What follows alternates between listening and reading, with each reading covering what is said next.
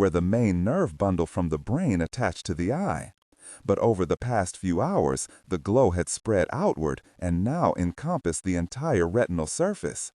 She had read the historical reports of the first manifestation of the disease, an algoblome, back at the island, how the seas had glowed with phosphorescent cyanobacteria. And now the patient's eyes glowed. There must be some clue here. But what? Based on these earlier findings, Lisa had discreetly performed a second tap of the patient's cerebrospinal fluid. She wanted to know if anything had changed in the fluid around the brain.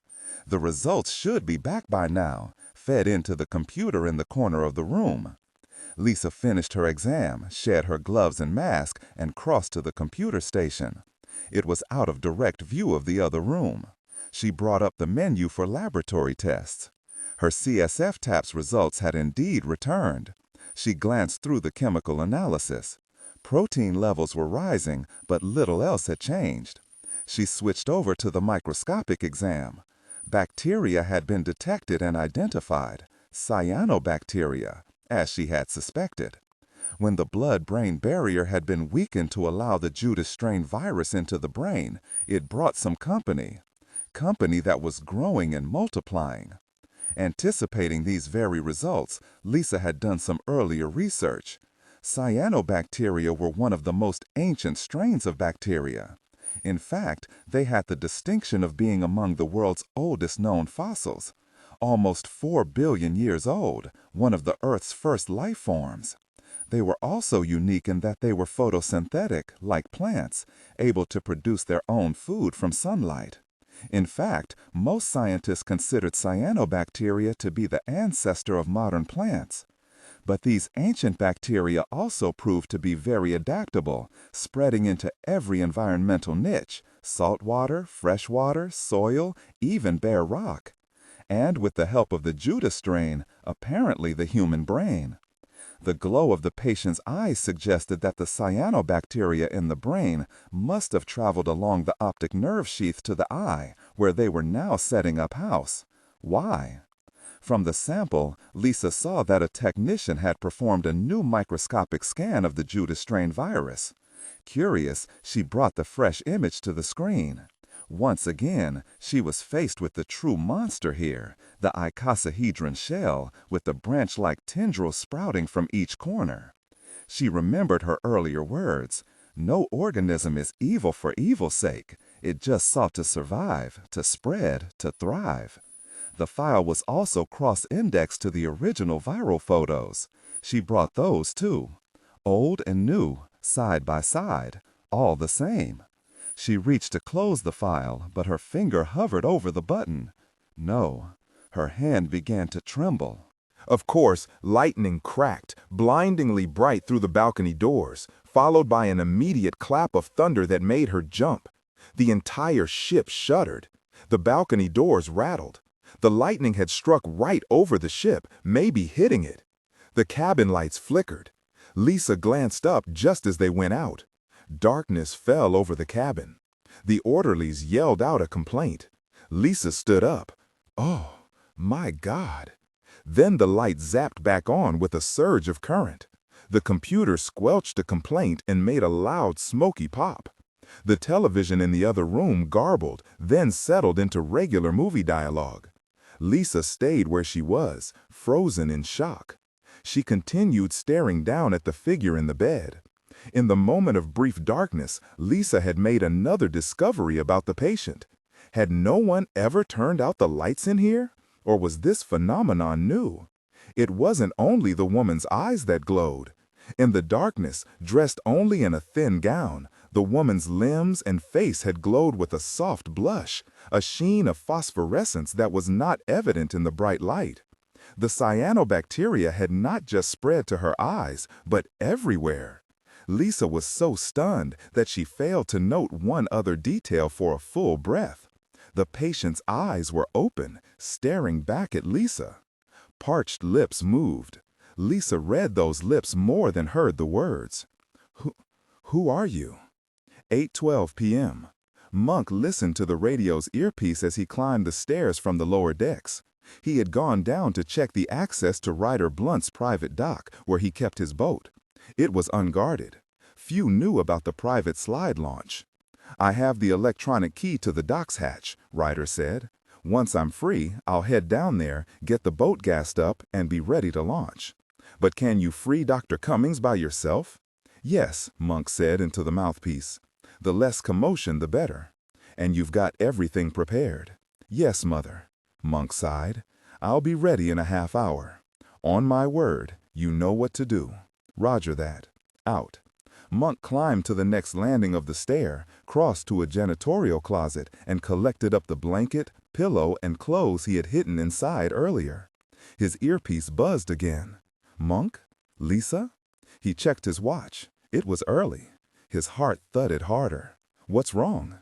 "Nothing. At least, not exactly. We need a change of plans. We need room for one more." "Who?" "My patient. She's awake." "Lisa, we can't leave her here," she insisted in his ear. "Whatever is happening to her is critical to everything that's going on. We can't risk the guild escaping with her before we can return." Monk breathed hard out his nose, recalculating. "How mobile is she?" "Weak, but mobile enough, I think. I can't judge more with the orderlies in the next room. I'm in my room where I can talk. I left her back there, feigning still being catatonic." "And you're sure she's that important?" "Positive." Monk asked a few more questions, settled a few more details, revising on the fly. Lisa signed off to get ready at her end. "Ryder?" Monk said. "I heard," the Aussie billionaire said. "My radio was still on." "We'll have to move up the timetable." "No bloody kidding. When will you be here?" Monk flipped the safety off his weapon. "I'm heading up there right now." 8:16 p.m. Lisa returned to the infirmary suite. She had donned a sweater. She had complained earlier to the orderlies that she was cold, a simple excuse to return briefly to her room and make the radio call to Monk. As she entered, Tweedledee and Tweedledum were still engrossed in their movie. Some shootout was underway on the television. Life was about to imitate art, if all went well. Lisa turned and crossed to the bedroom, then stumbled back a step, startled. Dr. Devesh Patanjali stood at the foot of the bed, hands behind his back. Ahead, Susan lay sprawled on the bed, under the isolation tent, eyes closed, breathing evenly. Devesh was not supposed to be here. "Ah," he said without turning. "Dr. Cummings, how is our patient doing?" 8:17 p.m. The elevator doors chimed open onto the level of the presidential suite. Monk, tired and irritable, strode out into the hall. He had a bundle of blankets and a pillow. He crossed toward the pair of guards posted by the double doors. One sat on a chair, the other straightened from where he was leaning against the wall. "Go," Monk said crisply into his radio's microphone. It was his signal. A muffled gunshot rang out from behind the suite's door as Ryder took out the man posted inside. Startled, the guard who'd been standing by the wall swung to the door. Monk was on him immediately. He swung up both arms, a pistol in each hand, one tucked into a pillow, the other bundled in the blanket. He shoved the pillow against the man's back and pulled the trigger, taking out his spine. As the guard dropped, he fired a second round into the man's head. Before the body even hit the ground, Monk turned to the seated man, lifting the blanket-wrapped pistol. He pulled the trigger, twice. 8:19 p.m. Lisa entered the bedroom. "Dr. Patanjali, I'm glad you're here," she said, swallowing the gall that came with the lie. She needed Devesh out of here. She had told Monk only 2 orderlies would be here. Devesh turned to her. Lisa swiped some loose hair over her ear, feigning exhaustion as her heart pounded.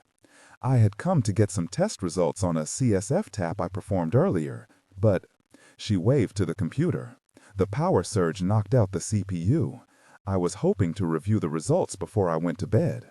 "Why didn't you order one of the men to fetch them from Dr. Palom's lab?" "No one's there. I was hoping you might expedite matters." Devesh sighed. "Certainly. I was just heading over to my room for the night. I'll call down and have Palom send you a hard copy." "Thank you." Devesh headed away, but he stopped at the threshold and turned back to her. Lisa tensed. "You looked quite handsome at the cocktail party. Truly radiant." Lisa kept her face impassive by sheer force of will. Thank you." Then he was gone. Shaken a bit, Lisa hurried over to Susan. Leaning down, Lisa whispered in her ear, "I'm going to begin unhooking you from everything. We're getting out of here." Susan nodded. Her lips moved, exhaling a soft thank you. As Lisa set to work on the IV catheter, she noted the tear tracks leaking from the outer corner of Susan's eyes to her pillow. Earlier, Lisa had quietly explained about the fate of the woman's husband. Lisa had read his autopsy reports, courtesy of Devesh. Lisa squeezed the woman's shoulder. Luckily, Devesh had not noted her glowing tears. 8:25 p.m. Monk hurried across the outside starboard deck, hunched against the wind-lashed rain. Only a few pools of light spilled to the darkened deck. Black clouds whipped and roiled above the giant net woven across the top of the island. Flashes of lightning glowed like a distant war zone. The rumble of thunder was almost constant. After his first talk with Lisa, Monk had scouted the proper section of deck and prepared everything he needed.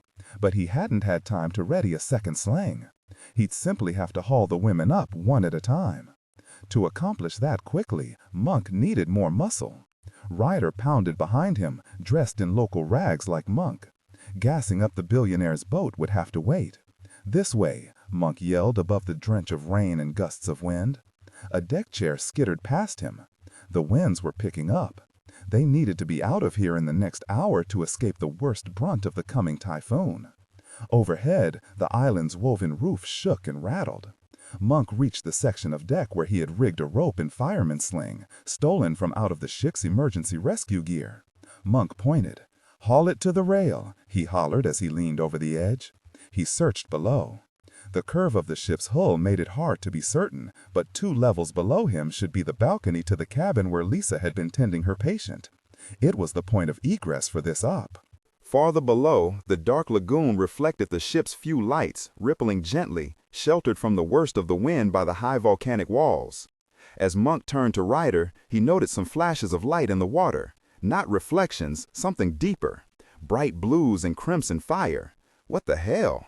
A crackle of lightning shattered overhead, striking the roof net, lighting up the lagoon. Monk ducked from the thunder. Where the lightning struck, sparkling blue energies shattered outward along the steel bracings of the net, leaving momentary dances of St. Elmo's fire. The entire structure must be grounded, acting like a massive lightning rod. Ryder joined him at the rail. He had the coil of rope over his shoulder and tossed the sling over the rail. He lowered it with the experience of a dock lineman.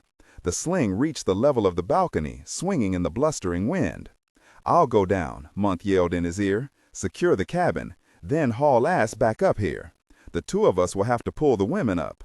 Ryder nodded. He had already heard the plan. Monk had repeated it just to give the man one last chance to volunteer to go down instead. Ryder didn't. Smart man. No wonder he's a billionaire. Monk grabbed the line, hauled himself over the rail, hooked his leg, and swung out on the wet rope. Controlling his descent with his prosthetic hand, he zipped down the rope until his feet hit the sling. He faced the open balcony, swinging in the wind. The drapes were half closed, but the bright light inside revealed Lisa. A bear of a man had her pressed against the balcony doors, hand around her neck, lifted up on her toes. This was already going well.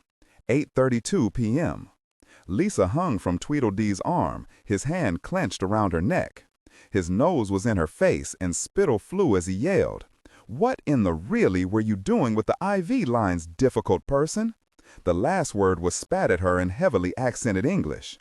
What Lisa had been doing was removing all of Susan's catheter cernery, intravenous, her central line, readying her to leave as quickly as possible. Unfortunately, the orderly's movie had ended, and D had gone to relieve himself, passing close enough to sense something was amiss. Behind his brother, Dum checked on the patient. He turned and spoke rapidly in Russian. Lisa didn't understand, but plainly something was massively awry. Not good. Still pressed against the balcony door, Lisa felt someone tap the glass at her backside. Please, God, let that be Monk. She reached behind her and just managed to stretch her index finger to the locking latch. She flipped it up. The door slid open behind her, taking her with it. Surprised and caught off balance by the move, Dee stumbled forward and dropped her. She tried to keep her feet, but ended up falling hard on her backside. An arm burst through the open balcony door, grabbed Dee by the collar of his scrubs, and yanked him outside. A muffled shot followed by a fading scream. Dee was going for a swim. Dumb, on the other hand, was backing toward the foot of the bed, snatching at his shoulder holster, startled and too stunned to yell out yet. Lisa went for her weapon, but she was sitting on it. Monk appeared in the doorway, lit from behind by a flash of lightning, soaked to the skin. He had his pistol raised. The shot would be heard, but there was no avoiding it. Then a figure rose behind Dumb, kneeling up on the bed, wobbly. Susan. The woman stabbed out with a scalpel, piercing the man's neck clean through from behind. Forgetting his gun, the guard clutched both hands to his throat. Monk lunged forward, grabbed the man's belt, and hauled him straight out the door. Time to go check on your brother. This time, there wasn't even a scream. Monk returned, wiping his hands clean. So, who's ready to go? The next few moments were a rush. Lisa ran to the cabin's door and threw the security bolt, while Monk helped free the last of Susan's leads and wires, EKG, EEG, Doppler pulse, unchaining her from the medical equipment. Lisa slipped off her sweater and helped Susan don it, along with climbing into an extra pair of scrub pants. Though unsteady on her feet, Susan proved stronger of limb than Lisa had expected from her after 5 weeks of catatonia. Maybe it was adrenaline, maybe something else. Either way, they were soon out on the balcony and into the storm. A sling bounced at the end of a rope. Monk caught it and glanced over to Susan, surprise making him pause. "Mind telling me why your friend's glowing in the dark?" Shying away, Susan tried to pull the sweater farther over her arm. Lisa had already demonstrated the effect earlier to Susan by turning off the bedroom lights briefly. Lisa waved Monk to the rope. "We'll talk about it later." Monk frowned, but he clambered up, proving the strength of his upper body and the grip of his prosthetic hand. Lisa helped Susan into the sling. "Can you hold on okay?" she asked the woman. "I'll have to." Susan shivered violently. After a bit of maneuvering, Monk and Ryder began hauling her skyward, using a ship's post as a brace. Lisa waited, pacing a bit. A loud knock reached her, freezing her in place. It came from the cabin. She stepped to the threshold. An angry shout greeted her. Dr. Devesh Patanjali. He must have tried to use his key card and discovered it was privacy locked. More pounding. Lisa backed up, leaned out over the rail, and stared up. Susan's feet kicked. She was being helped over the rail. Lisa pulled out her pistol from her belt and yelled up, "Hurry, someone's coming." The wind and thunder ate her words. A splintering crack erupted from the cabin. They were breaking inside. A rifle shot followed, loud as a cannon blast, startling her. A shout echoed down to her from above. Monk at least had heard the gunfire. The sling dropped at her shoulder, tossed, not lowered. It banged into her. She ignored it, rushed forward to the open balcony door, grabbed the inside drape, and swept it fully closed. She slid the door shut, too. Let them discover the empty room. The ruse might not last long, but it could buy her an extra few seconds. She dove back around, snatched the sling, and squirmed into it. A sudden gust of wind caused it to strike her hand, knocking her pistol from her grip. The weapon flew off into the darkness. Frantic, she snatched the sling, climbed up onto the balcony rail, and kicked out. She felt the sling jerk under her arms as the men hauled her up. She swung back toward the balcony, just as the drape was ripped open. Lightning flashed overhead. She saw Devesh's face widen in surprise, uncomprehending at the view of her swinging toward him. He fell back. In his place, Serena appeared in a dressing gown, her long black hair loose. She shoved the door open, while her other arm snaked back and grabbed the cane from Devesh. Lisa reached the end of the arc of her swing. She kicked at the woman, but Monk and Ryder had hauled her up, shortening her rope enough that the tip of her boot wished through open air. The sling swung away again. Serena followed, out onto the balcony, her hair whipped into a furious swirl by the wind. She grabbed Devesh's cane in both hands, twisted it, and whipped it wide. A sheath of polished white wood flew back into the cabin, revealing the length of steel hidden in the cane. Serena flew to the balcony rail. Lightning lit the sky, turning the sword into blue fire. Weaponless, Lisa swung back toward the woman waiting with the blade. 8:46 p.m. Monk had not waited.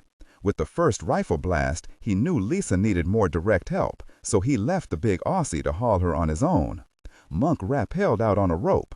The other end was tied to a life preserver, jammed between two posts of the ship's rail. His prosthetic hand clenched the rope with the strength of a steel clamp. His other hand pointed his pistol. He leaped out far enough to see Lisa swinging back toward a woman with a sword. He aimed his pistol and fired. A gust of wind threw off his aim. The round tore a chunk out of the balcony's wooden railing, but it was enough to ward off the swordswoman. She fell back with a smooth twist of her body. Ryder bellowed as he hauled hard on Lisa's line. At the same time, with strength born of adrenaline and terror, Lisa pulled herself up by her arms. She now stood in the sling, rather than hanging. She was above the balcony opening now. She hit the hull hard and bounced away. Ryder yanked her another 3 feet up. Monk emptied the remainder of his clip, another 3 rounds, discouraging anyone's approach. That should keep everyone back. He was wrong. The swordswoman appeared again and leapt to the top of the rail, like a gymnast mounting a balance beam. Then she leapt straight up, sword pointed high. Lisa screamed. 8:47 p.m. The blade slid past her boot heel, sliced through her jeans, and bit deep into her left calf. Then the sword fell away, succumbing to gravity. Lisa stared between her toes. Serena landed on the balcony deck and stepped deftly away. She didn't even glance back up. Ryder drew Lisa higher yet again, out of reach. Lisa lost sight of the balcony, pulled beyond the curve of the hull. Hugging the rope, she trembled and shook. Blood poured down her leg and into her boot. She spotted Monk to one side, climbing back up to the railing. Moments later, someone grabbed her shoulders and dragged her bodily over the rail. She fell to the deck, still shaking. Ryder appeared, unwrapping a headscarf that had fallen around his neck. "This is going to hurt," he said, but it sounded far away. He took the scarf, wrapped it around her burning calf, then swiftly tugged it tight. Pain bloomed through her, earning a strangled gasp from her. But the agony broke through the threatening shock. Sound returned from out of the hollow well down which it had fallen. Ryder helped her stand. "We have to go. They'll be up here any bloody moment." She nodded. Phonagois. It wasn't Shakespeare, but Ryder understood. He shouldered her up while Monk helped Susan. They were all drenched. They set off toward the stern of the boat. "Where?" she asked, hobbling as fast as she could. "We'll never make my boat," Ryder answered. "They'll have the stairs and elevators covered." Confirming this, an alarm began to wail, sounding deep in the ship, then exploding out to the decks. Monk pointed over the rail and down. "The public tender dock," he said. "An hour ago, when I checked for any guards at your private launch, I spotted one of the pirates' blue speedboats tethered down there, unmanned and abandoned. The tender dock lies just as many decks down." Monk drew them in a limping group to the midship rail. He leaned out. "Not if we take a more direct route." He pointed down. Lisa craned over. She could just make out the protruding end of the tender dock. A speedboat with an outboard motor was moored there. It must have been used to shuttle pirates between their small village and the ship. It seemed unguarded. "We jump?" Susan asked, dismayed. Monk nodded. "Can you swim?" Susan nodded. "I'm a marine biologist." Lisa balked. They were a good 50 feet above the water. Shouts echoed in the direction of the bow. Monk glanced at Lisa's leg, then up to her face. She nodded. "No other choice." "We'll have to go as a group," Monk said. "One big splash will draw less attention than 4. They climbed over and held themselves steady on the rail. Monk leaned farthest out. "Ready." Nods all around. Lisa's stomach churned, her leg throbbed. Pain made her see stars in the dark water, brief flashes of electric streaks. Monk counted down, and they all leaped. Arms flailing for balance, Lisa plunged feet first. She had done some cliff diving in the past. Still, when she struck the water, it was like landing on hard-packed dirt. The blow impacted her entire frame. Her knees buckled. Then the sea gave way. She shot deep into the warm water. After the chill of the rain and wind, the lake felt like a welcoming bath. Her momentum slowed, breaking further with her arms out.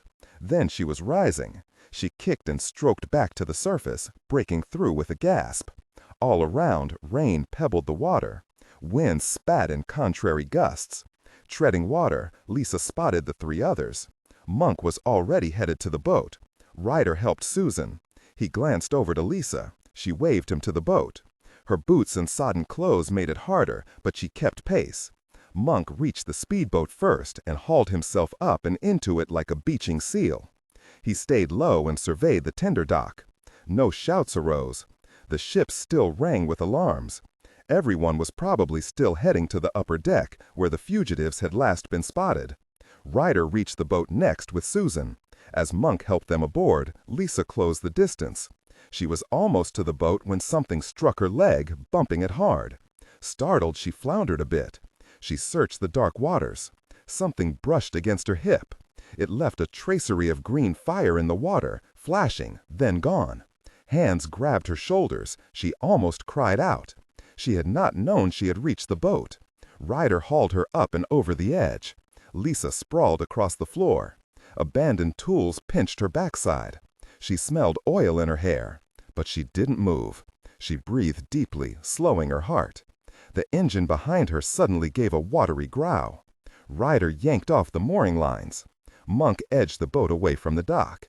He went slow at first, keeping their noise to a minimum. Lisa sat up and glanced back to the dock.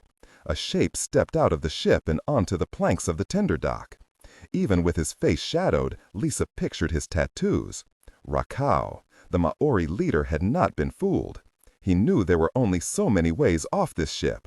"Go," Lisa shouted. "Full throttle, Monk." The engine shook, coughed a bit of water, then roared. As Lisa stared, Rakau lifted his arm. She remembered his giant horse pistol. "Down!" she yelled. "Everyone down!" Muzzle fire flashed.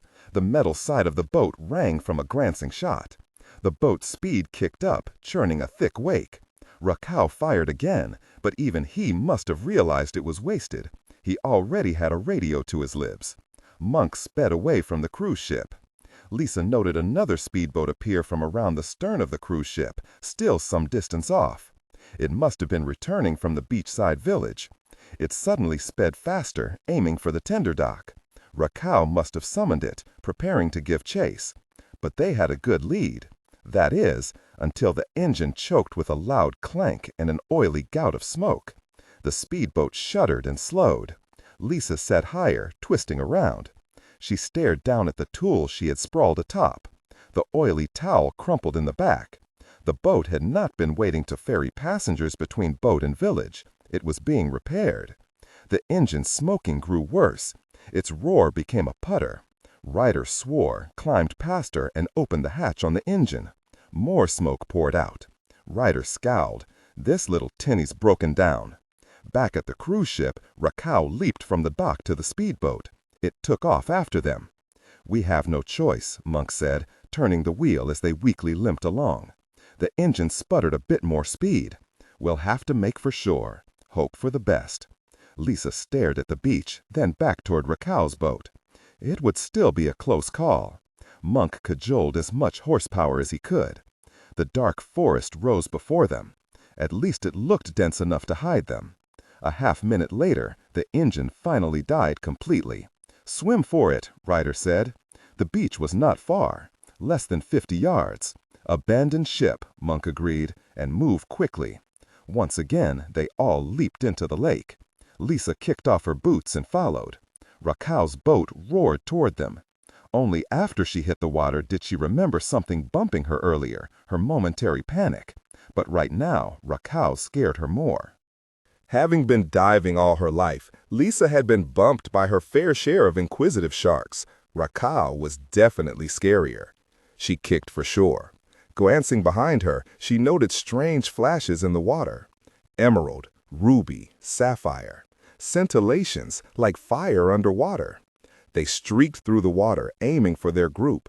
Lisa suddenly knew what had bumped her, what sped toward them. A pack of hunters communicating with flashes of light. A predatory Morse code. "Swim!" she screamed. She paddled faster. They wouldn't make it.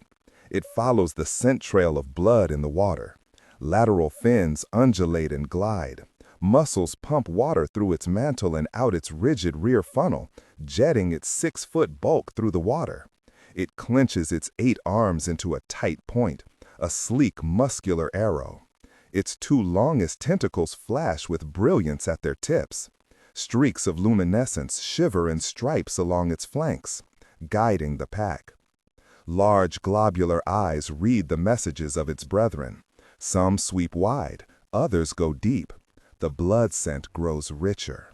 Lisa kicked and paddled in clean strokes. Panic would only slow her. The beach spread ahead, a silvery strand between the black water and dark jungle. It was a finish line she intended to cross. Rakau's boat growled behind her, but the Maori pirate was not who she was racing. Streaks of watery fire jetted toward her, drawn by her sliced calf. Blood. 4 yards ahead, Monk and Ryder slogged out of the water, dragging Susan between them. Lisa kicked harder. Monk! With one final muscular squeeze, it sweeps toward the churn of water. It unfurls its arms, billowing them wide. 2 longer tentacles shoot out, snaking through the water, blistering with yellow lights, lined by suckers barbed with chitinous hooks. 9:05 p.m. Monk heard his name called out. Lisa paddled toward shore, looking frantic. Only 3 yards away. Behind her, the pirate boat skimmed at full throttle right toward their group. Rain poured from the open sky, dimpling the lake. Beneath the surface, winking flashes of fire like tracer rounds in the night shot toward Lisa. Monk remembered the stories of this lagoon, told by a toothless local, demons of the deep. He leaped back into the water. The shore fell away steeply. In 2 steps, he was waist deep. "Lisa!" She glanced to him, eyes meeting. Then suddenly she jerked to a stop, snagged. Her eyes widened. Go Monk lunged for her, arms out. "Your hand!" Too late. A flurry of tentacles exploded from the water, engulfing her. With neck-breaking speed, Lisa was twisted and slammed below, swamped away. The monster rolled briefly into view, sleek and fringed with small lateral wings, rippling with thin bands of electric flashes. A large black eye stared back, then vanished away. One sleeved arm broke the surface, already 2 yards farther out. Then, with impossible speed, it ripped through the water, a fish on a zipping line. The limb snapped back into the deep. Lisa Monk took another step, preparing to dive. But blasts of gunfire shattered through his shock. Rounds peppered the water, driving him back, out of the water, to the sand. "Here!" Ryder yelled. More shots coughed up divots of sand. Rifle fire cracked. He had no choice. Monk stumbled back, into Ryder's grip, into the dark forest. Lisa. Lisa struggled to hold her breath, tangled within constricting arms. Giant hooks bit into flesh, made painless by panic. She kicked and writhed, eyes open. Trailing flashes of light shot through the darkness. This was how she would die. 9:06 p.m. Monk allowed himself to be pulled farther into the jungle. He had no choice. There was nothing he could do. Through a break in the foliage, he stared back toward the black water. The pirate's boat had slowed near the beach. Rifles bristled toward shore, searching. But Rakau stood braced in the bow, a dark silhouette with long spear in hand. With a heave, the Maori hunter drove the length of steel into the lake. Arcs of blue lightning sizzled outward from where it struck, brilliant in the darkness, lighting up the night and the depths of the lagoon. Waters hissed with a bubble of steam around the spear shaft. What was he doing? Barely conscious, Lisa gasped the last of her trapped air. A painful shock clenched through her. The squid's embrace locked harder, experiencing the same agony, possibly even more sensitive. Then its arms released her with a final savage twist. Seawater burned into her nose. Her eyes open, she saw the creature streak down into the dark depths, an arrow of emerald fire. Others followed. Buoyancy floated her up. Then hands grabbed her, pulled by her hair. They were too slow. Lisa choked in water, mouth opening and closing like a fish, as darkness swallowed her away. 9:07 p.m.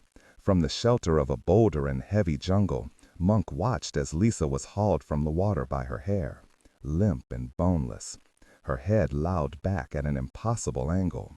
Rakhal tossed aside his spear. Some sort of cattle prod, Ryder said. Shocked the ink right out of the jerks. Rakhal bent Lisa over the rail and pushed on her back. A wash of seawater splashed from nose and mouth. One arm lifted and swatted at him, alive. The pirate hauled her around and dumped her to the floor. He stared toward the jungle, then higher up the cliffs. Lightning crackled in a shattering display across the roof of the island. Winds gusted up with a whip of rain, sheeting over the lagoon. Rakhal lifted an arm and made a circling motion. The speedboat swung around with a surge of wake, then sped back out, trailing a rooster tail of water. They were returning to the ship, taking Lisa with them. But at least she's alive. Why are they leaving? Susan mumbled. Monk glanced over.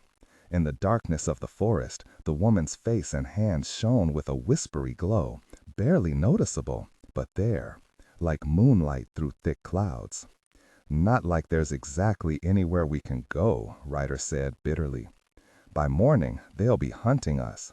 Monk pointed Beeper into the forest. Then we'd better get going. With Susan at his side, Monk headed into the higher jungle. He glanced one last time back to the lagoon. What were those things? Predatory squid, Susan mumbled with some authority. Some bioluminescent squids hunt in packs. Humboldt squids in the Pacific have attacked and killed people, swarming out of the deep. But larger specimens also exist, like Taningia danae. The isolated lagoon here must be home to such a subspecies, rising to feed. At night, when their luminescent communication and coordination work best. Monk remembered a story from one of the pirates about the island, of witches and demons in the water. Here must be the source of the story. He also remembered another story of the island. He craned up toward the jagged cliffs, framed against the dark sky. Heard past the rumble of thunder. Drums pounded. Cannibals. What now? Ryder asked. Monk led the way. Time to meet the neighbors, see what's cooking. 9:12 p.m. Supported on the tender dock, Lisa hung from the arms of one of the pirates. She was too weak to fight, too tired to care. Sodden to bone, bleeding from a score of lacerations, she awaited her fate. Rakhal was in mid-argument with Devesh, in Malay, beyond her comprehension. But Lisa suspected the fight was about the tattooed pirate not pursuing Susan Tunis into the jungle. Lisa understood only one word: cannibals. Behind the men, a robed Serena stood at the entrance to the boat, out of the rain, arms folded, back straight, patient. Her eyes were fixed on Lisa. Not cold, that implied some emotion. Serena's eyes were a total void. Finally, Devesh turned and pointed an arm at Lisa. He spoke in English as a courtesy to their captive. Shoot her. Now. Lisa straightened in the pirate's arms. She coughed her voice to a hoarse mumble. She offered the guild scientist the only thing she could, to save her life. Devesh, she said firmly, the Judas strain. I know what the virus is doing. Broken glass, July 6, 1:55 p.m. Istanbul, shock, slowed the scene down to a breathless, silent stretch. From a second-story window of Hagia Sophia, Gray watched the back of Balthazar Panasso's head explode in a spray of blood and bone. His body crumpled at the waist from the impact. His arms went wide to the side. His cell phone, at his ear a moment before, went flying from his fingertips, struck the pavement, and skittered away. The large man's body struck next. Vigor gasped at Gray's side, breaking the tableau. Oh, my Lord! No sound crashed back. The echo of the gunshot, screams from the plaza. Gray drew back, taking an extra breath to realize the implication. If Balthazar was shot, Nasser knew about him, Vigor said, finishing his own slow thought. Stunned, the Monsignor caught himself on the ledge of the window. Nasser knew Balthazar was here. The monster snipers killed him. Gray fared no better, dazed with incomprehension and guilt. He had sent the man out to a firing squad. The screams and shouts grew worse outside, spreading inside. People ran, most fleeing to the nearest shelter, the sanctuary of Hagia Sophia. Minutes ago, Gray and Vigor had climbed to the church's second floor, where there was less traffic, keeping hidden. Before heading out, Balthazar had informed the museum curator that Gray and Vigor had already left, denying the need for an ambulance. They had come up here to make sure all went well.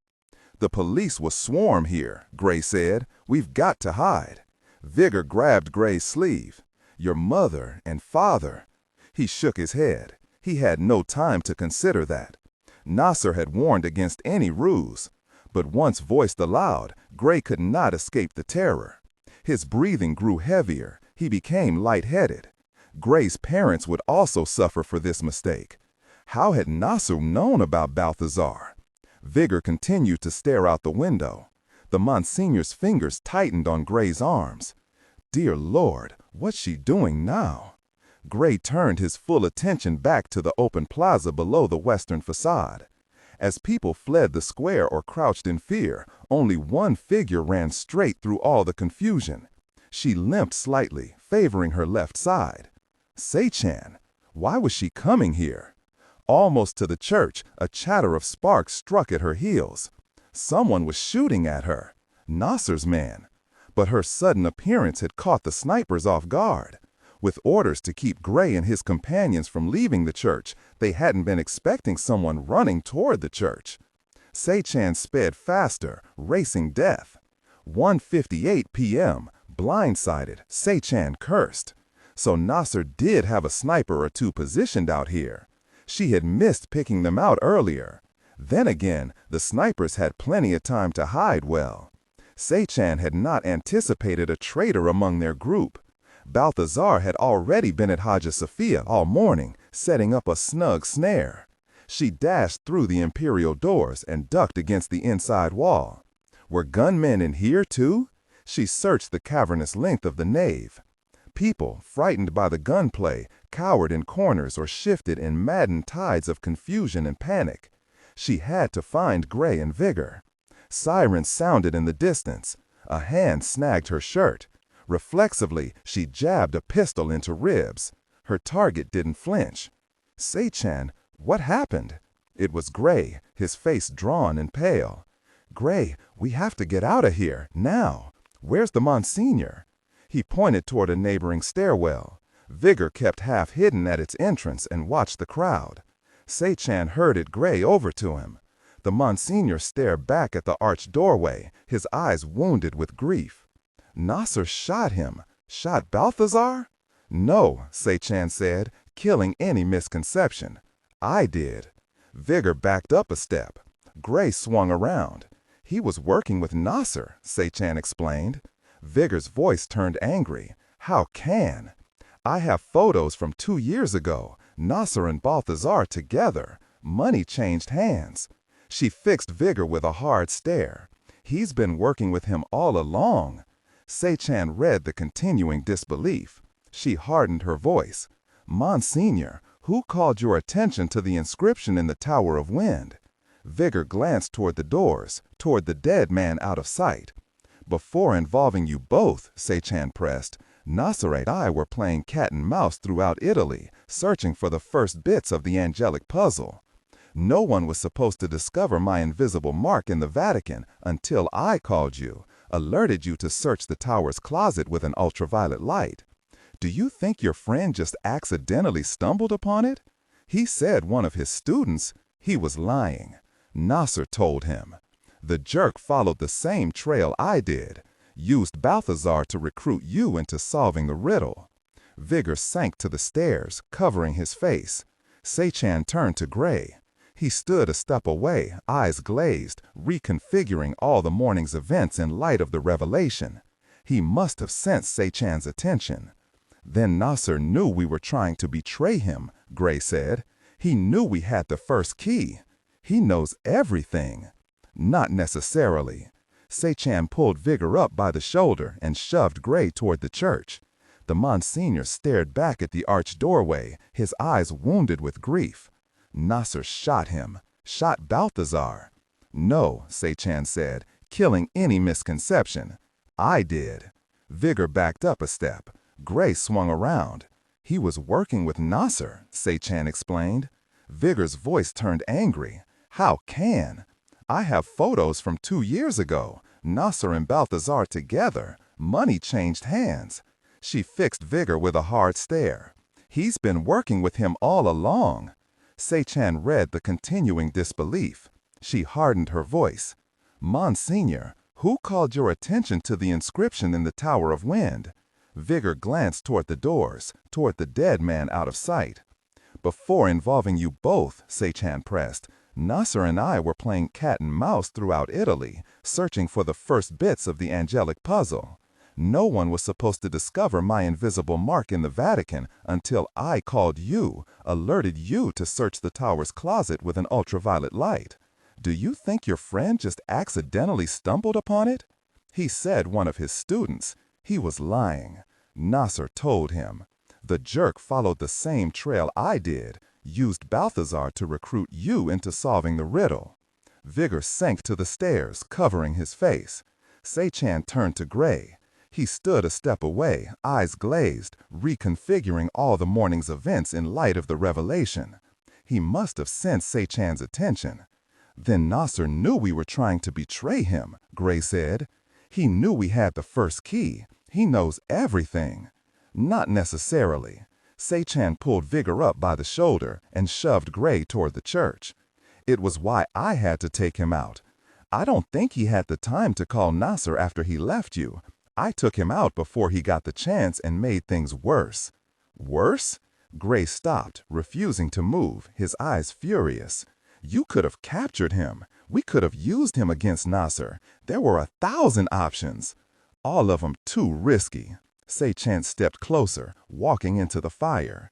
Get this through your thick skull, Gray. Nasser's plan, our plans, they're all screwed. It's clean slate time here, and we have to act now. His face darkened as anger boiled up. Even his eyes turned stormy. When the jerk finds out what you did, what we did, you just got my parents killed. She cut him off with a resounding slap to the face, knocking him back a step. Stunned, he lunged at her. She didn't resist. He collared her, his other hand a fist. She kept her voice calm against his storm. With that jerk dead, we have a small window of confusion here. We must take advantage of it. But my folks, she kept her voice even. Gray, they're already dead. The fist tangled in her shirt trembled. His face constricted tight, red and agonized. His eyes searched her, needing someone to blame. And if they're not dead, she continued, if he's keeping them alive as extra insurance, then we have only one hope here. Gray's hand dropped from her throat, but remained clenched. We'll need a big bargaining chip, she continued, equal to the weight of your parents' lives. In his eyes, she could see the rage beginning to subside, the tide going out, the words finally sinking in. And the second key alone won't do it. She shook her head. We need to go silent. Have Vigor pull his cell phone battery so that it's not tracked. But how will Nasser reach us? It's time we took that control from him. But when he tries to call us, Nasser will be furious. He may hurt one or both of your folks, maybe even kill one. But until he finds us, he'll keep one alive. He's not a fool. And that is our only hope. Vigor's phone began to ring. Everyone froze a breath. Then Vigor slipped it out of his pocket. He glanced to the caller ID, swallowed, and passed it to Gray. He took it. Nasser, he confirmed. Speak of the devil, Sei-chan hissed. One of the snipers must have called him, needing to get further instructions. It's probably the only reason they haven't stormed the place already. Killing Balthazar caught them off guard. This is the only window we have. Gray stared down at the phone. Sei-chan waited. How strong was this man? 2:04 p.m. Gray's fingers refused to move, clamped around the phone. It vibrated and rang again. He could almost feel the fury emanating out. Gray let a coldness wash through him, but his fingers tightened harder. Up in the air, he'll hesitate to make any major decisions. He'll wait until his feet are on the ground before making a final assessment. And if he hasn't heard from you by then... Gray couldn't say the words. He only nodded his confirmation. Nasser would kill his parents. He won't wait any longer than that. He'll punish Gray and move on to a new strategy. 5 hours. We'll need more than the second key we found here, he said. More than even the third key. Sechan nodded. Gray stared up at Sechan. We'll need to have solved the obelisk's riddle. We'll need Marco's map. Sechan simply stared, waiting. Gray knew what he had to do. He flipped the phone over. With fingers numb and uncooperative, he fumbled with the battery and back. Vigor stepped up and covered his palm over Gray's fingers. Are you sure, Gray? He lifted his eyes. No, I'm not. I'm not sure of a very thing. He slipped his hands free of the Monsignors and peeled the battery off the phone, cutting the last ring in half. But that doesn't mean I won't act. Gray turned to Sechan. What now? You've just thrown down the gauntlet. Nasser will be calling his henchmen. We've got maybe a minute or two. She pointed into the depths of the church. This way. Kowalski's got a car. He'll meet us out at the east exit. She led them down the nave. People milled, unsure. Voices echoed. Sirens closed down upon their location. Sechan fished something out of her pocket. Nasser must have snipers at that exit too, Gray said, striding up to her. Sechan held out her palm. Concussive grenade, a flashbang. We'll detonate it in the center. As everyone goes rushing out the exits, I'll go too. Gray frowned. Vigor voiced his concern as they circled past a crowd of school children, all wide-eyed and fearful, clutched in a group. If the snipers see any of us, they'll open fire. On the crowd. No other way. Sechan sped faster. We'll have to take the chance. Nasser's men may already be coming. A gunshot cracked loudly in the church. Gray felt something whine past his ear. A bit of wall mosaic blasted in a shower of gold. The crowd panicked, fleeing in all directions. Vigor was knocked to a knee. Gray dragged him up as a second shot sparked against a marble column. The blast echoed. Staying low, the trio fled to the side and down the length of the nave. As they reached the center, Sechan prepared to pull the pin on the grenade. Gray grabbed her hand, restraining her. No, it's the only way. There could be more shooters ahead of us. We'll need to trample with them to reach the exit. And if we're spotted amid the crowd, he thought, how many innocent people will be killed? He pointed. There's another way. Still holding his hand clamped to hers, he led them all to the south side, toward the wall of scaffolding he had scaled earlier. Up, he said. However, there remained one obstacle. The scaffolding guard had not fled his post. He remained crouched behind a wooden barrier, his rifle up, ready to shoot. Gray snatched the grenade out of Sechan's fingers, pulled the pin, and tossed the bomb behind the barrier. Close your eyes, he yelled at Vigor, pulling the Monsignor down. Cover your ears. Sechan crouched, her head wrapped in her arms. The explosion felt like a kick to the gut, a sonic boom trapped in stone. A flash seared through Gray's lids, even with his head turned away. Then it was over. Gray yanked Vigor up. Screams echoed, sounding muffled through the residual ring in his ears. He rushed toward the massive scaffolding. The crowds parted, fleeing toward the east and west exits. But they weren't going with them. At the scaffolding, the guard was down, dazed on his back, moaning. He'd have a bad headache, but he'd live. Gray took his rifle and waved Sechan and Vigor up the scaffolding staircase. They'd have to move fast. The stampede would slow the shooters, but only for so long. He clambered up after Sechan and Vigor. Where are we going? Sechan called down. We'll be sitting ducks up here.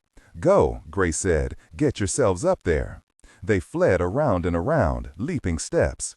They reached the halfway point when a spray of automatic fire rang off the bracings, wildly shot, but effective enough to chase them off the outer stairs and into the heart of the scaffolding. They pounded along the planked flooring of this level. Gray pushed ahead of the others. This way. Running in a half-crouch, Gray raced toward the nearest wall. They were at the level where the dome rested atop the church. A row of arched windows, the same windows that both Gray and Marco had marveled over, ringed the dome's bottom. Gray lifted his rifle and strafed the window that lay at the end of the level. Glass shattered out. He did not slow. He reached the window, used the butt of his rifle to clear more glass. Out, he yelled to Sechan and Vigor. They flew past him as more gunshots pursued them, ringing off the steel bars and chewing through wood. Gray followed them out, perched on an encircling ledge. The afternoon sun blazed. Istanbul spread below them in all its jumbled beauty, its chaotic mix of ancient and modern. The Sea of Marmara glowed a sapphire blue. Farther out, the suspended length of the Bosporus Bridge was visible, spanning the strait that led up to the Black Sea. But it wasn't that bit of engineering that held Gray's attention. He pointed to the church's southern facade, to where the exterior scaffolding clutched that side of Hagia Sophia, under repairs. Down there, obeying, Vigor led the way around the dome, sidling along the narrow ledge. Once even with the scaffolding, Gray leapt off the ledge and onto the sloped lower roof. He slid on his backside down to the scaffolding, holding his rifle high. He banged into the bracings and turned around. Sechan was already coming, keeping on her feet, half running, half skiing, heedless of the risk. Vigor was more cautious, on his backside, scooting in spurts and starts. Sechan came to a steady stop, arms out to grab a strut. She had her cell phone out, yelling into it. Gray caught Vigor and helped the Monsignor under the railing and over to the scaffolding stairs. They fled down. Luckily there was no guard on this side. The commotion must have drawn him off. Reaching the ground, Sechan led the way across a small green belt to a side street. A yellow taxicab skidded in a wishbone around the far corner, spun its tires and sped straight at them. Sechan backed away, with a wide-eyed look of confusion. The beat-up taxi sideswiped at the last moment and braked to a squealing stop. The driver leaned toward the open passenger windows. "What the heck are you all waiting for? Get yourselves in here." Kowalski. Gray climbed in front, Sechan and Vigor in back. Doors slammed.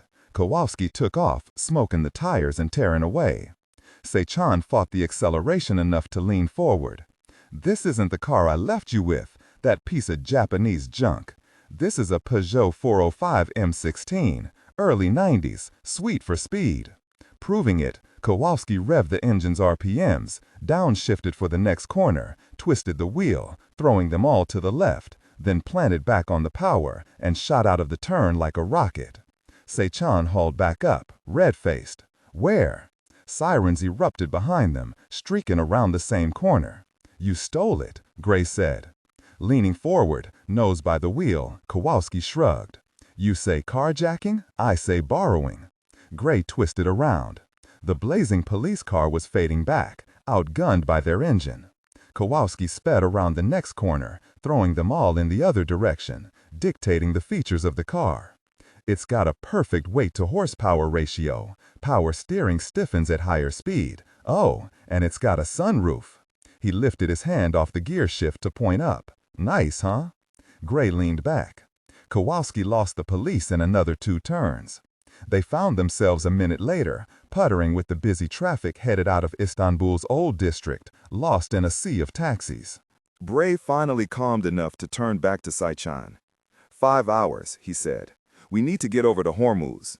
"The island of Hormuz," Vigor elaborated, "at the mouth of the Persian Gulf." Sechan held a hand against her side. The exertion must be taking its toll on her. She looked pale, but she nodded. "I know the place. Lots of smugglers and gun runners use the island, crossing from Oman to Iran. Shouldn't be a problem." "How long?" 3 hours. By private jet and seaplane. I know a man." Gray checked his watch. That would leave them only 2 hours to find the last key and use it and the others to unlock the obelisk's riddle. His heart began beating harder again. The excitement had stemmed his fear for his parents. But now, he held out his hand to Sechan. "I need your cell phone." "To call Sigma Command? I have to update them on what's happened." Gray read her expression. She knew he was sidestepping the real reason. Still, she gave him her phone.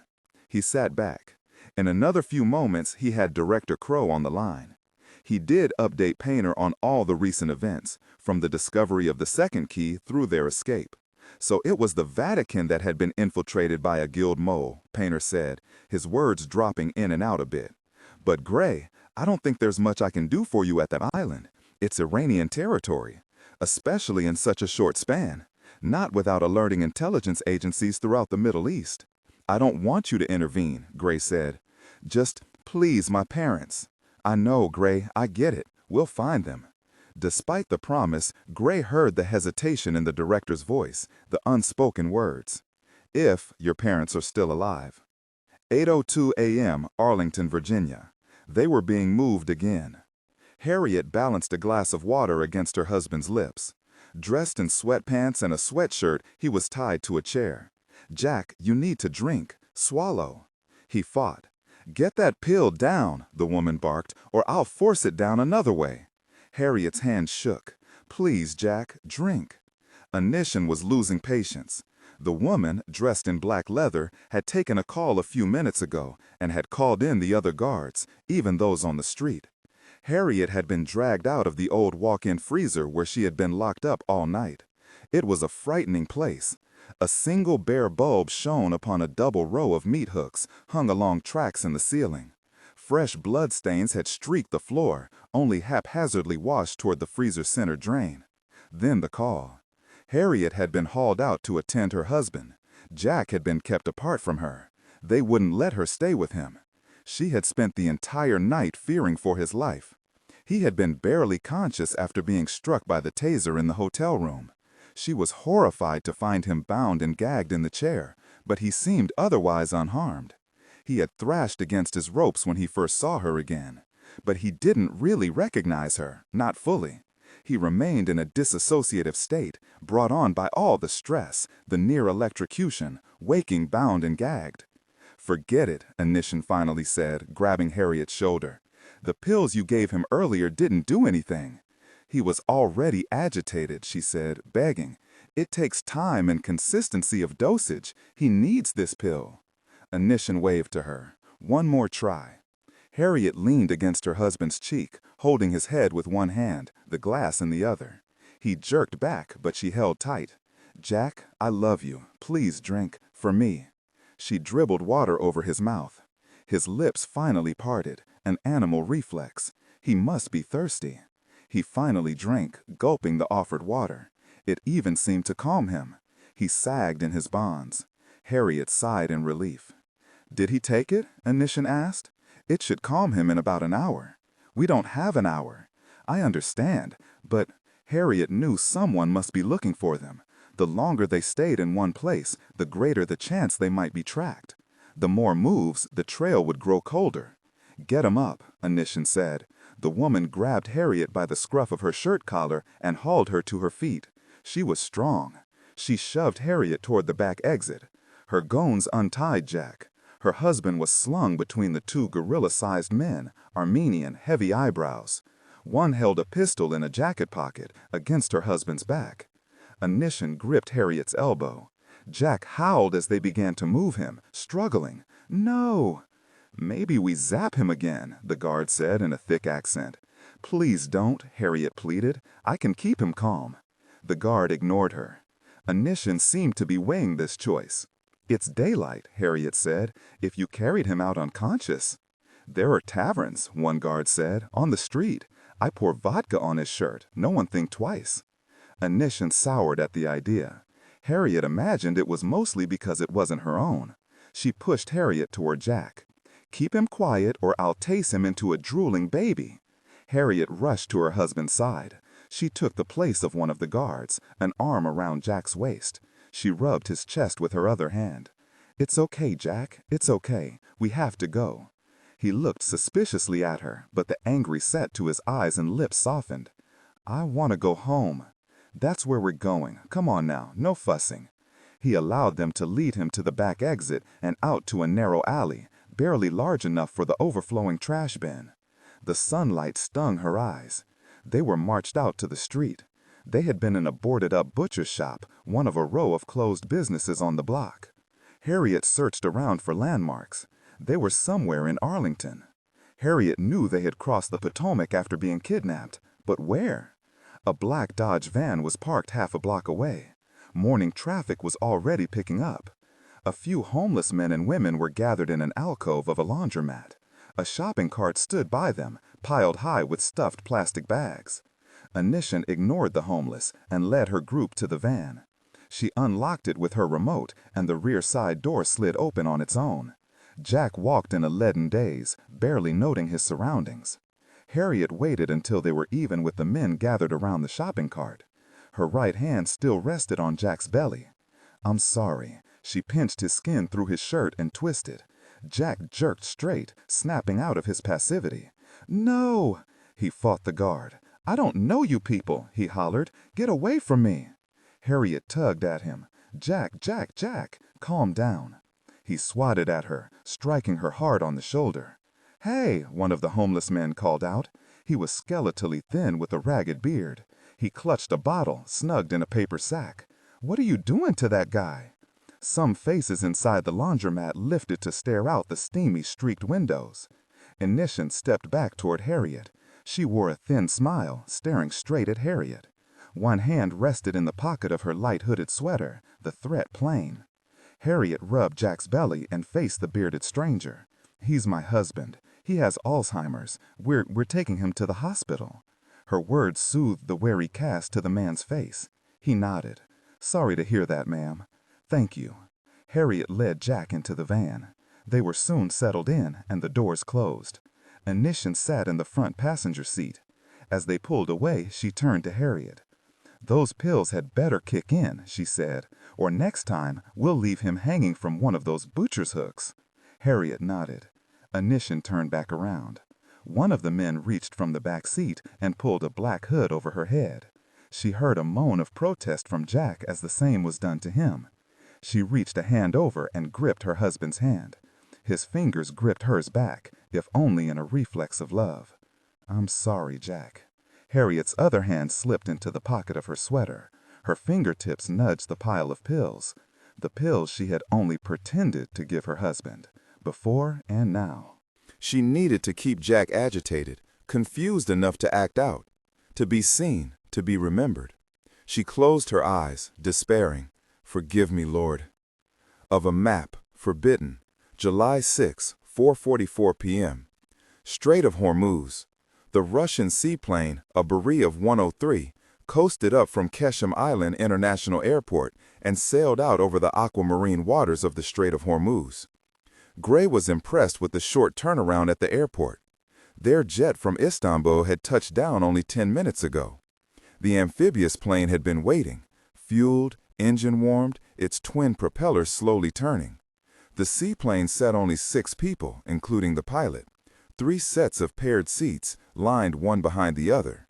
But it was swift. The sea crossing to the island of Hormuz would take no more than 20 minutes. They had made good time. Still, it would leave them only 2 hours to find the last key and use it and the others to decipher the angelic script on the obelisk. Gray had used the time aboard the private jet, provided via Sechan's black market connections, to study the obelisk's complicated code. Even on such a short flight as this, every minute counted. Seated in the back row by himself, he pulled out his notebook again, scribbled with notes and possibilities. He had already tried converting all the obelisk scripts into letters, like Vigor had done with the Vatican's angelic script, which spelled out Hagia. But he had made no real headway, even with Vigor's help. Back on the jet, the two of them had pored over the cryptogram. Vigor was better with ancient languages, but it proved no use. Decoding was made especially difficult because they didn't know which of the 4 surfaces of the obelisk was the starting point and in which direction it should be read, clockwise or counterclockwise. That created 8 possibilities. Vigor had finally rubbed his eyes, admitting defeat. Without the 3rd key, we'll never figure this out. Gray refused to believe that. The two had even gotten into a brief argument. They mutually decided to take some time apart, to quit banging their heads together over the riddle.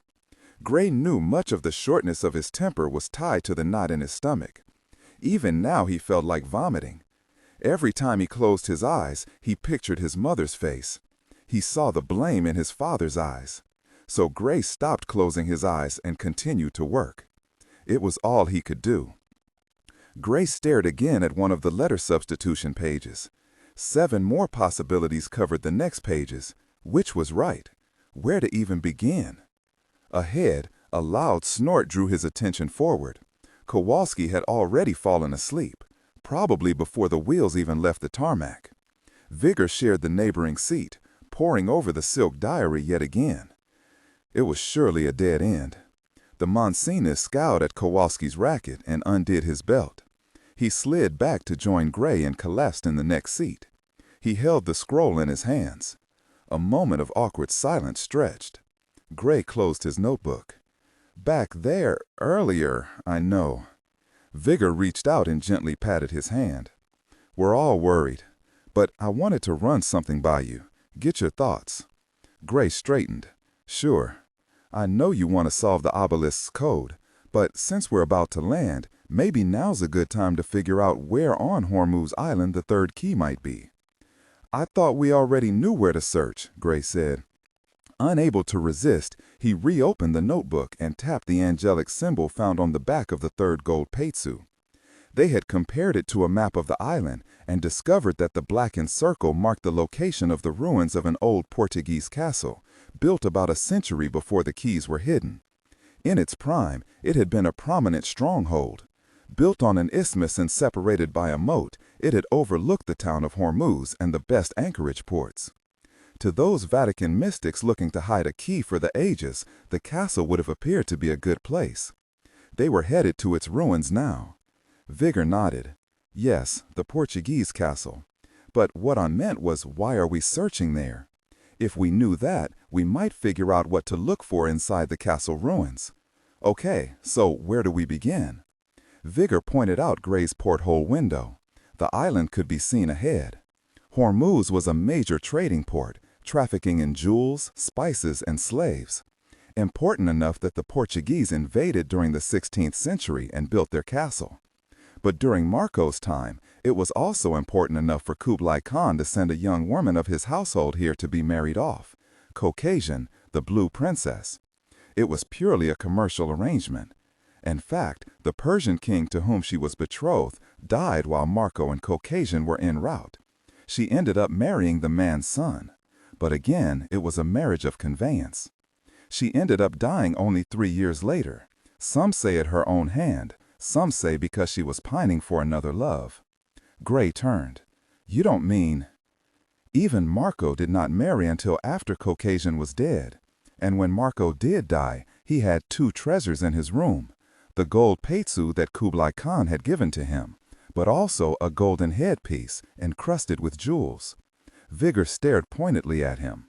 A princess's headpiece. Gray straightened, imagining Marco's long 2-year voyage, traveling and exploring exotic lands. Marco was still relatively young when he left Kublai Khan's palace, in his mid-30s.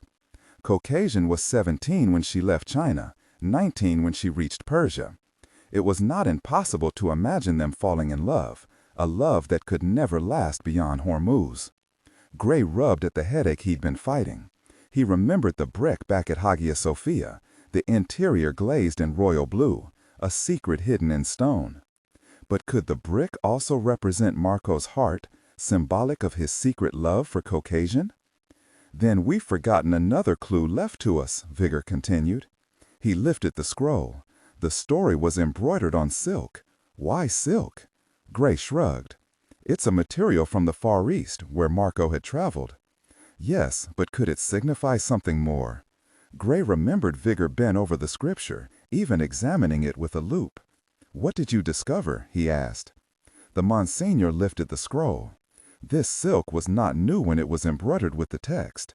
The silk was worn thin and uneven. I found oils and old stains. So it was a used piece of silk. But what was it used for? Vigor asked. One of the most common uses for silk, due to its expense and rarity, was as shrouds, burial shrouds of royalty. Vigor waited, staring at Gray. He slowly understood, picturing a hollow blue brick. Amazement crept into his voice. You think it might be Caucasian's burial shroud? Possibly. But if I'm right, Then I know what we must search for within that old castle. Gray knew too.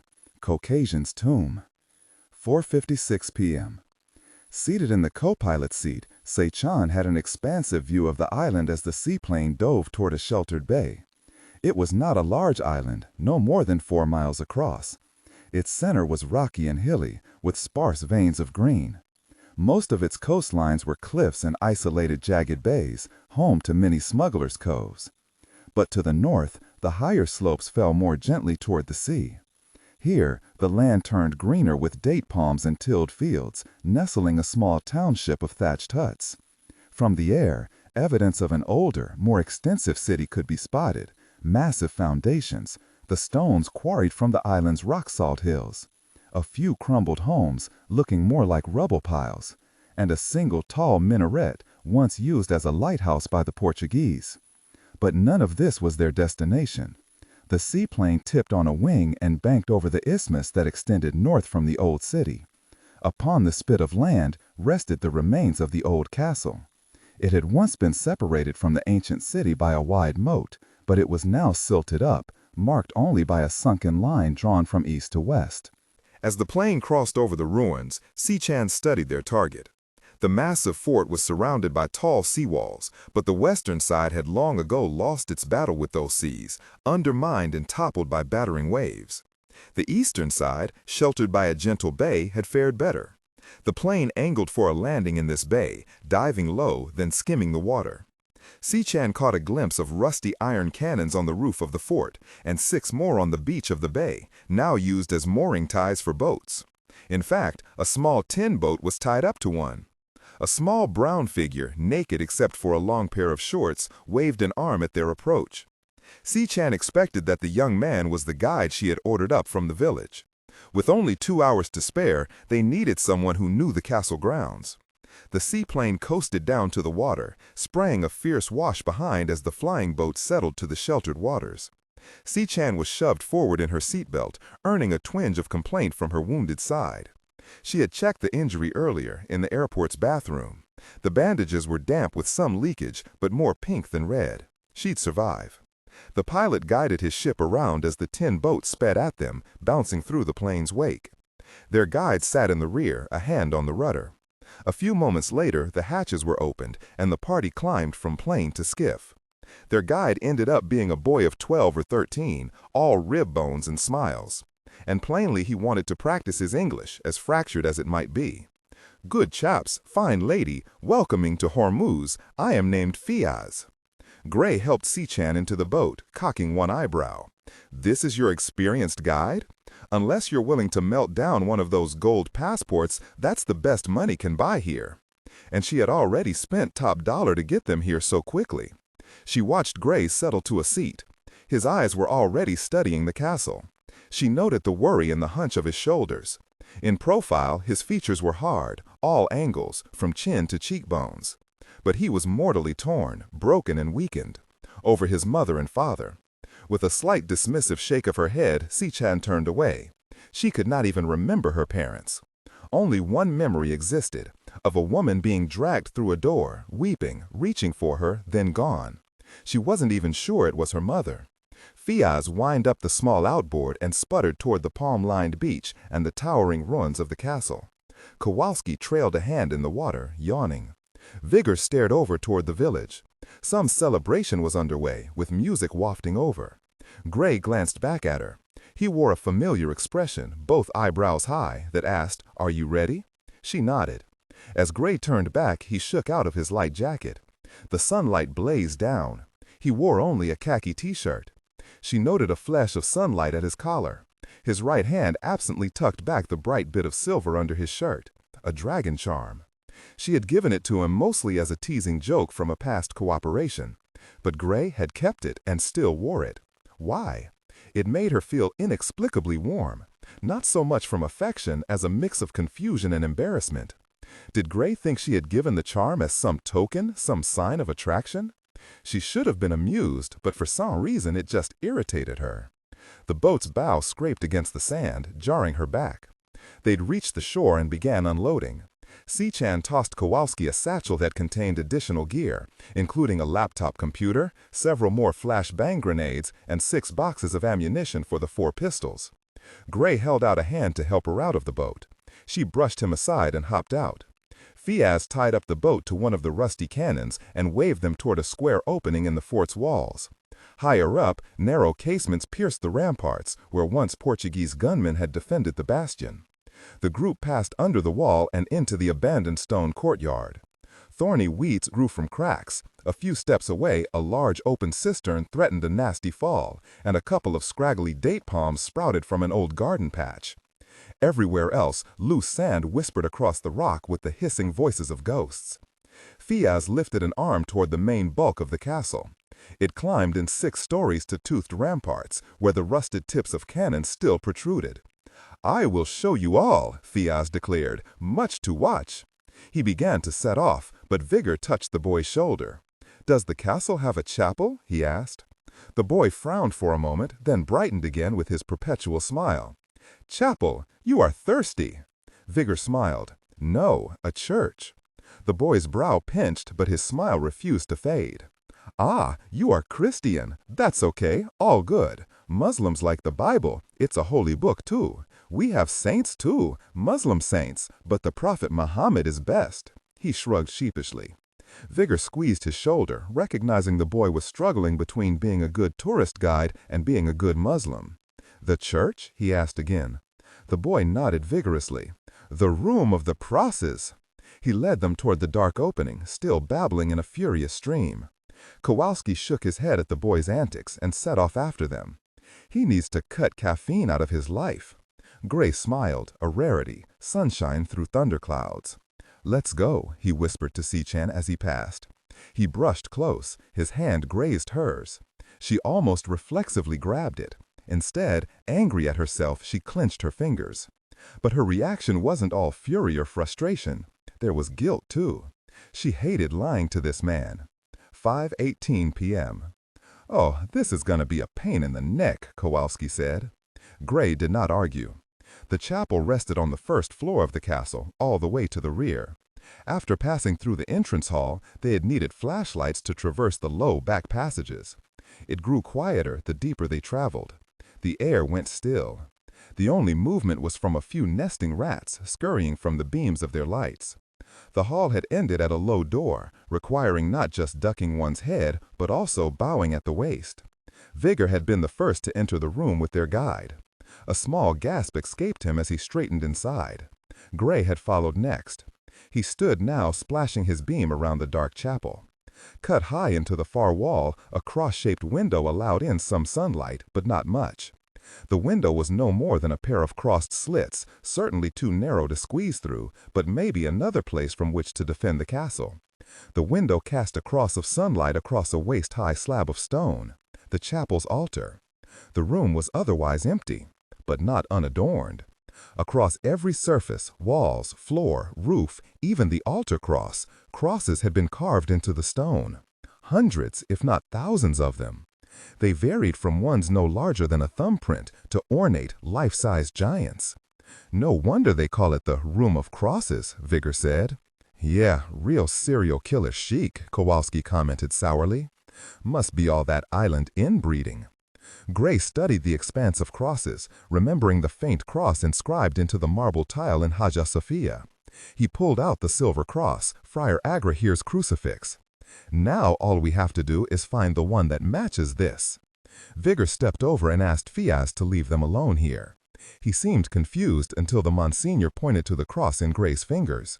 "We must pray," the Monsignor explained. "We will come out when we are done." The boy quickly stepped away, nodding. He could not dart out quick enough, plainly fearful of being caught while a Christian ceremony was performed. From his speed, he must suspect they'd be sacrificing babies. Once they were alone, Gray scratched his head, momentarily daunted, too conscious of the press of time. One of these crosses must be an exact match to Friar Agrahir's crucifix. "We must find which one." He split the party up, 4 of them, 4 walls, and that still left floor and ceiling. Gray placed the cross on the altar, readily available for each person to grab and compare. He also ripped 4 pages out of his notebook and traced the cross shape, crib sheets for each. As they all searched, Gray noted the shift of the sunlight across the altar, creeping steadily as the sun set, as time escaped him. He finished his wall. Nothing. Sweat poured. His clothes clung to his skin. He started on the floor. The others, one at a time, joined him. Si-Chan worked on the altar. The most important cross, the one formed of sunshine, continued to inch inexorably across the room. Not on the floor either, Vigor said, red-faced, straightening from his knees. He stood, one hand supporting his lower back. Behind the altar, Si-Chan shook her head. No luck either.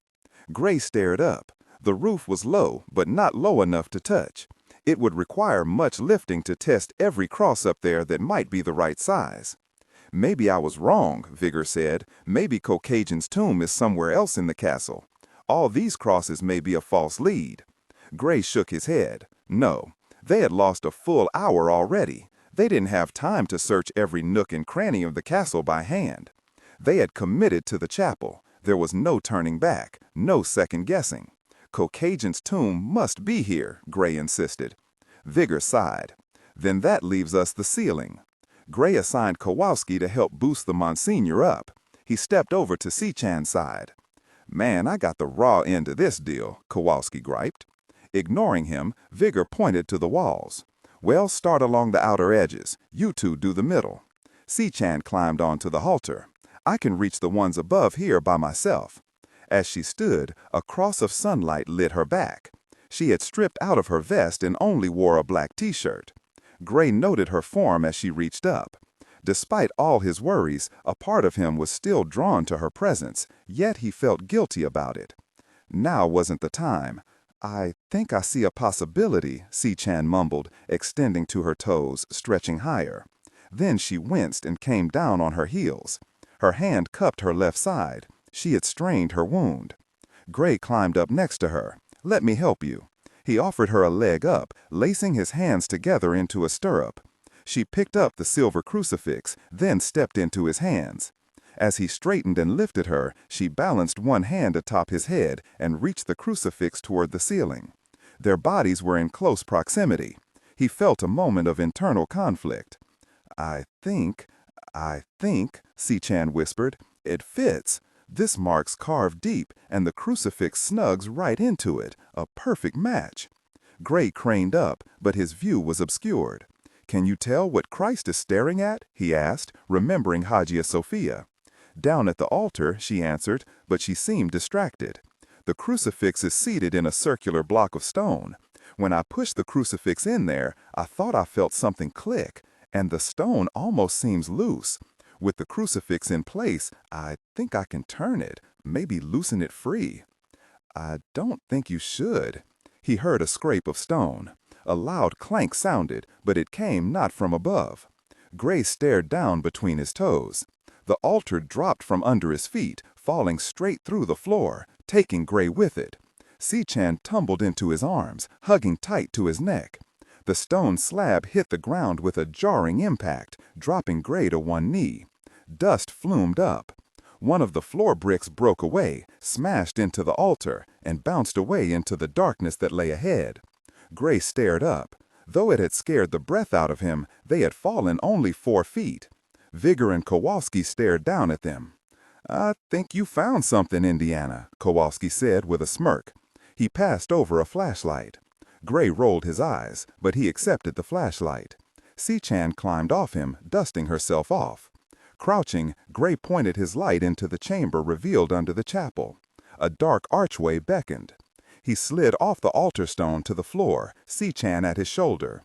Vigor and Kowalski climbed down to follow. 2 crossed arches formed the roof of a small chamber, half the size of the upper chapel. Lit by his flashlight, a low niche was cut into the back wall, framed in another archway. A loculi, Vigor said, a tomb. Within the niche, a body lay stretched across the bare stone, covered in folds of white cloth. Caucasian's tomb, Vigor said. We found it. Despite the excitement, they approached solemnly. Gray and Vigor stepped up. They needed to be sure. Vigor blessed their trespass with the sign of the cross and a mumbled prayer. The Monsignor reached a hand to the burial shroud. "If something moves," Kowalski whispered, dead serious, "I'm out of here, just so you know."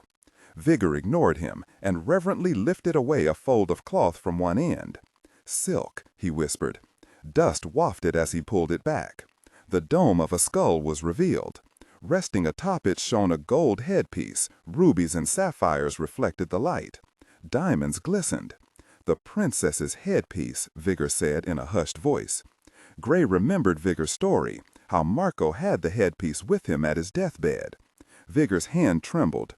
Marco must have willed that it be returned, possibly even arranged to have her body removed and secured in secret before she finally came to her final rest here.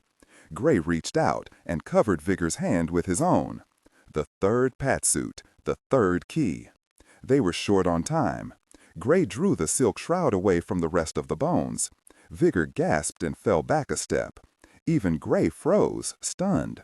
It was not just one body beneath all the silk trapping. Two skeletons lay within the tomb, entwined in each other's arms. Gray recalled Vigor's story of the Church of San Lorenzo, how Marco Polo was interred there in 1324, but a later renovation revealed the body to be gone. "We haven't just found Caucasian's tomb," Vigor said. Gray nodded. "We found Marco Polo's tomb, too." He stared down at the entwined pair. What the two couldn't have in life, they had finally achieved in death. To be together. Forever. Gray wondered if he'd ever find a love that great. It reminded him of his parents, together through so much hardship, struggling through trials of debilitation and now dementia. Yet they never gave up on each other. Someone had to save them. 11:01 a.m., Washington, D.C. Painter wished he could be on site, but it would only delay the response team. From Sigma's comm center, he watched the live video feed. It was broadcast from a helmet camera of one of the strike team. 10 minutes ago, they'd had their first real break. All morning, Painter had busted balls to trace the international phone lugs from Monsignor Verona's cell phone back to U.S. shores. Gray had mentioned that Amon Nasser had called Vigor's phone. To trace that call, Painter had to rattle powers from the Vatican's Curia to Homeland Security's Director of Operations. At least with C-Chan in tow, he had been able to play the terrorist card. It had opened doors normally closed. Still, it took longer than he'd liked, but Painter finally knew from where the call had originated. A strike team waited on his word to begin the assault. He leaned to the microphone. Go. Van Door slid open. The camera feed jittered and jumped. The team closed in from multiple directions, front and rear, running low, assault rifles in hand. The strike team hit the building like a storm. A battering ram smashed the front door open in one swing. The feed went dark as his cameraman followed the others into the building. The team fanned out. Painter waited. Unable to sit any longer, he stood up, leaning his fists on the communication array. Technicians crowded either side, viewing other monitors as satellite feeds streamed in from Indonesia.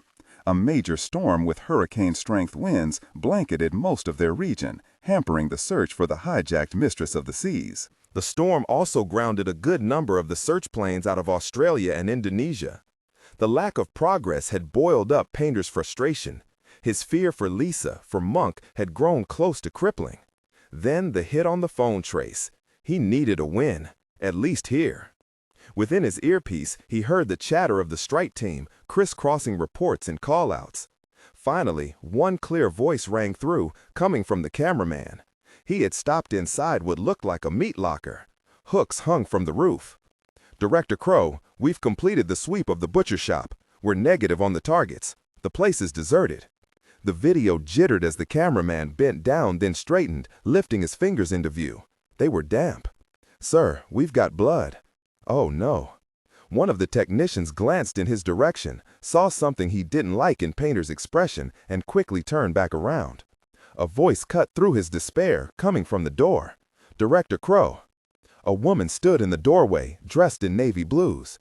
Her auburn hair was tied away from her face, shining with fear and worry. He understood the haunted look in her eyes. "Cat," he said, straightening. It was Monk's wife. "My aunt is watching Penelope. I couldn't just sit at home any longer." He understood and lifted an arm. "We could use your help." She sighed and nodded. It was all they could do. Keep moving, keep fighting, in any way they could. 6:04 p.m. Vigor stared down at the entwined bodies, Marco and Kokagen. The discovery still kept him frozen in front of the slab. Others were not as moved. Seichan pushed between Gray and Vigor. She pointed an arm. The third gold passport.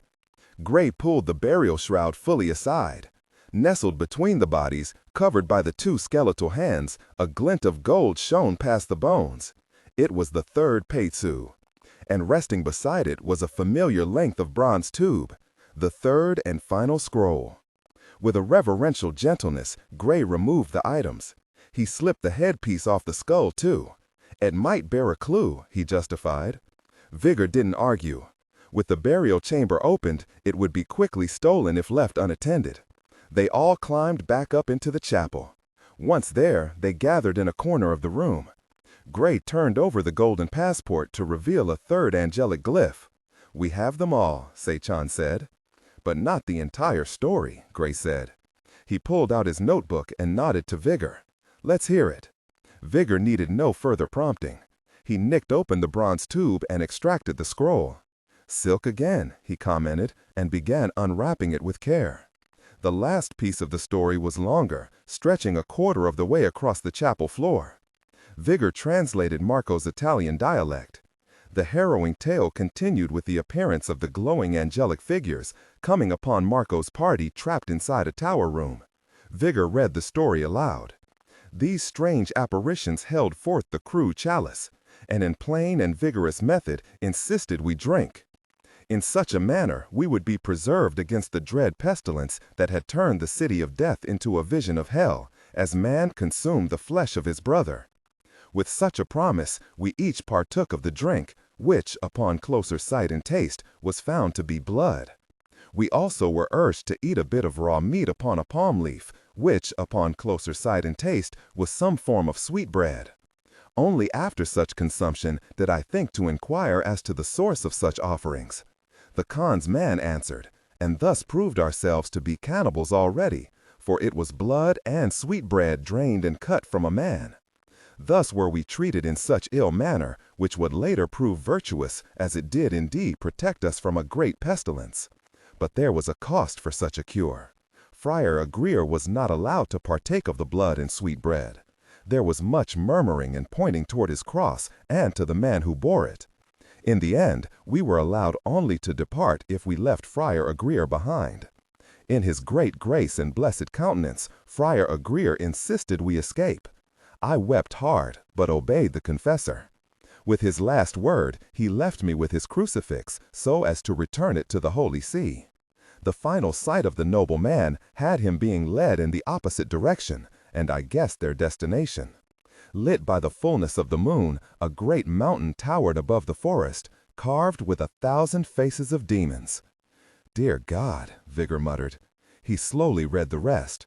Upon escaping the city, Marco Polo related how a plague struck his fleet, stranding the ships and crew at a remote island.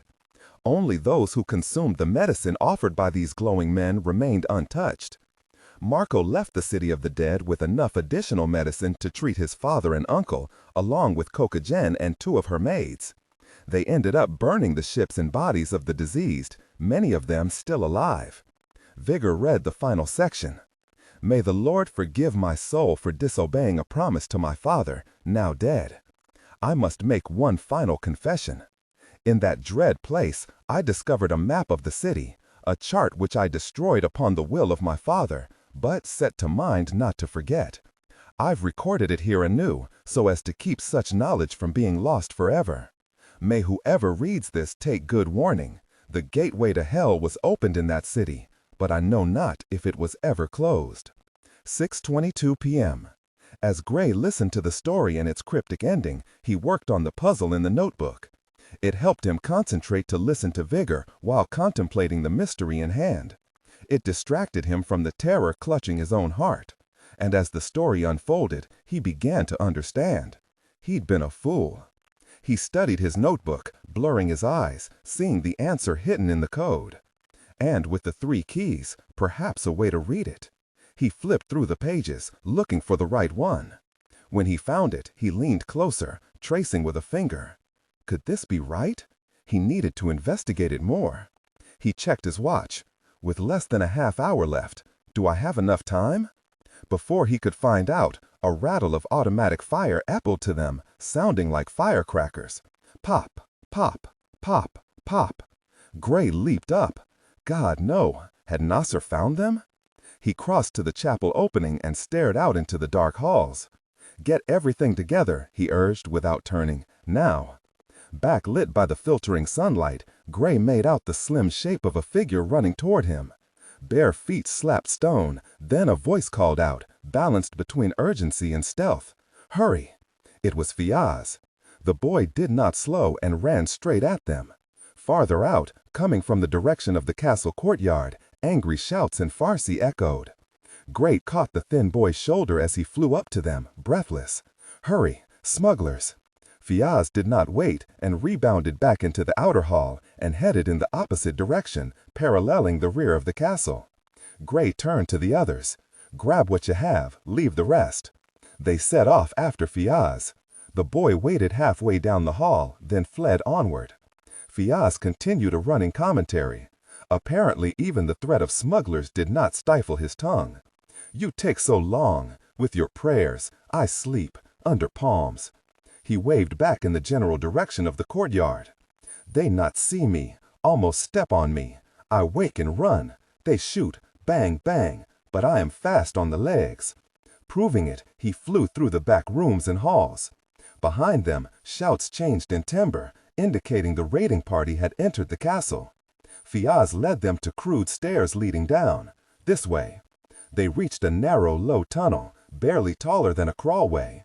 It shot off to the south. Fiaz scurried ahead. After 50 steps, it ended at an old rusted iron grate. The bars had long been sawed away, leaving only stumps. They pushed through and out into the castle's silted-up moat. Crumbled stone walls marked the boundary. Gray glanced behind him. The crawlway must have been the castle's old sewer line.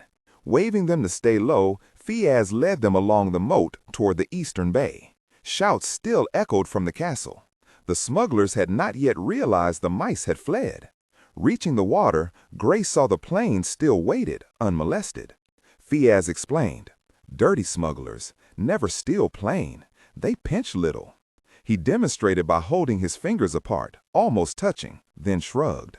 "Sometime kill, throw bodies to sharks, but never take something so big.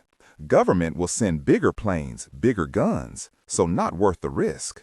Still, erring on the side of caution, they used oars to silently paddle the boy's boat out to the waiting seaplane. Fiaz waved them on board. Come again," he said, formally shaking each hand. Gray felt obligated to give him some bonus for pulling them out of the fire. He reached to his pack, fished inside, and handed him the princess golden headpiece. The boy's eyes widened, holding the treasure with both hands, then pushed it back toward Gray. "I can no take." Gray folded his fingers over it. "It will cost you only a promise." Fiaz glanced up to him. "There are 2 bodies, 2 skeletons in the castle, under the room of crosses." He pointed to the castle, then out to the distant hills. "Take them away, dig a deep hole, and bury them, together." He smiled, unsure if Gray was joking. "Will you promise?" He nodded his head. "I will get my brothers and uncles to help." Gray pushed the golden headpiece toward him. "It is yours." "Thank you, sir." He shook Gray's hand and said with all the solemnness of a blessing, "Come again." Gray climbed into the plane. Minutes later they were airborne, shooting up out of the bay and headed back toward the international airport. Gray returned to the rear seat, joining Vigor. "You gave the boy the princess headpiece?" the Monsignor said, staring down at the boy's retreating skiff. "To bury Marco and Cocagen." Vigor turned to face him. "But such a discovery. History. Marco has done enough for history.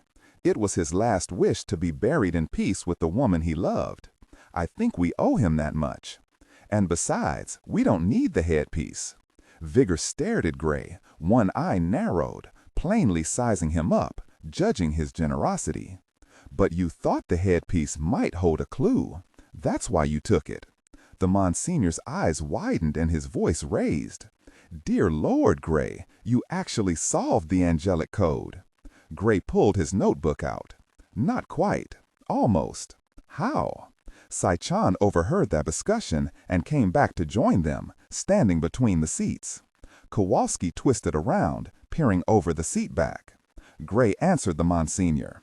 I solved it by throwing out all our old suppositions. We kept looking for a letter substitution code, like the inscription in the Vatican spelling out Hagia.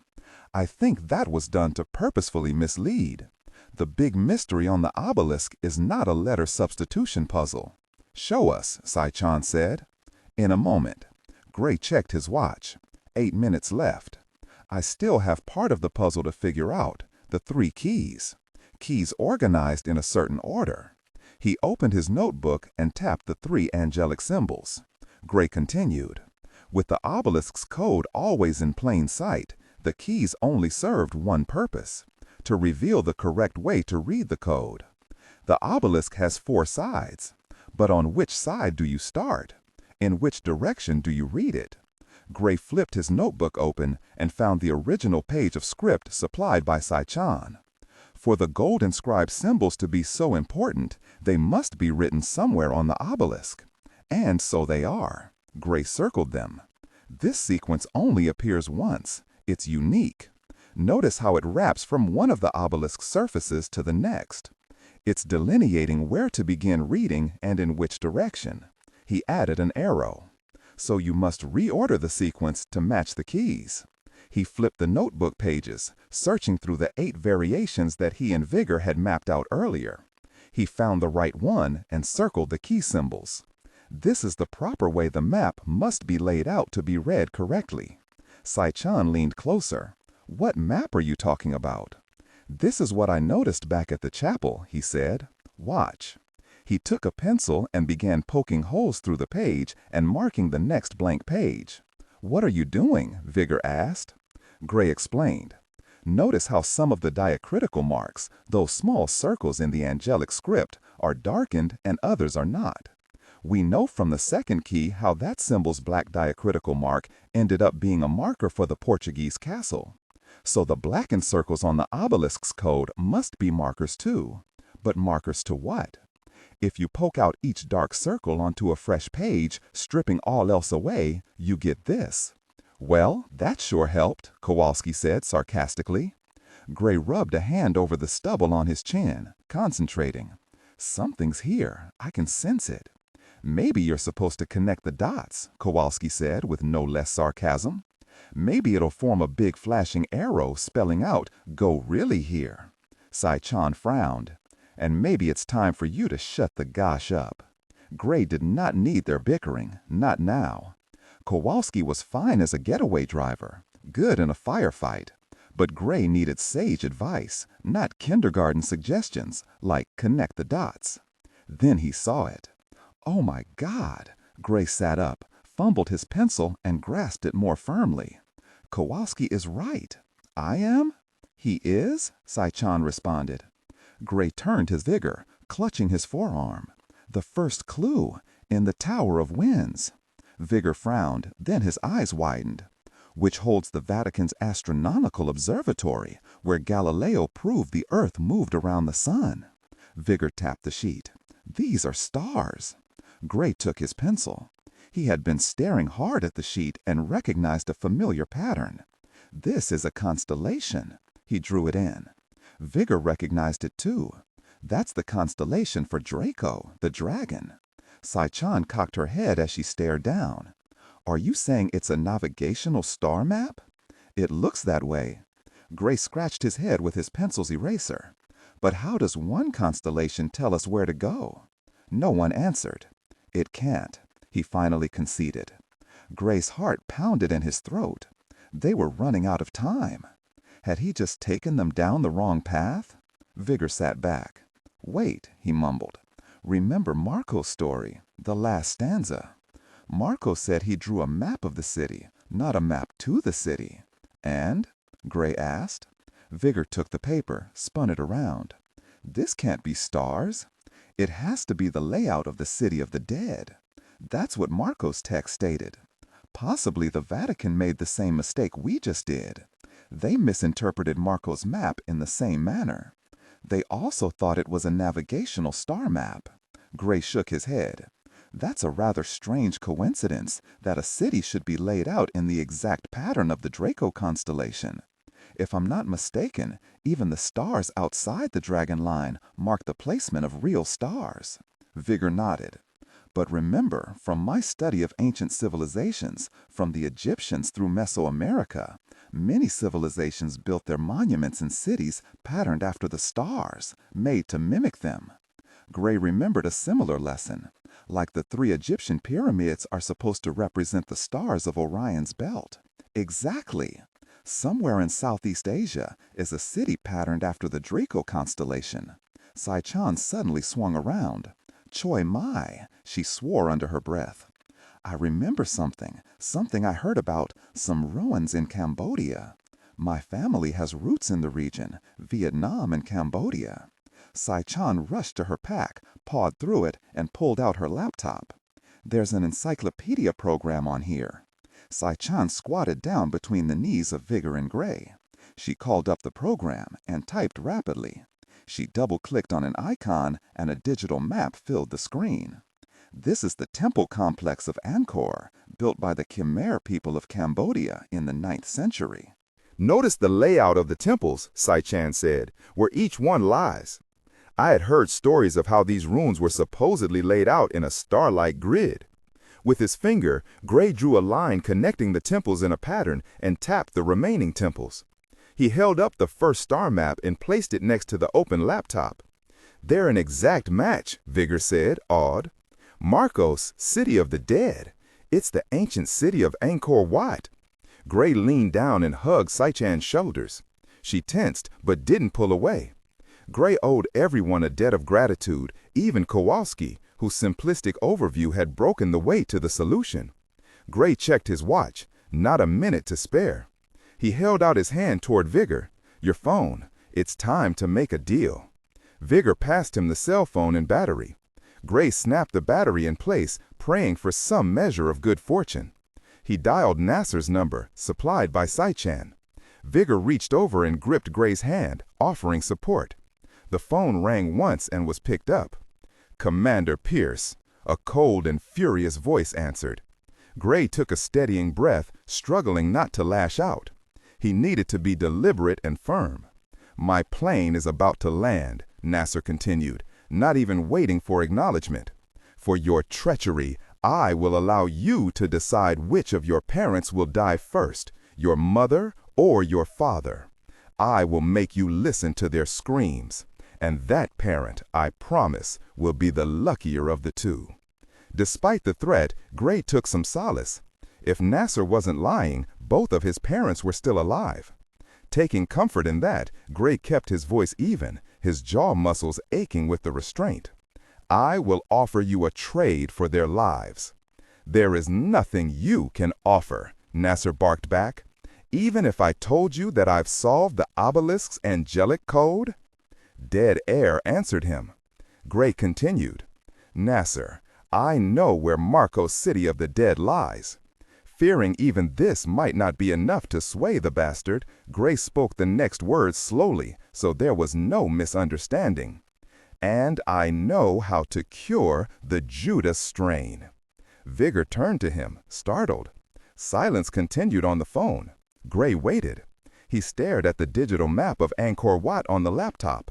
He sensed that the two arms of the guild operation, the one following the scientific trail, the other following the historical, were about to slam together. But who would be crushed between them? Nasser finally answered, his voice a trembling rage. What do you want? Outbreak. Witch Queen. July 7, midnight. Island of Pusat. The drums pounded louder than the rumbles of thunder overhead. Lightning spattered, flashing the jungle into stark greens and blacks, limned in silver by the reflection off the wet leaves. Bare-chested, Monk pulled Susan by the hand up a steep turn in the jungle path. They'd been following the trail for the past 2 hours in the dark, sometimes waiting for lightning to show them where to step next. Rain continued to pour through the canopy. The switchback trail had become a running stream. But the remainder of the jungle was a dense tangle of grappling vines, heavy leaves, thorny bushes, root-choked trunks, and sopping mud. So they kept to the trail, heading up, always up. Ryder climbed behind them. He had their group's one pistol, a 9mm Sig Sauer P228 with a Teflon finish. Unfortunately, he had no spare magazines, only the 13 rounds already in the gun. Not good. Monk knew that once the storm broke, the jungle would be scoured by Rakau's men. This island was their base of operation, giving them the home field advantage. Monk did not delude himself into thinking he could escape being tracked and captured. He glanced back through a break in the jungle. They were about 300 feet up. The giant cruise ship sat in the center of the lake, a quarter-mile out. Somewhere on board was his partner, pulled alive from the black waters, out of the grip of some nasty calamari. But was she still alive? Until he knew for sure, Monk would not give up hope. Not for Lisa, not for himself. To that end, Monk needed allies. Drums continued their perpetual beating, louder and more urgent, as if striving to drive the typhoon away. They had climbed high enough that each pound of leather drum now reverberated against his rib cage, down to the bone. Monk pushed through a drape of branches, waterlogged and drooping low. He spotted a glow ahead, flickering, firelight. He took another 2 steps and stopped. Only now did he realize they weren't alone. To either side of the path, sentinels stood, half hidden by the dense foliage, but plainly in the open, wanting to be noted. Men stood, bare-chested, wearing wide grass hats tied to their heads. Their faces had been painted with oil and ash, turning their countenances pitch black. Polished white boar tusks and yellowed rib bones pierced noses. Brilliant feathers and snail shells were threaded around upper arms. With a shout, Ryder lunged forward, his pistol raised. The sentinels were unimpressed. Monk shoved down Ryder's arm and stepped forward, holding up his hands, palms forward. "Don't spook the natives," he whispered to Ryder. One tribesman shifted onto the trail. He wore a breastplate of bone braided together by leather. His waist was circled by a kilt of long feathers. His legs and feet were bare, painted with grease and ash, too. He carried a sharpened shoulder blade of some animal. At least Monk hoped it was an animal. Monk heard a rustle behind him, knowing their back trail was already being closed off. Drums pounded ahead. The firelight spat momentarily brighter. The man on the path turned and led the way toward the glow.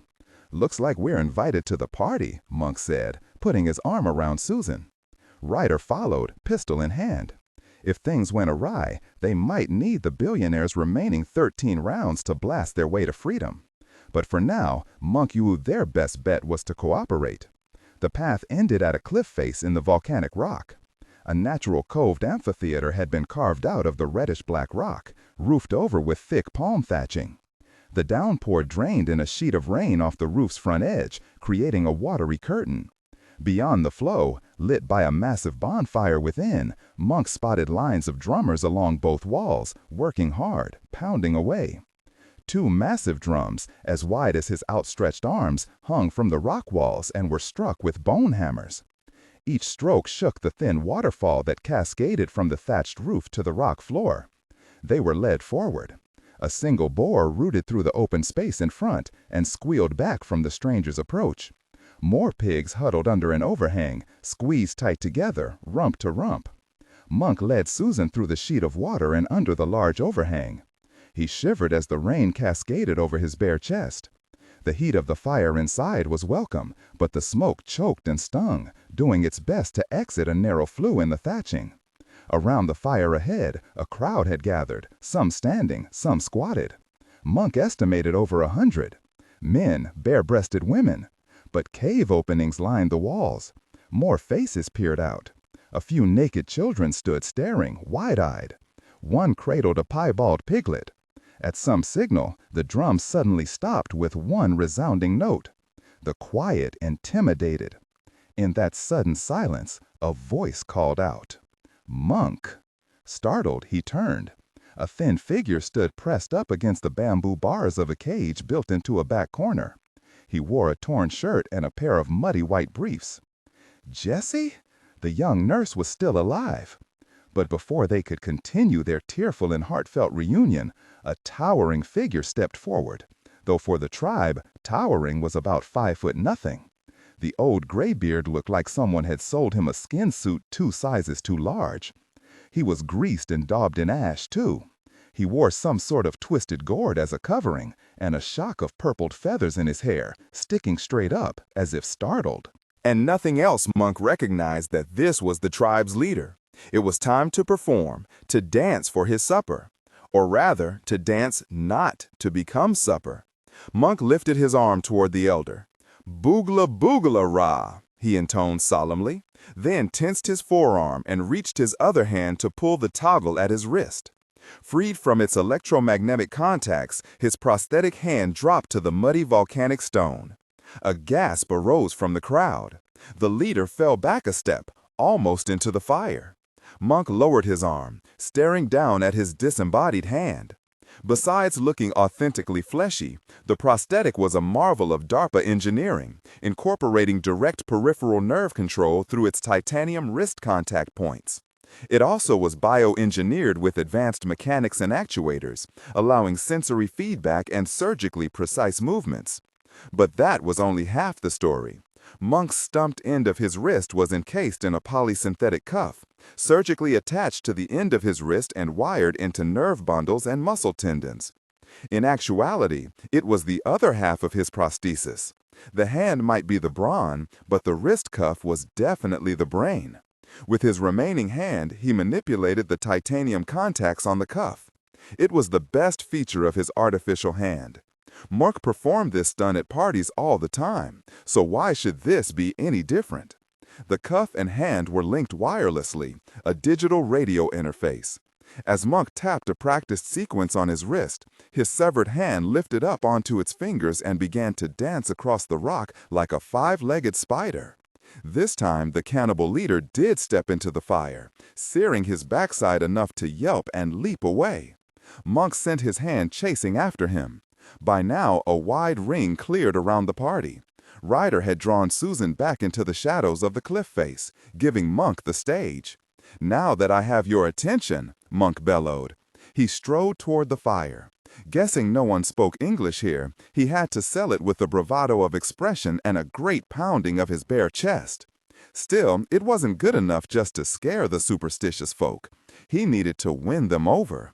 It was time for an American-led coup of Cannibal Island. Turning on a heel, Monk pointed back to Susan. On his signal, she unwrapped Monk's borrowed shirt from around her head. Ryder reached and stripped the hospital gown from her shoulders and let it fall away. Susan lifted her arms, like the women here, only she glowed in the shadows. A hushed amazement spread through the tribespeople. Monk gaped at Susan himself. She glowed even brighter than when he had first seen her, significantly brighter. Her skin shone with an inner moonlight, turning her skin almost translucent. Ryder motioned to Monk, urging him from the sideline to continue. Rattled, Monk collected himself. He stepped to Susan, dropped to his knees, and shouted the only word he knew in the cannibal's language, taught to him by a toothless pirate, a name. "Rongda," Monk called out, naming the cannibal's queen of the island, mistress of the lagoon's glowing demons. Glowing like Susan, he bowed down. All hail the witch queen of the islands. 1:04 a.m. Devesh entered Lisa's room tapping his cane.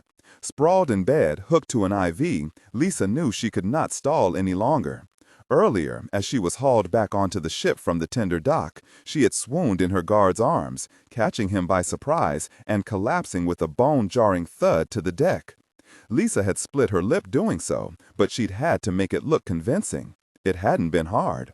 With her calf sliced open by a sword, her body torn and lacerated in hundreds of places by the clawed grip of the predatory squids, and her lungs still coarse from the near drowning, only adrenaline had kept her on her feet. So she had to collapse, even passing out for a few breaths. The act had her rushed up to the scientific suite, where she was treated by the ship's doctor and one of the WHO medical staff. Her leg had been cleaned and stitched, along with the worst of her lacerations. An IV catheter was established, streaming in fluids, antibiotics, and pain relievers. She now lay in her old room, an inside cabin with no balcony or window, under guard. Beneath the thin sheet, her body was a patchwork of bandages and taped gauze. Such care was not administered out of mercy or compassion. It was done to serve one end, to make sure she completed her promise to Devesh atop the deck. The Judas strain. I know what the virus is doing. For such a revelation, Devesh was not about to lose her, especially with Susan Tunis vanished somewhere on the storm-swept island. Devesh needed Lisa, so she stretched her advantage, stalling. She had tasked Devesh with some busy work, various assignments for the head of his clinical labs. Her justification? To test and confirm her hypothesis. But that could stretch for only so long. So, Devesh said, results are being compiled right now. It's time to have our little delayed chat. If I don't like what I hear, we'll begin slowly reversing all your medical care. I imagine reopening your wound with pliers will persuade you to cooperate. Devesh turned on a heel and waved to a waiting nurse. Lisa's IV catheter was quickly pulled and taped over. Lisa sat up. The room swam a bit, then steadied. Ever the gentleman, Devesh held out a thick cotton robe with the ship's logo. Lisa stood up, draped in a thin hospital gown. She tolerated his politeness to pull on the robe and cover herself. She cinched the belt snugly. "This way, Dr. Cummings." Devesh crossed back to the door. Barefoot, Lisa was led out of her cabin. Devesh headed across to the infectious disease suite. The door stood open. Voices could be heard.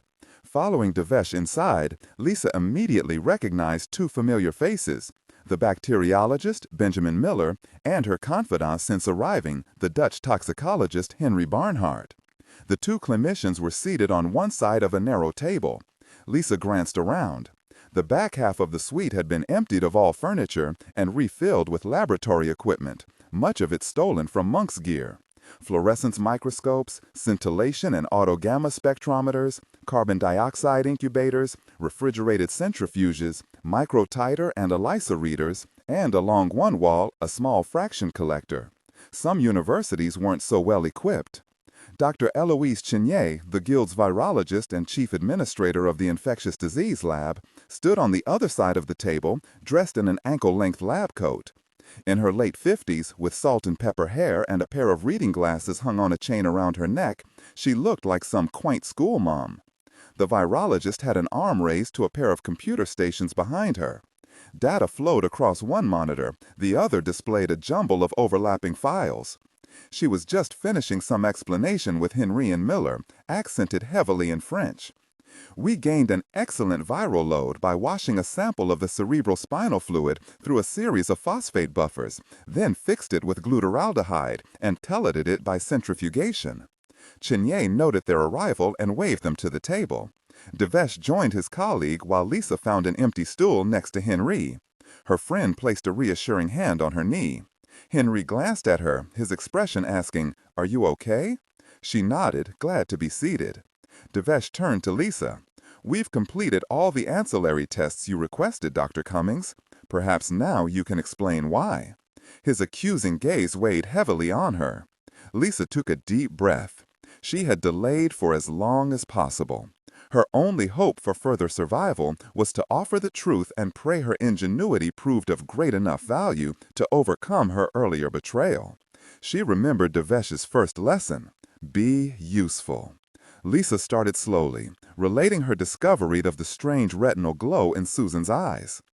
But as she spoke, she read the disbelief shining already in Devesh's expression. Lisa turned to Henry, seeking substantiation. "Were you able to perform the fluorescent assay on the spinal fluid sample?" "Yeah, the fluid sample did demonstrate a low fluorescence," Chenier agreed. "I spun the sample down. The bacterial pellet did glow, and was confirmed to be cyanobacteria." Miller, the bacteriologist, nodded his agreement. Devesh's skepticism shifted to interest. His eyes focused back to Lisa. "And from this, you determined the bacteria migrated from the brain, down the optic nerve, and colonized the fluids of the eye? So you ordered the second spinal tap?" She nodded. I see Dr. Palom is not here. Was he able to finish the protein assay on the viral shell?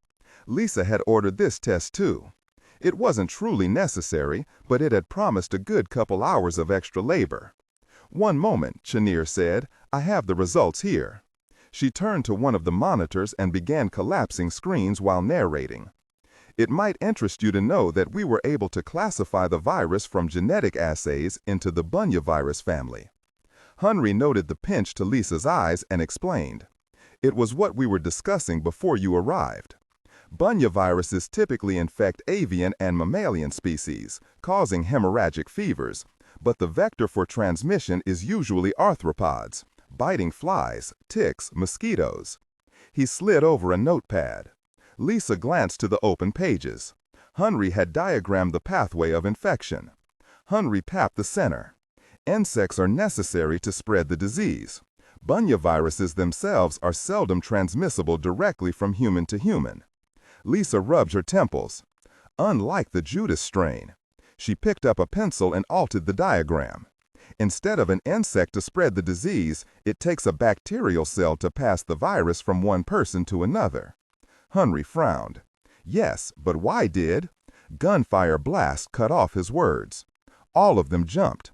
Even Devesh dropped his cane. With a muttered curse, he recovered it and headed to the door. "You all stay here." More blasts followed, along with guttural cries. Lisa stood up. What was happening? 1:24 a.m. Devesh collected 2 guards stationed in the science wing and hurried over to the mid-deck security post by the elevators. Automatic gunfire erupted in sporadic bursts, as loud as detonations in the confined space. Shouts rang out between the blasts. Keeping his guards ahead of him, Devesh followed more cautiously as the post came into view. 6 men manned the security detail. The leader, a tall African soldier from Somalia, noted Devesh and fell back to his position. He spoke tersely in Malay. "Sir, a dozen of the afflicted broke out of one of the back wards. They rushed our line, attacked." The leader nodded to one of the guards, seated to the side, cradling a bloody arm. He had his sleeve rolled back, revealing a deep bite wound. Devesh took a step forward and pointed absently to the wounded man. "Isolate him." Beyond the security post, a hallway extended toward the stern. Some doors stood open, others closed.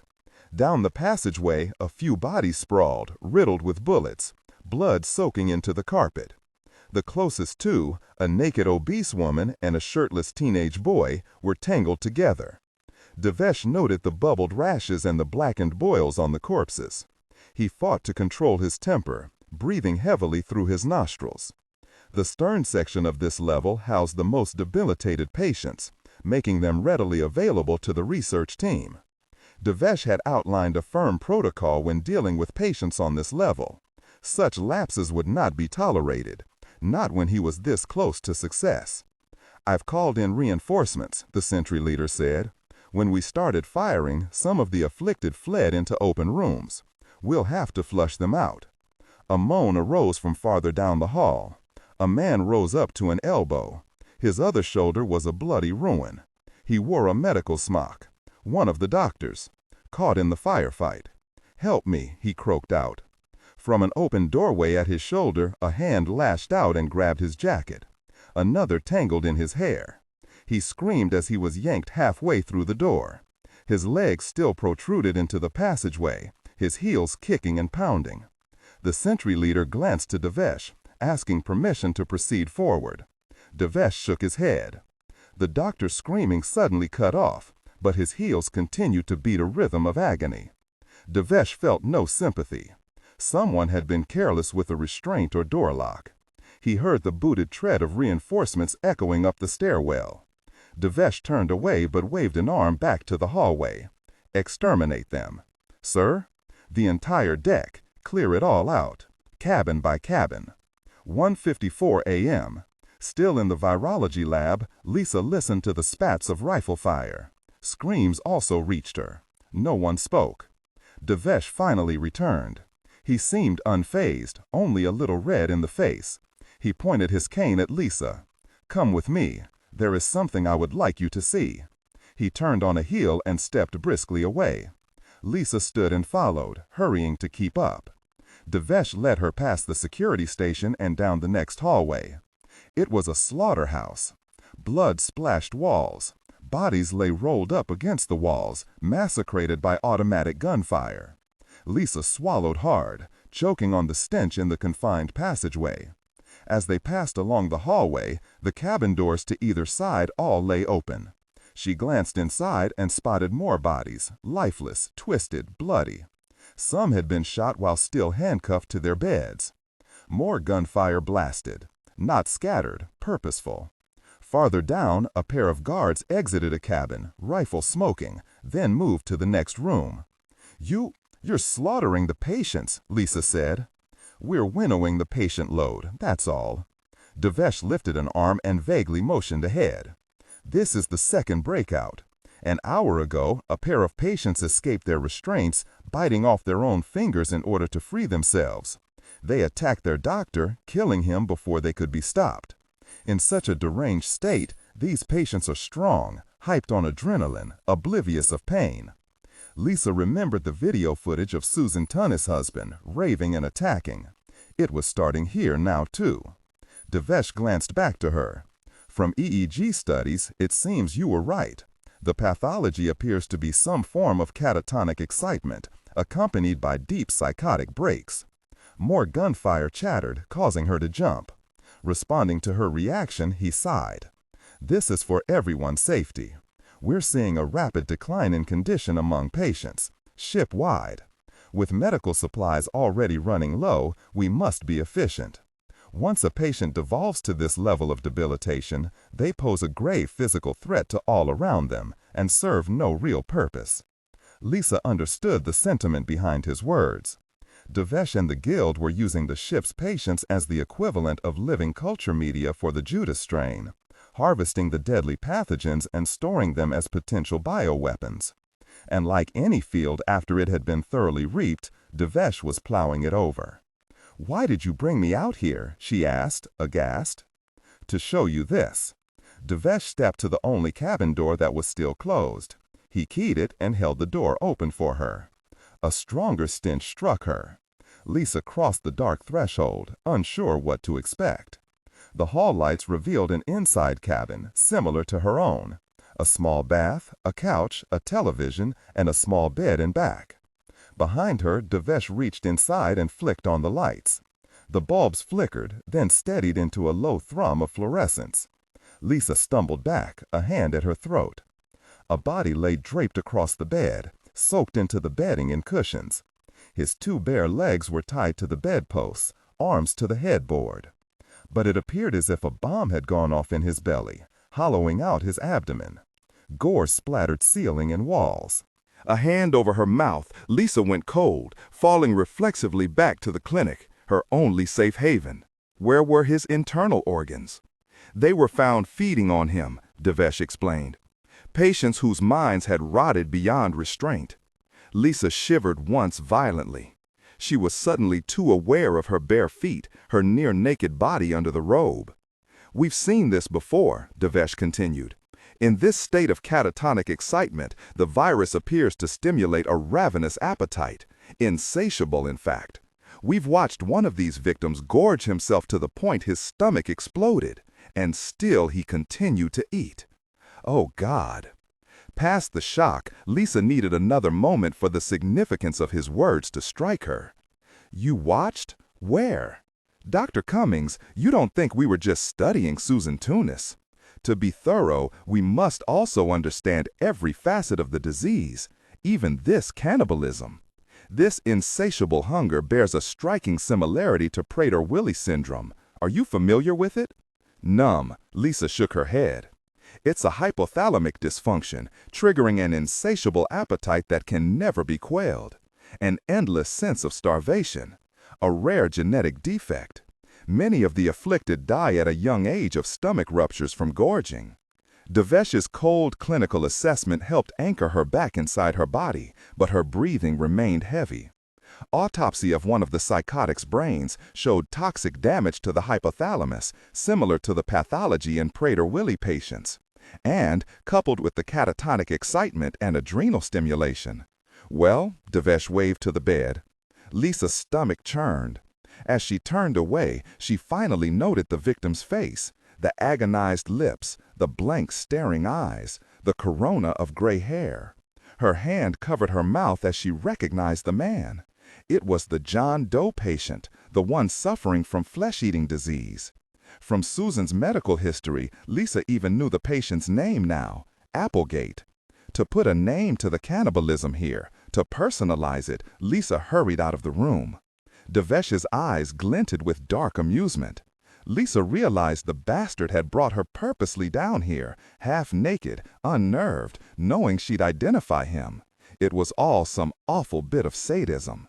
"So now you know what we truly face here," he said. "Imagine events magnified worldwide. That is the threat I'm trying to prevent." Lisa held back a sharp retort. "Trying to prevent my ass." "We are facing a pandemic," Devesh continued as he headed back down the hallway toward the scientific wing. Before the World Health Organization had responded to Christmas Island, early patients had already been airlifted to Perth in Australia. Prior to that, tourists traveling through Christmas Island had spread to the four corners of the world: London, San Francisco, Berlin, Kuala Lumpur. We don't know how many, if any, were infected from early exposure, like Dr. Susan Tunis, but it would not take many. Without proper disinfection like we employ here, the virus may already be spreading. Devesh led her back down the hall to the virology lab. "So, perhaps now you'll be a bit more forthcoming and open." As they re-entered the lab, questioning glances were cast their way. Lisa simply shook her head and sank to her stool. Once they were settled, Dr. Eloise Chenier shifted from her seat in front of the computer. "While you were gone," she said, "I pulled up Dr. Palom's files. Here is the protein schematic you ordered, from the virus in the toxic soup." The doctor backed from the screen so all could see the rotating image, spinning like a toy top on the monitor. It depicted the icosahedron cell of the virus, 20 triangular sections forming a sphere, like a soccer ball. Except some of the triangles bulged out with alpha proteins, while others were sunken in by beta proteins.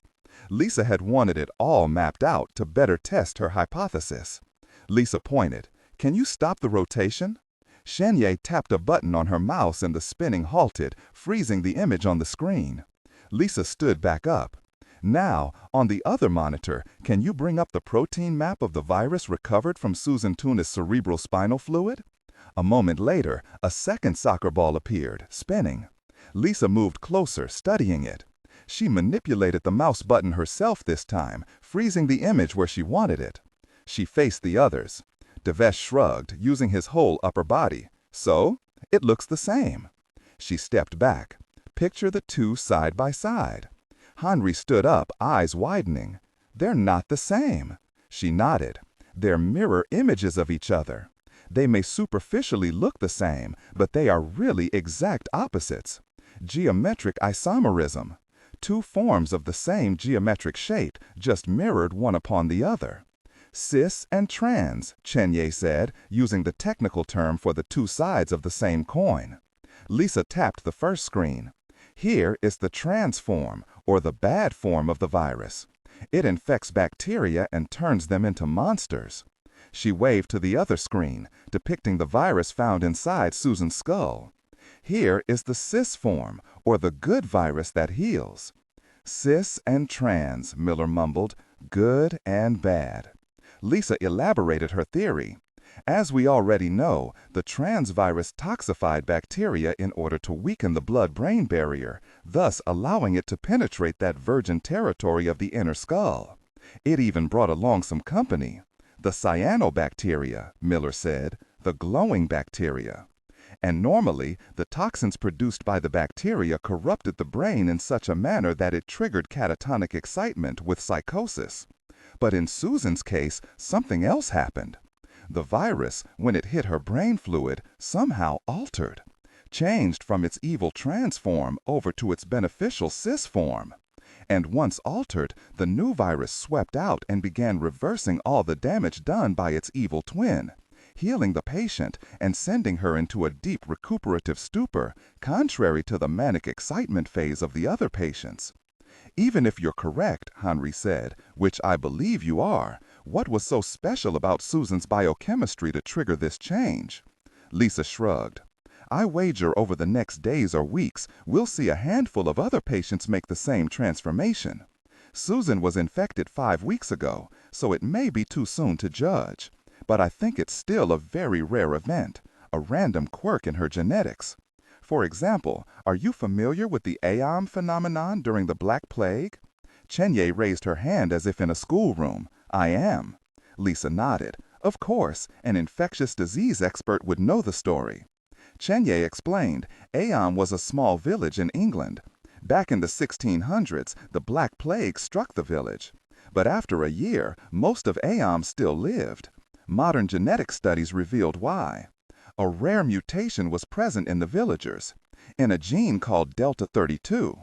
It was a benign defect that was passed from one family member to another, and in such an isolated township, inbred as they were, a good portion of the town had acquired the mutation. Then the plague struck, and this strange little mutation, just hanging about, saved them, made them immune. Devesh spoke up. Are you suggesting our patient carries the Delta 32 equivalent against the Judas strain? Some random protein that enzymatically switched the virus in her from trans to cis? Or maybe it's not that random, Lisa mumbled. She'd been struggling with this question ever since her discovery of the altered virus. Only a very small percentage of our DNA is actually functional. Only 3%, in fact. The other 97% is considered genetic junk. It doesn't code for anything. But some of that junk DNA bears a remarkable resemblance to viral code.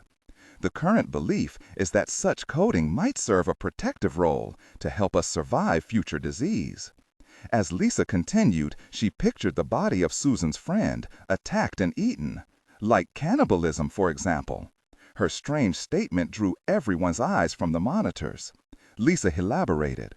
Genetic markers found worldwide show that most humans carry a specific set of genes against diseases that can only be acquired by eating human flesh.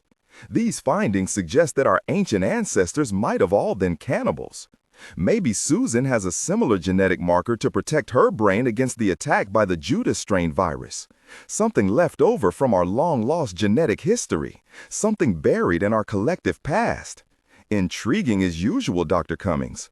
Devesh rocked back and forth on his toes, plainly excited. But whether the transformation was random chance or was triggered by some viral genetic marker from our past, it doesn't truly matter. Now that we know about this new virus, we can use this knowledge to produce a cure. Chenier looked less sure. Possibly, she stressed, it will take more study. Luckily, we have a boatload of sick patients upon which to test potential treatment regimens. But first, we'll need more of that cis virus. She glanced significantly over to Devesh. No worries, he said. With Rakau and his men already hunting the island, we'll soon have Susan Tunis and the others back.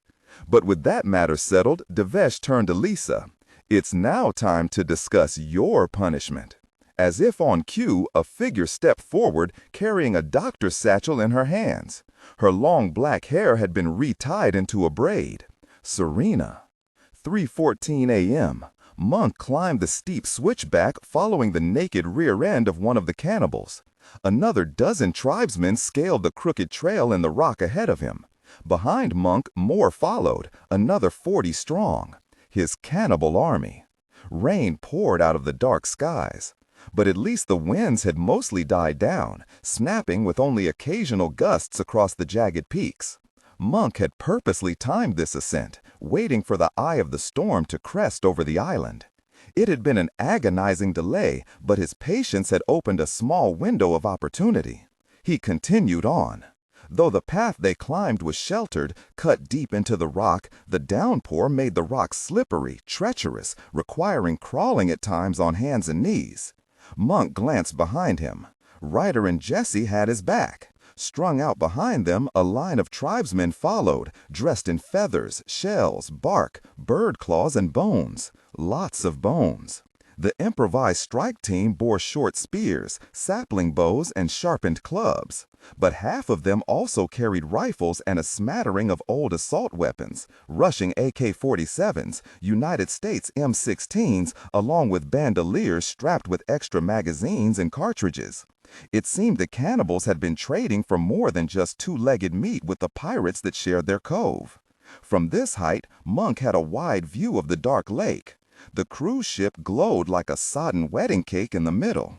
It was the goal of the cannibal strike team. It seemed whatever Rangda, the witch queen, wanted, the mesmerized cannibals would make sure she got. And Rangda wanted that cruise ship. Her wishes and orders were translated by the young Jesse. He spoke Malay, and as it was the official trading language of the pirates, most of the cannibals understood it too. They were much in awe of the young nurse, that he should understand the language of their queen and was able to pass on Rangda's desires. She even bestowed a kiss on her interpreter's cheek, blessing the young nurse. No one dared disobey him. But while Jesse had been integral in organizing the assault, the plan here was all Monk's.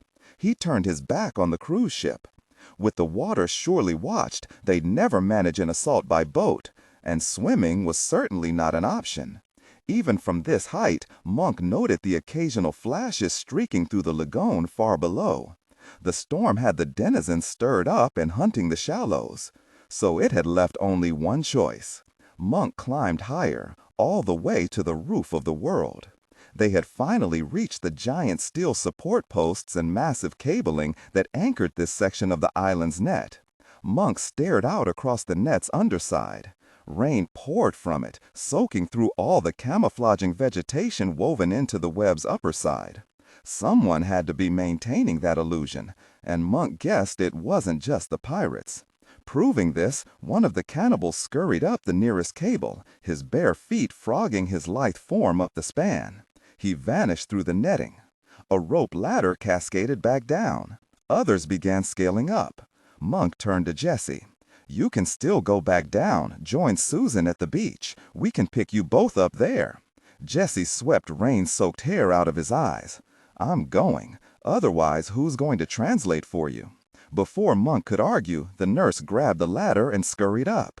Ryder followed next, clapping Monk on the shoulder as he passed. Once the billionaire had shoved through the net overhead, Monk grabbed the lower rung, staring back at the spread of his dark army. Feathered, armed to the teeth, ready to do the bidding of their queen. Monk felt a momentary misgiving at abusing their superstitions in this regard. Many of them would die. But if Lisa was right, the whole world was threatened. He had no choice but to use the resources at hand. They had to reach Ryder's boat, get Susan out of here, and hopefully rescue Lisa. Monk refused to believe his partner was not still alive. Monk pulled himself up the ladder. He climbed through the whipping tangle of camouflage. Even in the eye of the storm, the gusting wind sought to kite him from his perch. He beached himself out onto a narrow ribbon of planking bolted atop the net. It was a crude utility bridge. The span offered a means to crisscross the net, to maintain it, to refresh its camouflage as needed. Already the forefront of his army headed across the bridge, on its belly, clinging to the bridge's slats. With rain sweeping down in stinging sheets, Monk scooted after them. Occasional winds thrummed through the net, jumping and rolling it under him, like riding Aladdin's flying carpet. Monk craned around.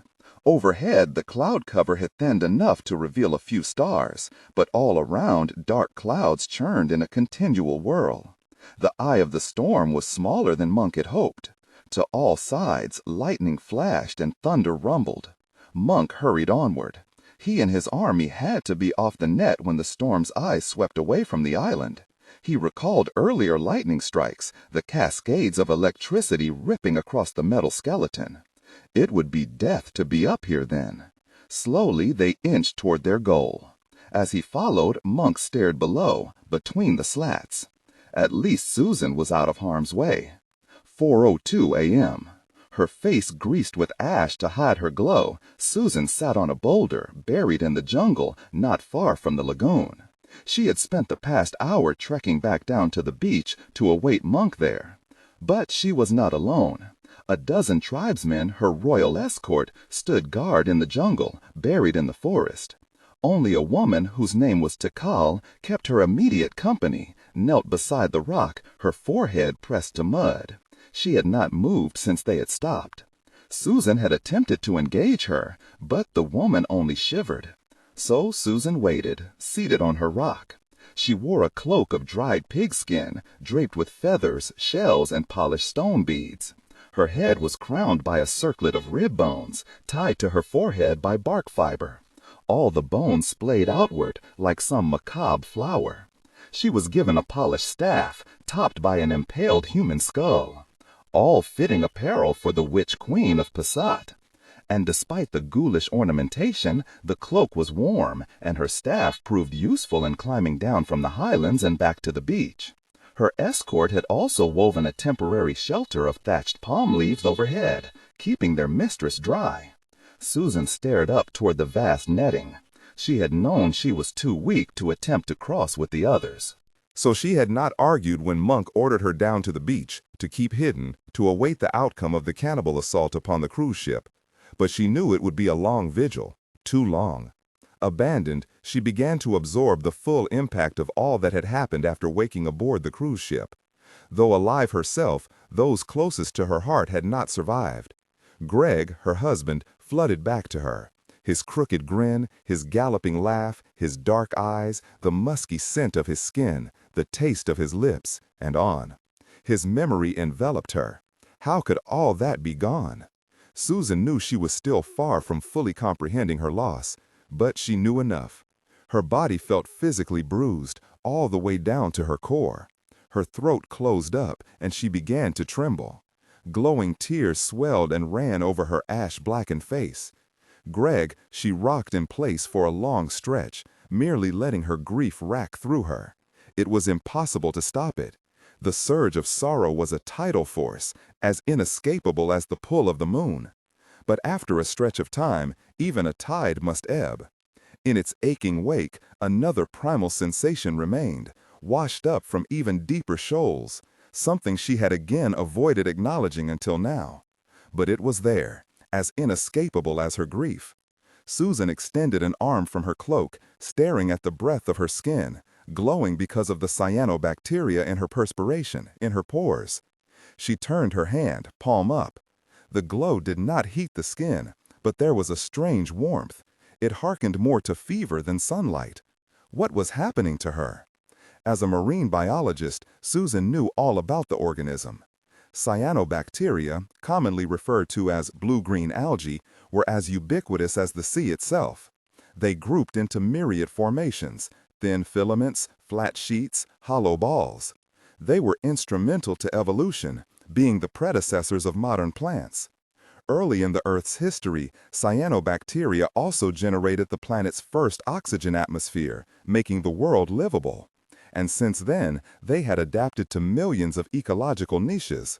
So what did the colonization of her body mean? How did it relate to her exposure to the Judas strain virus?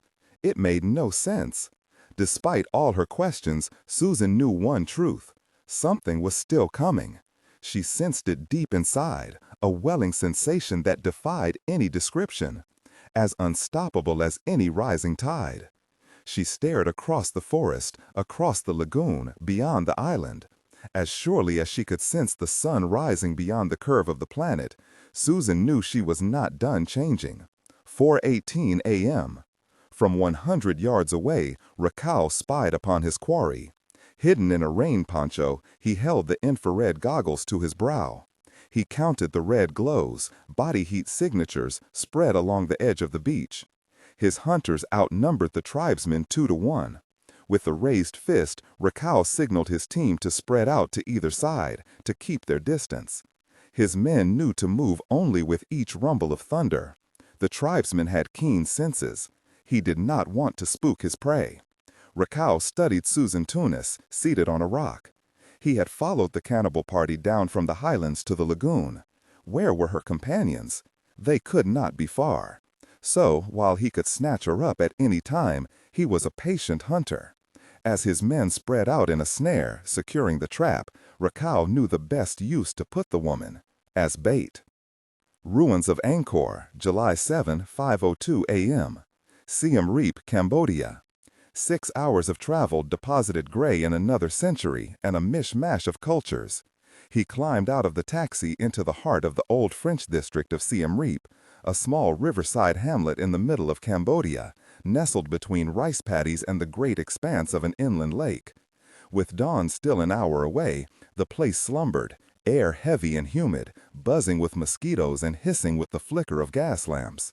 From the neighboring river, the lazy chirping of frogs added to the soft somnolence of the early morning. A couple of low skiffs poled through the river shallow, oil lamps hanging on extended poles as fishermen in wide bamboo hats checked crab and crayfish traps or stabbed at the unwary frog, fetching fresh catch for the town's many restaurants and cafes. The rest of Gray's party climbed out of the taxi in various poses of exhaustion. Vigor, hunched and bleary-eyed, looked like someone had washed him and put him away wet in the humid air, whereas Sei-chan stretched like a waking cat, one hand protecting her wounded side. Her eyes smoldered past him to inspect their accommodations. Kowalski scratched at his armpit and did the same, whistling between his teeth, which set a dog to barking a block deeper into the village. Nasser had arranged their spectacular accommodations. It was where they were to await his arrival, in another 2 hours. Across a curved entry road, the 3-story colonial hotel spread from the river in yellow wings of plaster and timber, roofed in red stone, anchored in manicured French gardens. Its history typified the entire region. The 75-year-old lodge used to be named the Grand Hôtel des Ruins, servicing French and British tourists wishing to visit the nearby complex of Angkor ruins, which lay only 5 miles away. Both hotel and village had eventually fallen into near ruin during the bloody and brutal years of the Khmer Rouge, where millions were murdered in one of the most heinous acts of genocide, annihilating 1/4 of Cambodia's population. Such atrocities put a damper on tourism. But with the fall of the Khmer Rouge, people had returned. The hotel rose from its ashes, meticulously renovated in all its colonial charm, and renamed the Grand Hôtel d'Angkor. Siem Reap had similarly been revitalized, if with a bit less care. Hotels and hostels had multiplied in a continual creep out from the river's east and west banks, along with restaurants, bars, internet cafes, travel agents, fruit and spice stands, and myriad markets selling Cambodian carved curios, filigreed silver, postcards, T-shirts, and trinkets. But here in the early hours, with neither tourist nor sun yet risen, some of the charm and mystery still remained in its architectural mix of Asian and French culture. An ox-driven cart laden with spiky-skinned durian fruit ambled down the road toward the old market, while a manservant in a pressed white jacket slowly swept the hotel's porch.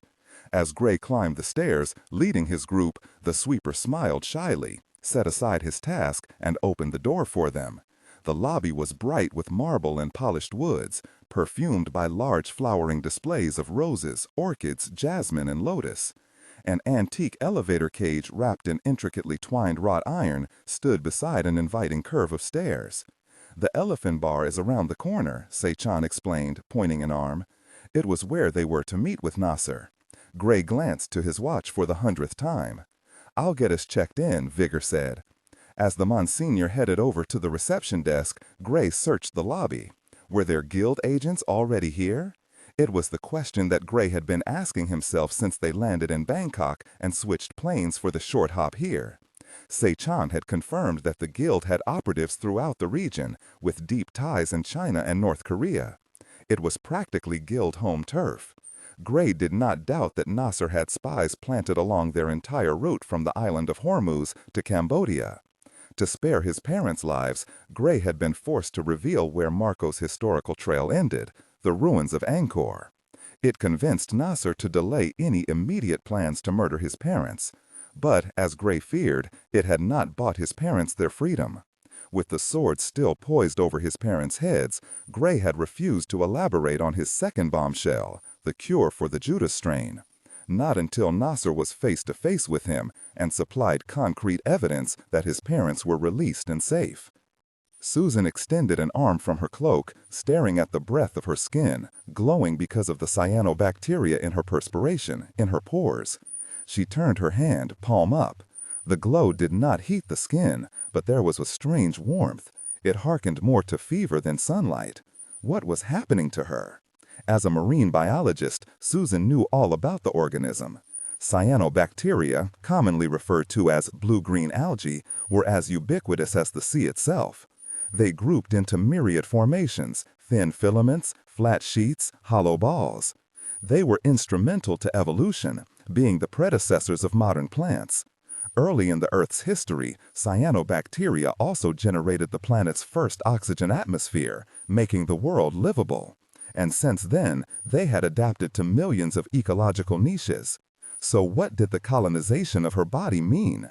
How did it relate to her exposure to the Judah strain virus? It made no sense. Despite all her questions, Susan knew one truth. Something was still coming. She sensed it deep inside, a welling sensation that defied any description. As unstoppable as any rising tide. She stared across the forest, across the lagoon, beyond the island. As surely as she could sense the sun rising beyond the curve of the planet, Susan knew she was not done changing. 4:18 a.m. From 100 yards away, Raquel spied upon his quarry. Hidden in a rain poncho, he held the infrared goggles to his brow. He counted the red glows, body heat signatures, spread along the edge of the beach. His hunters outnumbered the tribesmen 2-1. With a raised fist, Raquel signaled his team to spread out to either side, to keep their distance. His men knew to move only with each rumble of thunder. The tribesmen had keen senses. He did not want to spook his prey. Raquel studied Susan Tunis, seated on a rock. He had followed the cannibal party down from the highlands to the lagoon. Where were her companions? They could not be far. So, while he could snatch her up at any time, he was a patient hunter. So they had agreed to rendezvous here and exchange information for his parents' freedom. But Gray was no fool. He knew Nasser would never release his parents. This was all a trap by Nasser and a pure delaying tactic by Gray. Both men knew this. Still, they had no choice but to continue this dance of deceptions. All Gray could do was keep Nasser strung along, to keep hanging that carrot in front of him, in order to buy Director Crow as much time as possible to find his mother and father. Gray had risked a short call stateside after hanging up with Nasser, using Sechan's disposable phone. Fearing that Nasser might quickly tap the cell towers in the remote region, Gray had to keep their talk short as he updated Painter. The director had only grim news in return. Sigma had no new leads on his parents, and there continued to be no word on Monk and Lisa's whereabouts. Gray had heard the frustration and fury in the man's voice. Add raw terror to the mix, and it matched Gray's mood. Painter had again offered to send assets to support Gray out here, but until his parents were safe and secure, he dared not accept them. As Sechan had warned, this was Guild home turf. Any mobilization would only reveal that Gray was still secretly in communication with Washington. It was a small advantage, but one Gray did not want to risk losing. But more importantly, if Nasser got a whiff that a line of communication was open between Gray and Sigma Command, he would immediately kill his parents. Gray needed Nasser to feel fully confident that his team was cut off.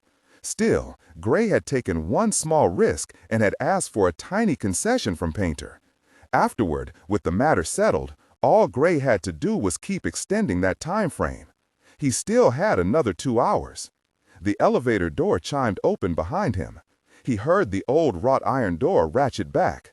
"I see you all arrived safely," a voice spoke calmly behind him. Gray turned. Nasser stepped out of the cage and into the lobby, dressed in a dark suit, no tie. "It looks like we can get this meeting started early." Men in khaki uniforms and black berets appeared from the halls to either side. Behind him, Gray heard the pound of boots on the porch outside. A score more soldiers clambered down the curved stairs ahead. Though no weapons were in sight, Gray did not doubt they were all armed. Kowalski must have sensed this too. He already had his hands in the air. Sechan merely shook her head. "There goes my hot bath." Vigor stepped back to Gray's side. Nasser joined them. "So, it is time to discuss this cure." 6:18 p.m., Washington, D.C.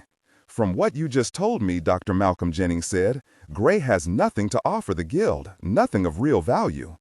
Painter listened quietly, letting the man run through his thought processes.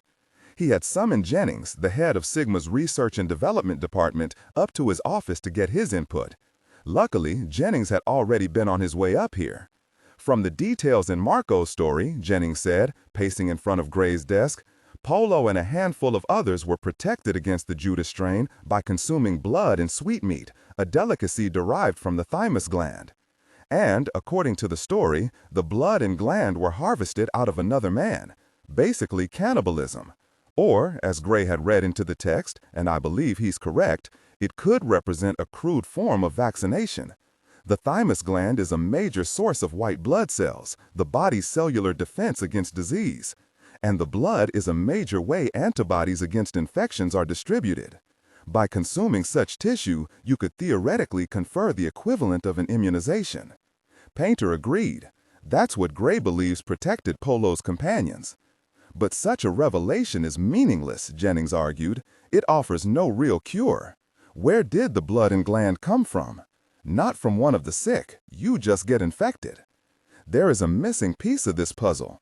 For such a cure to work, you'd need to harvest cells and antibodies from someone cured, someone who survived the Judas strain.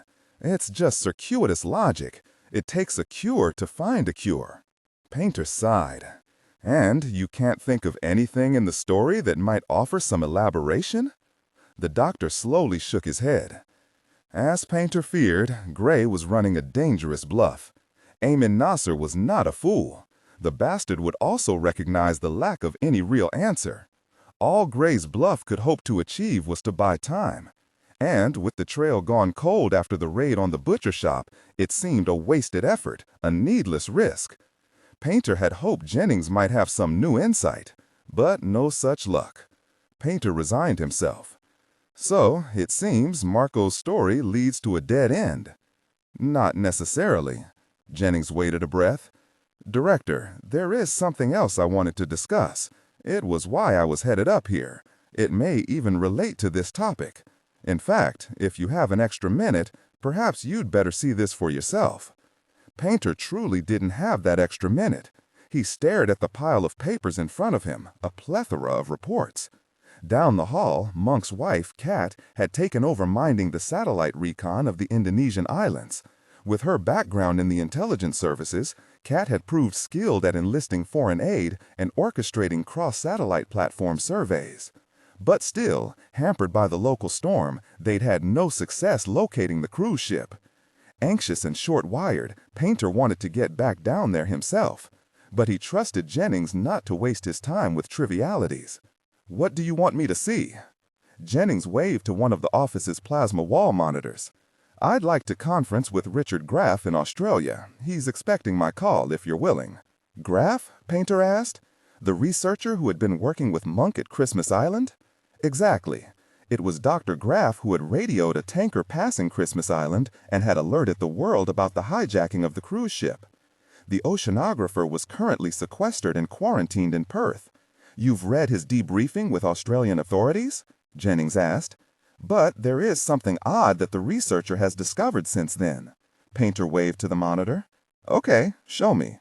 Jennings came around his desk and quickly established a live conference feed. "Here we go." The monitor went dark, flickered, then a jittery image of the scientist appeared. Dr. Graff wore blue hospital scrubs and his arm was in a sling. He blinked behind his glasses at Painter and Jennings.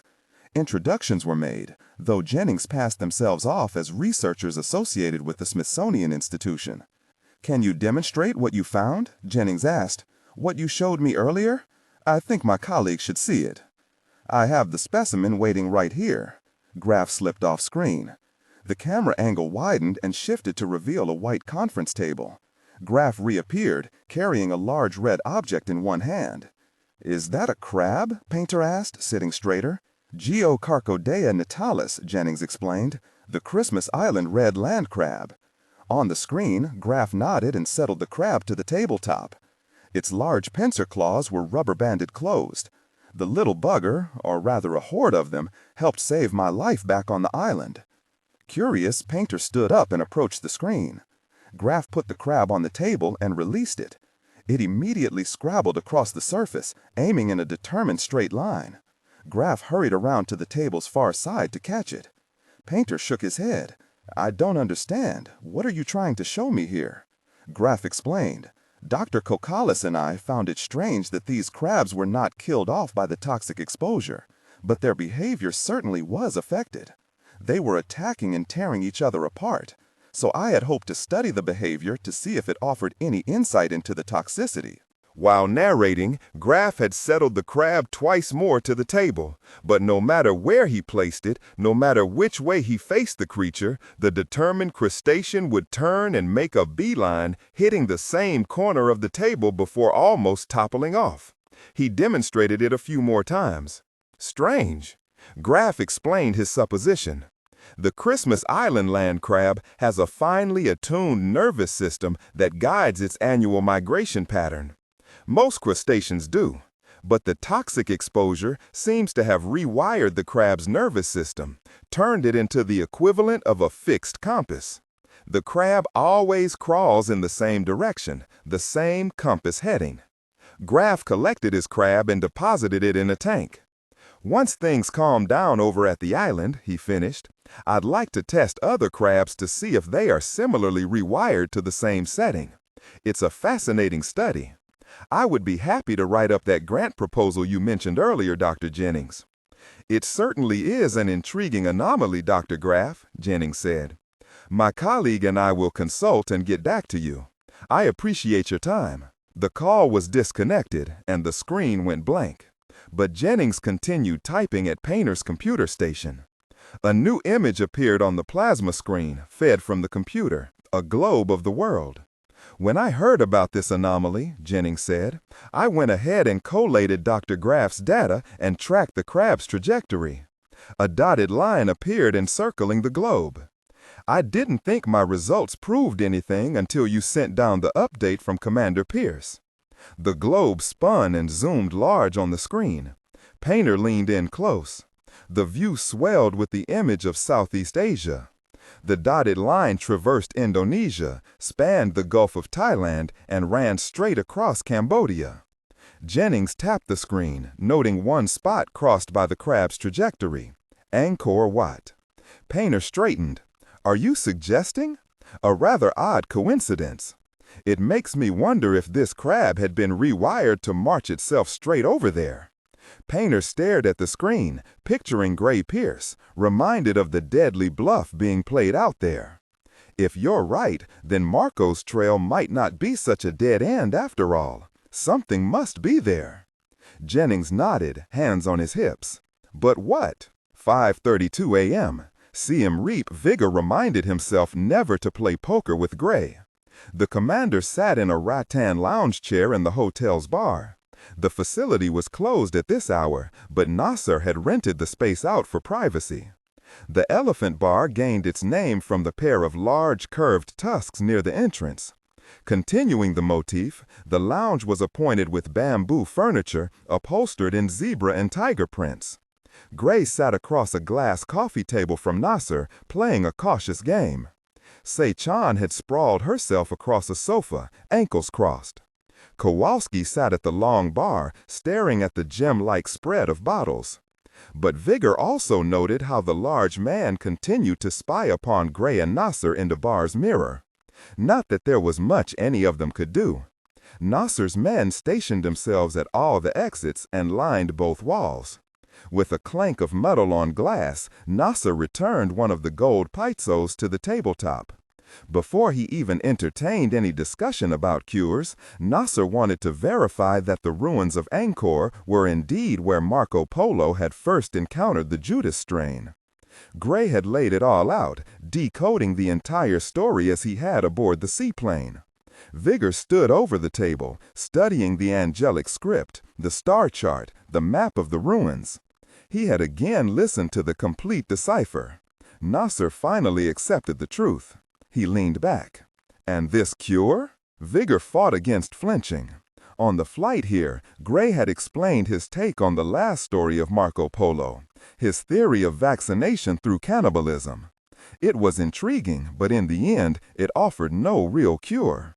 Because of the risk of this bluff, Gray had attempted to shuffle Vigor onto a different flight when they changed planes in Bangkok.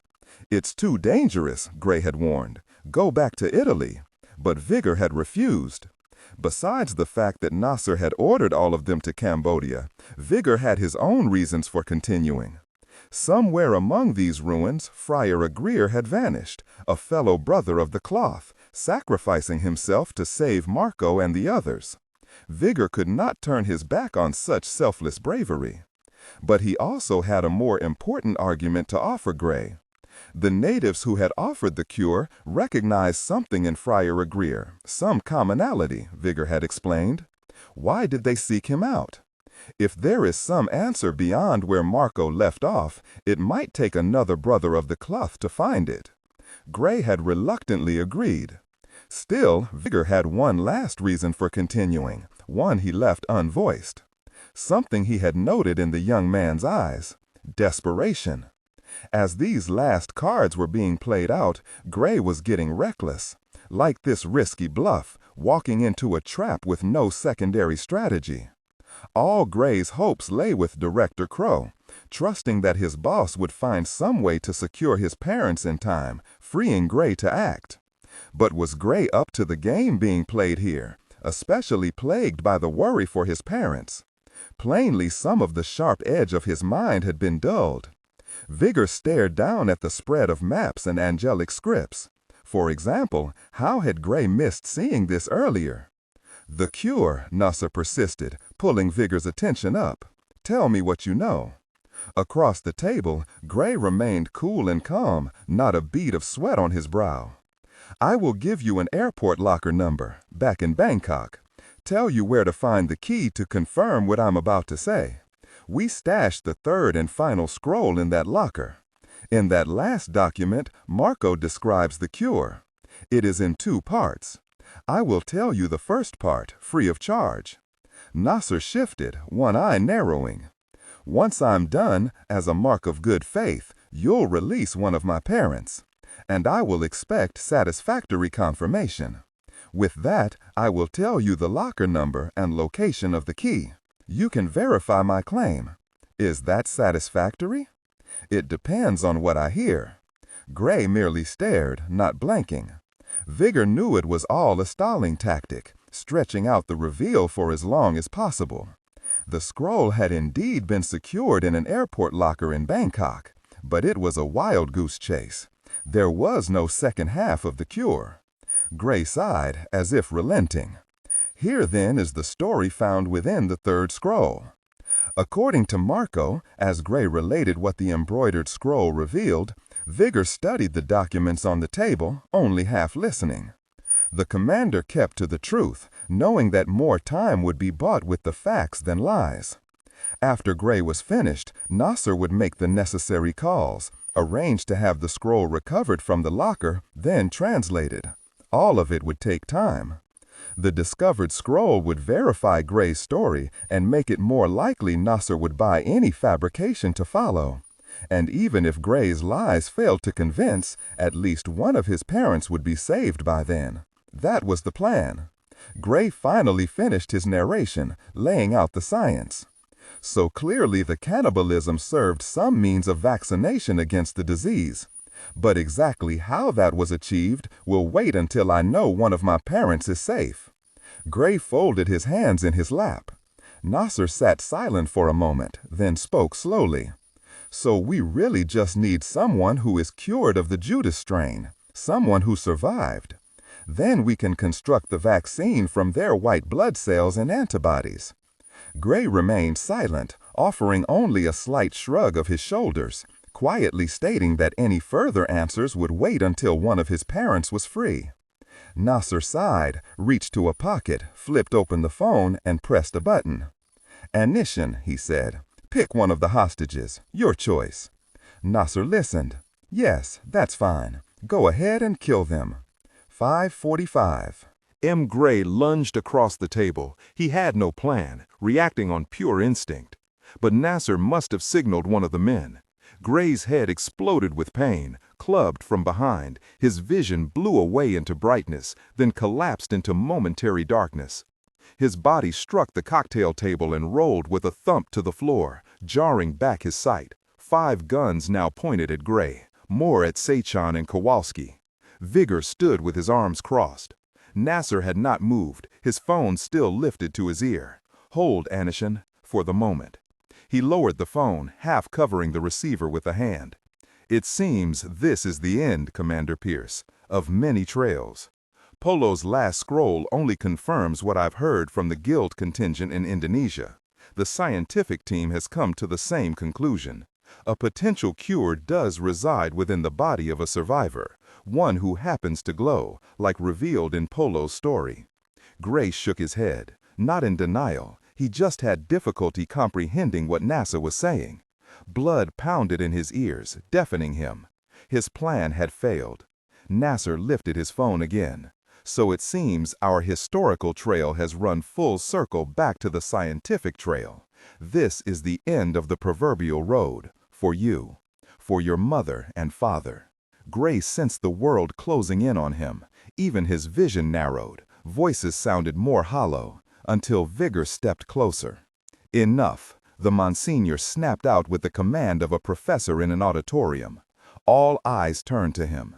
Even Nasser paused. Vigor stared at their captor. "You make many assumptions, young man, assumptions that will not serve you or your associates." "How so, Monsignor?" Nasser kept his tone civil. "This cure, have your scientists tested it yet?" Vigor stared at Nasser, then a small snort escaped him. "I wager not. All you've come up with are theoretical conjectures, supported perhaps by Marco's story, but that is a far cry from certainty. And I'm sorry to discount your statement that the historical trail has ended. It may indeed have run into the scientific trail, but rather than ending, I believe the more accurate description is that the two trails have merged here. Do not be too quick to ignore history. Not yet, young man. The historical trail continues." Gray's mind sought to work through what the Monsignor was saying. Was he lying, bluffing, or telling the truth? Nasser sighed, apparently weighing the same. "I appreciate your attempt, Monsignor, but I see nothing here to warrant further investigation. The scientists can handle it from here." Now Sachan snorted. "That is why you will never rise higher in the guild hierarchy, Amin. Pawning off your responsibility to others." Nasser glared, but he did glance back to Vigor. "Marco's map points here to the ruins. It ends here." Vigor bent down and lifted the map of Angkor's extensive complex of ruins. "This covers over 100 square miles. That's a lot of territory. Does this strike you as an end?" Nasser's eyes narrowed. "Do you propose we search all 100 square miles? To what end? We have the cure." Vigor shook his head. "There is no need to search the entire complex. Marco pinpointed the most significant site for us." Nasser turned to Gray, ready to threaten, his eyes dark on him. Vigor stepped between them. "Commander Pierce has not held anything back. He does not have this answer. This I swear on my soul." Nasser frowned. "Yet, you do." Vigor bowed his head. "I do, and I will tell you, but only upon your sworn word that you'll allow Commander Pierce's parents to live." Nasser's features hardened, suspicious. Vigor lifted a hand. "I'm not asking for you to release them, only to hear me out, and I think you'll understand the need to follow the trail to its end." Gray noted the wavering uncertainty in Nasser's countenance. "Oh, please God, let Vigor convince him." Vigor continued. "Once you follow the trail to the end, then make your decision. About them, about us. It would be foolish to destroy hostages or resources until you discover what lies at the true end of that trail." Nasser sank to his seat. "So then show me where it ends. Convince me, Monsignor. And if I do so, as a man of honor, will you keep Gray's parents alive?" Nasser waved a hand. "Fine, for now. But if you are lying, Monsignor?" "I'm not." Vigor lowered to one knee before the table. Gray joined him. Vigor shifted forward 3 sheets of paper. The map of Angkor, the obelisk's angelic code, and the line of 3 symbols from the keys. The Monsignor lifted the sheet of angelic code. As Commander Pierce has already related, all the blacked-out diacritical marks, the circles that accent the script, actually represent temple sites that make up Angkor. Nasser nodded. And here again are the 3 symbols from the keys. Now compare these 3 symbols to the matching circled symbols on the obelisk. What do you see different? Nasser leaned forward, as did Gray. There are 3 blacked-out circles on the symbols on the obelisk, Nasser said. Representing 3 temples, Vigor said. Now, how many blacked-out circles are there among the 3 key symbols? Only 1, Gray said. He understood now. He had been so certain he had solved the puzzle earlier that he had failed to look 1 step further. 1 temple. That blacked-out circle doesn't just represent the Portuguese castle, it represents one of the temples. Gray shifted the map to him and took a pen to circle the corresponding temple, and connected them. Nasser leaned closer to read the temple marked on the map of Angkor. Bayon. He leaned back. But how can you be sure it's significant? The Bayon was the last temple ever built in Angkor, Vigor said. Built about the time Marco came through the area. The strange thing about the temple is that after it was constructed, all buildings stopped in the area. But what's there? Nasser asked. Vigor shrugged. I have no idea. Perhaps the source of the Judas strain, perhaps some other answer. All I know is that Marco believed it was important enough to preserve. And even if I'm wrong, after following this trail halfway around the world, why stop when you are only steps from the very end? Nasser stared around the room. Sechan stirred. We can be there in half an hour, Amin. It's worth at least going there. Gray feared to agree with them, lest he only stir up Nasser's wrath. Vigor was not as bashful. Marco went to much trouble to preserve the location of this temple. The Vatican mystics went through as much trouble to secure it in code. Even the locals here claim the temple still holds many hidden treasures. It bears investigation. Kowalski raised his hand. And I have to take a leak, bad. Nasser frowned, but he gained his feet.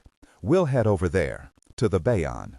But if there's nothing discovered by noon, it's over. Nasser lifted the phone to his ear. Anishin, stay that execution order. Gray reached and gripped Vigor's knee under the table. Thank you. Vigor glanced to him with an expression that read, we aren't out of the woods yet. Nasser proved it. Anishin, the one parent you chose, will spare their life as per my word to the Monsignor. But we'll still need some incentive to encourage the commander's continued and heartfelt cooperation. Nasser's eyes fixed to Gray. For every hour in which we don't have satisfactory results, cut off 1 finger. And since we've stalled here for much longer than an hour due to Commander Pierce's futile attempts to barter, you may take that first finger now. Nasser snapped his phone closed. Gray knew silence would serve him better, but the words were out of his mouth before he could stop them. You very jerk! I will kill you! Unperturbed, Nasser turned away. By the way, Commander Pierce, the parent Anishin chose, it was your mother. 6:55 p.m. As the hood was ripped from her head, Harriet knew something was wrong, dreadfully wrong. She had been dragged from a closet where she'd been locked up and forced to sit on a steel chair. With the hood pulled away, she saw they were in an abandoned warehouse. The space was cavernous, with concrete floors and walls. Steel exposed beams and pipes ran across the ceiling, and chains hung from rusted pulleys. It smelled of motor oil and burned rubber. Harriet glanced around. No windows. The only light came from a few bare bulbs, pooling patches in the darkness. A steel staircase rose to one side. Beside it, an old freight elevator stood open. It all appeared deserted, except for their captors. A step away to the left, Anishin leaned on a table, a cell phone at her ear, standing silent. It appeared she was listening in to some conversation. A pistol lay on the table, next to a pair of bolt cutters and a small blowtorch. 3 other men patrolled the basement's darkness. Directly across from her, Harriet's husband sat slumped in a similar chair. Like Harriet, his wrists were in handcuffs. One of the 3 men stood guard over him with a hand on a holstered pistol. But Jack was no threat. His head hung, trailing a rope of drool. They had stripped him of his pants. He had urinated on himself, soaking the front of his boxers. His left leg, from the knee down, was strapped into his prosthesis. The old industrial accident had stripped so much of Jack's pride. Nature had taken the rest. And not just nature. Harriet felt the weight of the unused pills in her sweater pocket. Tears welled up and streamed down her face. Anishin spoke, finishing her call with a snap of her cell phone. She faced Harriet and motioned to another of the guards. Undo her cuffs. Harriet did not object. She lifted her arms to allow the handcuffs to be keyed open. Their weight fell away. She rubbed her wrists. What was going on? Obeying a signal from Anishin, one of the men dragged her in her chair over to the table. The loud squeak of steel on cement drew up her husband's bleary face. "Harry," he mumbled, "what time is it?" "It's okay, Jack," she mumbled tenderly. "Go back to sleep." Anishin stepped over to him. "I don't think so. He's done enough sleeping. Those little pills you gave him finally kicked in, really knocked him out. But now it's time to wakey-wake." She cupped his chin and pulled his face up. "Hold him like this," she instructed his guard. "He should watch the show." Jack did not offer any fight as the man pinned his head. Anishin returned to the table, wiping Jack's drool on her pant leg. She nodded to the guard beside Harriet's chair. He reached over, grabbed Harriet's left arm, and yanked it hard over the top table, pinning her wrist against the wood. Instinctively, Harriet fought back, but the man just dragged her arm farther, stretching her limb until her armpit was jammed against the table's edge.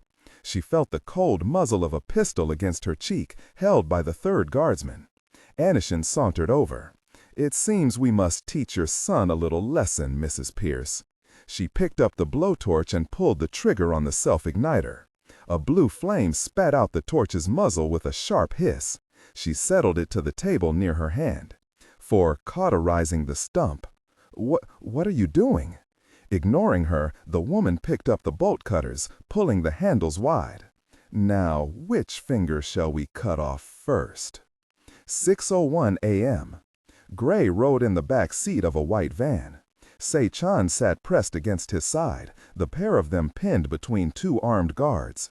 Nasser faced them from the bench seat ahead, flanked by more guards. Kowalski and Vigor rode in the vehicle behind theirs.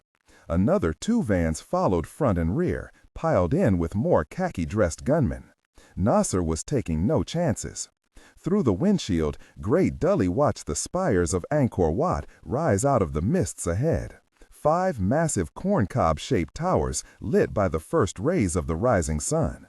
Angkor Wat was the first of many temples spread across 100 square miles of ruins. It was also the largest and best preserved, considered a Cambodian Vatican, with its immense jumble of chambers, walls, scalloped towers, carvings, and statues. This temple alone covered 500 acres, encircled by a wide moat. But it was not their goal.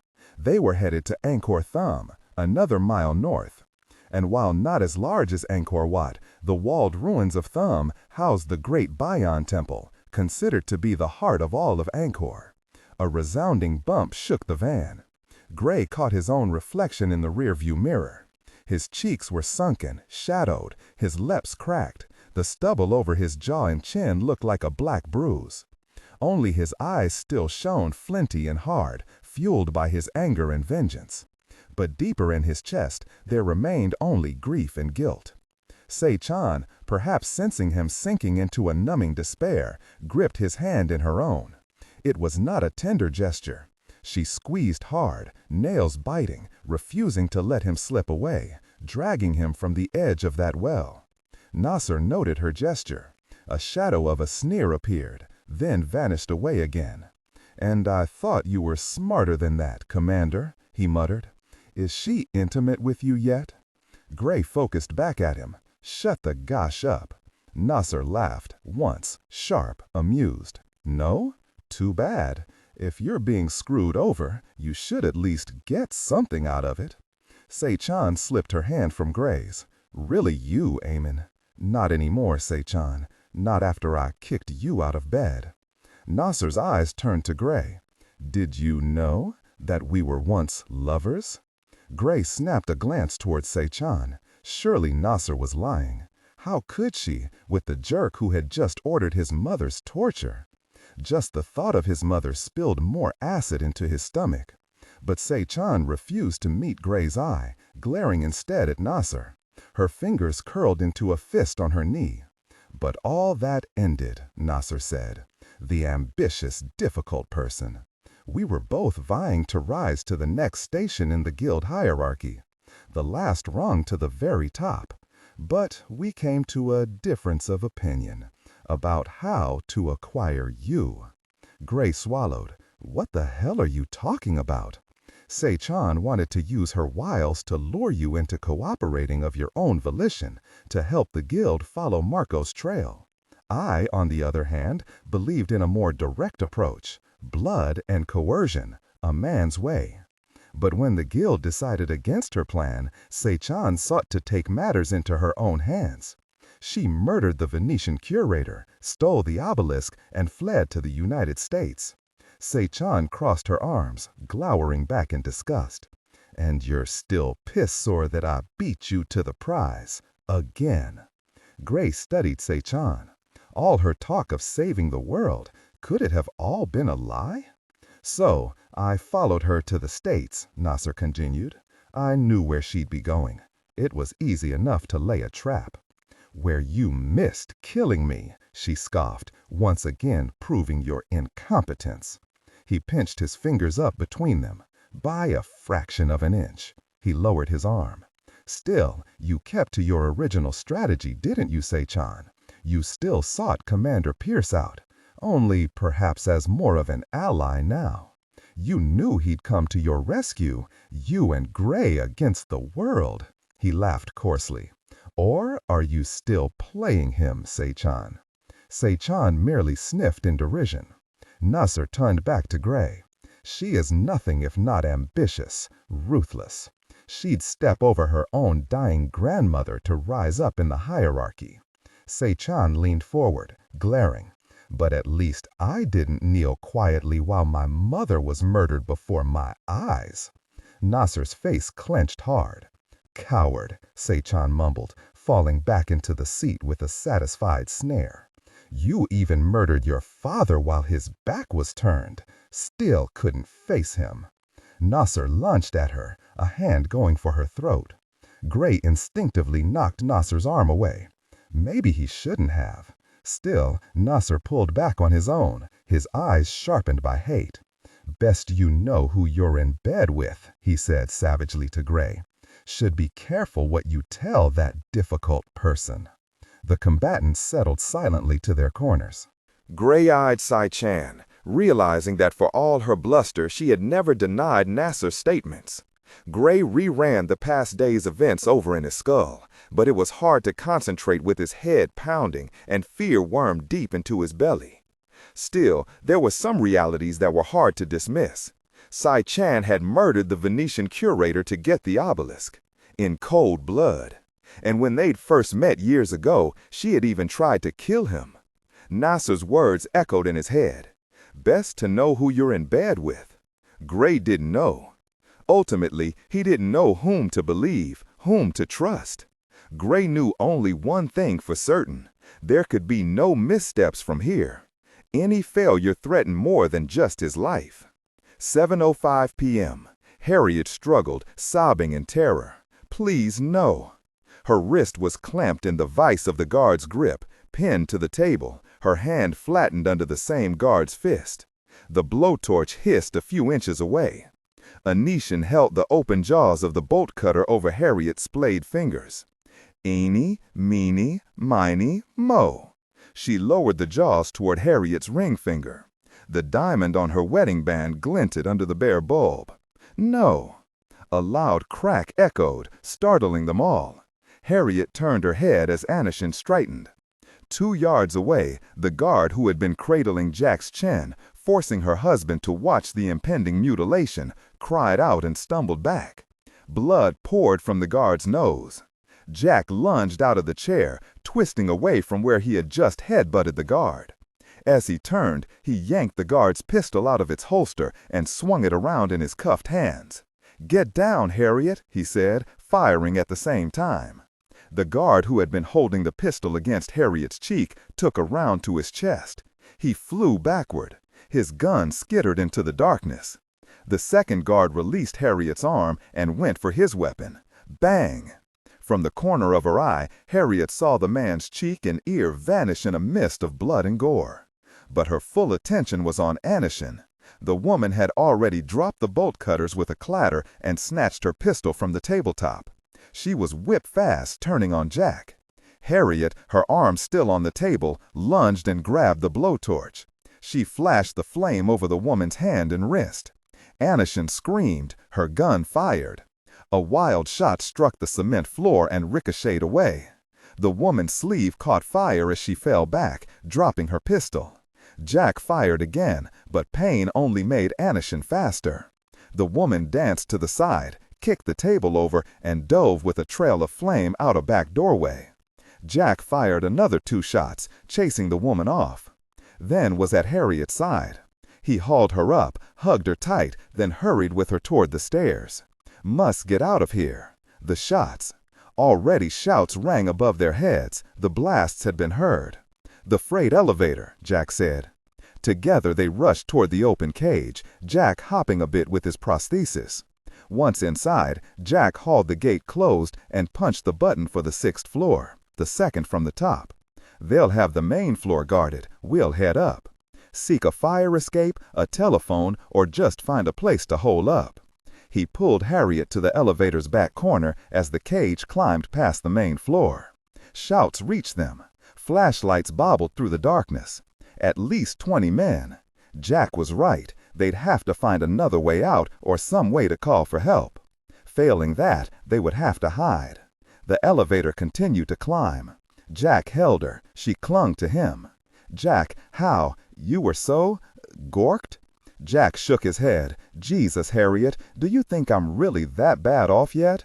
I know I had an episode at the hotel. I'm sorry I hit you." His voice cracked a bit at the last. She clutched to him, accepting his apology. "When they zapped you with the taser, I thought something had gone worse neurologically." She squeezed him again. "Thank God. Stung like a son of a difficult person. But later, when I realized you were only pretending to give me those very pills, I figured you were trying to tell me to act up, to fake being worse off than I was, so they'd let their guard down." She glanced up. "So you were faking all along?" "Well, I really did piss myself," he said angrily. "But they wouldn't take me to the God-very can." The elevator stopped. Jack opened the gates, waved her out, then closed them again. He reached through the slats of the wooden gate and pressed the basement button, sending the cage back down. "Don't want them to know which floor we got off on," he explained. Together they headed off into the gloom of the warehouse. It was full of old equipment. "An old canning plant from the looks of it," Jack said. "There should be plenty of places to hide." Somewhere far below, a new noise rose up. Barking, agitated, excited. "They have dogs," Harriet whispered. Demons in the Deep, July 7, 4:45 a.m. Island of Passat. It had taken too long to cross the island's net. While Monk and his army crept over the roof of the world, the storm's eye had passed over the island and was headed back out to sea. To the east, the typhoon rose like a mighty wave, ready to crash again onto the island. The winds were already kicking up. Monk clung to the bridge's slats as the net rattled. Thunder boomed like cannon fire, and lightning crackled in shattering displays across the black skies. As the clouds opened up, rain slashed down with whipping snaps. Clinging white-knuckled, Monk stared below.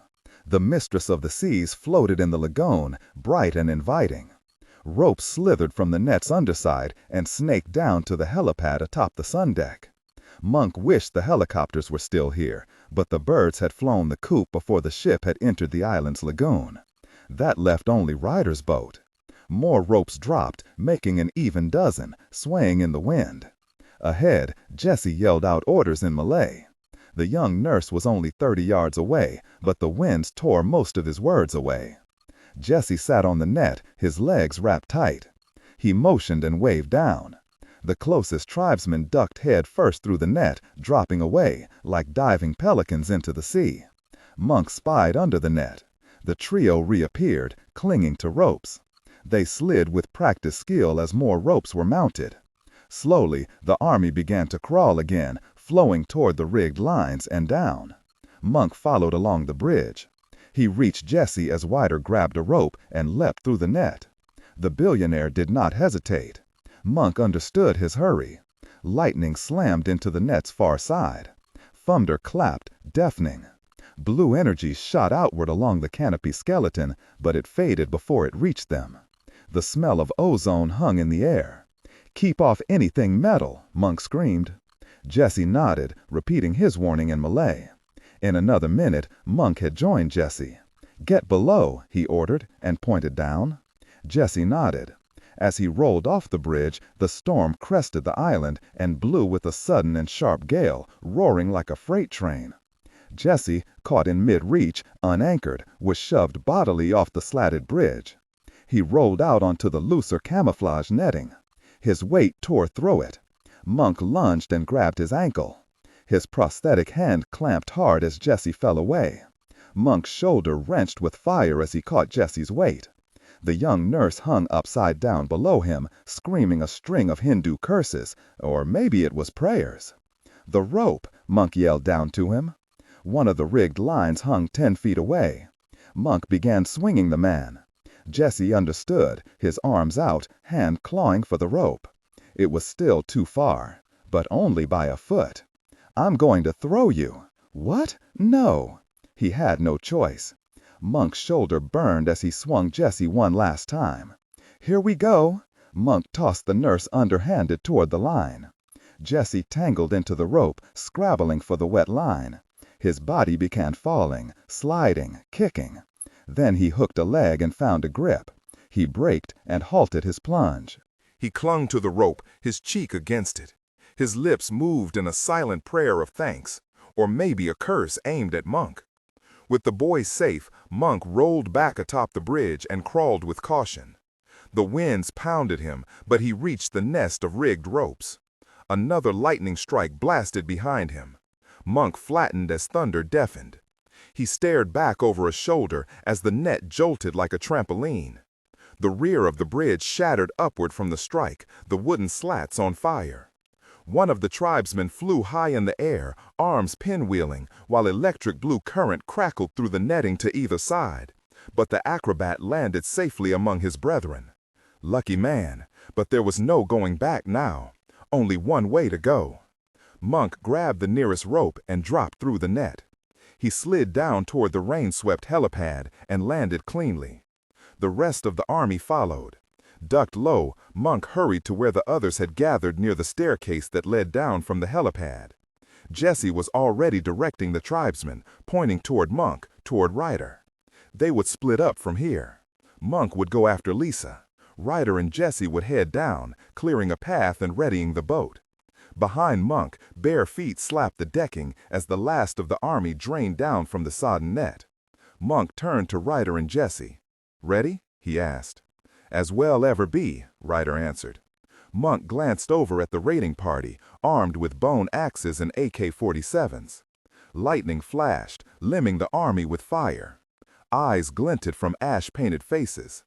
In that momentary flash, Monk felt a twinge of misgiving, a moment of unease. He shook it away. It was just the storm feeding his fears. "Let's go find my partner and get the hell out of here." 5:02 a.m. Lisa lay strapped to a steel surgical table tilted at a 45-degree angle. She hung from her arms, wrists snugged in plastic ties over her head. Her legs were loose, unable to touch the floor. She wore only her hospital gown. Cold sweat plastered the thin cotton to her skin, while the steel of the table chilled her back. She had been tied here for over an hour. Alone, hopefully forgotten. To one side, a stainless steel tray held a line of tools used for forensic autopsies. Cartilage saws, dissecting hooks, snipping scissors, post-mortem needles, spinal cord chisels. Dr. Devesh Patanjali had removed the tools from a black leather satchel, held open by Serena. He had precisely lined each instrument atop a stretch of green surgical drape. A steel bucket hung from the foot of the inclined table, ready to catch the flow of blood. While he laid out his tools, Lisa had attempted everything to dissuade him from the torture to come. She had tried appealing to his reason, explaining that she could still be useful. That once Susan was recaptured, Lisa would lend her full support to derive a cure from the woman's blood and lymph. Hadn't Lisa already proven her ingenuity? Despite her best arguments, Devesh had ignored her. He simply lined up each tool, one after the other, on the tray. Eventually, her arguments turned to tears. "Please," she had begged. With Devesh's back turned, Lisa's attention had turned to Serena. But there was no hope to be found there, only a deadened disinterest, her face carved in cold marble. The only bit of color was the ruby bindi dot on her forehead, reminding Lisa of a drop of blood. Then Devesh had received a call. He answered it and grew plainly excited, pleased with what he was hearing. He spoke rapidly in Arabic. All Lisa understood was the word Angkor. Devesh left, stalking out of the room, shadowed by Serena. Devesh hadn't even looked back. So Lisa hung here, not knowing what was happening. But she knew her fate. The polished surgical instruments glistened. If she shifted, the blood pail rattled at the foot of the table. She teetered between exhaustion and a keening edge of terror. She almost welcomed the return of Devesh. The waiting, the anticipation, threatened to unhinge her. Still, when the door finally did open, she cringed, gasping out slightly. She couldn't see who entered, but she heard the click-clack rattle of wheels. A gurney appeared into view, pushed from behind. A small figure was draped atop it, tied down, spread-eagled. Devesh spoke, shoving the gurney so it came to rest directly in front of Lisa. "Sorry for the delay, Dr. Cummings. My call took longer than I anticipated. And it took me some time to track down our subject here." "Dr. Patanjali," Lisa begged, staring at the gurney. "Please, no." Devesh stepped over to his tools. He wore a white apron over his clothes, having shed his jacket. Now, where were we? Off to the side, Serena glided into view, hands folded, demure. But her eyes held a rare flicker of fire. Angry. Devesh continued to speak. "Dr. Cummings, you were quite correct earlier. Your expertise may prove of value as we finalize our study. Yet still, it seems some punishment is in order. Someone will have to settle the debt of blood that I can't collect from you." Lisa stared down at the gurney, at the gagged and wide-eyed figure. It was the girl, the same child whom Devesh had threatened earlier, then let go and murdered Dr. Lindholm instead. But there would be no scapegoat this time. Devesh intended to slaughter this little lamb while making Lisa watch. Devesh pulled on a pair of latex surgical gloves and picked up the cartilage knife. The first cut is always the worst. As Devesh turned, gunfire chattered, sounding distant but still loud. He paused. Another blast of a rifle erupted, echoing up from the floor below. "Not again," he sighed out in irritation. "Can't they keep these patients restrained?" More blasts. Devesh slammed his knife to the tabletop, rattling the other tools. He nicked himself and lifted a bloody finger to his lips. With a deep scowl, he headed again to the door. "Serena, watch over our guests. I'll be right back." The door slammed closed. As if caught in the wind from the swing of the door, Serena flew to the table. She collected the cartilage knife and returned to the strapped child. "Don't hurt her," Lisa warned, a threat in her voice, impotent though it might be. Serena's eyes flicked with disinterest at Lisa. She swung her attention to the child, raised the knife, and slashed out in strokes of flashing steel. The child's bonds fell away. The strange woman scooped the child in her arms, to her shoulder, then glided to the door. Lisa heard the quiet clicks as the door opened and closed, leaving her alone again. Lisa frowned. She remembered Serena offering a candy to the same child earlier, a rare compassion. Lisa recalled Serena's eyes when she first came in here, feral and wild, like a lioness. Angry. It seemed this lioness retained some compassion for the most innocent. Perhaps this rescue was some bit of grace to compensate for her other cruelties. Either way, she was gone. Lisa imagined Devesh's rage when he returned, already inflamed by another breakout. There would remain only one person here upon whom he could vent his frustrations. Lisa struggled against her wrist ties. The pail bumped and clanked. Gunfire continued, some blasts louder than others, coming from different directions. Lisa realized more than one firefight was underway. She searched around. What was happening? Automatic fire exploded, accompanied by crashes of glass, sounding just yards away. More gunshots followed, accompanied by shouts and a strange ululating war cry. The fighting went on for a long minute. Behind her, the door burst open. Lisa froze. A half-naked figure leapt into view, streaked in black, nose pierced by a sharpened tusk, crowned by a shock of emerald feathers. He hefted a sharpened blade, bloody to the elbow. Lisa pressed back against the table, frozen in fear. "In here," a familiar voice yelled. It was Henry. Boots pounded behind her. A cold blade slipped between her wrists. Plastic ties snapped and popped away. Lisa slumped off the inclined table, scrabbling not to fall. A figure caught her. He spoke in her ear. "So if you're done just hanging around, how about we kiss this love boat goodbye?" She sank into the man's arms, shaking and weak with relief. Monk, 5:19 a.m. Devesh knew something was wrong when a flurry of rifle fire exploded above his head, 2 decks up. It rang out from the direction of the science wing. Devesh stood halfway down the lower deck passage, surrounded by a group of 7 guards and their Somalian leader. Blood flooded the carpet here, but they had found no bodies. Now the gunfire above. Devesh craned up. Before he could react, claxons erupted, ringing throughout the ship, sounding the general alarm. What was going on?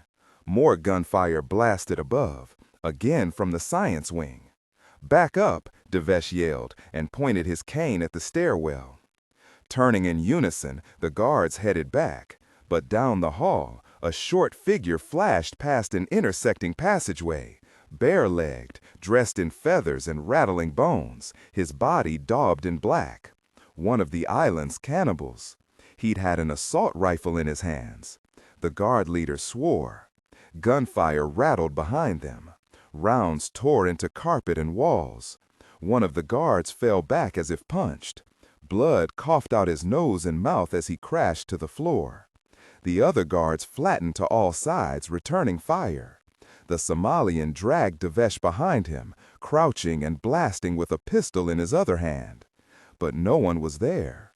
A door to one side popped open. A bone axe chopped down, cleaving deep into another guard's skull. Then the door slammed closed again. The guard crawled, an axe handle protruding from the back of his head, then dropped flat.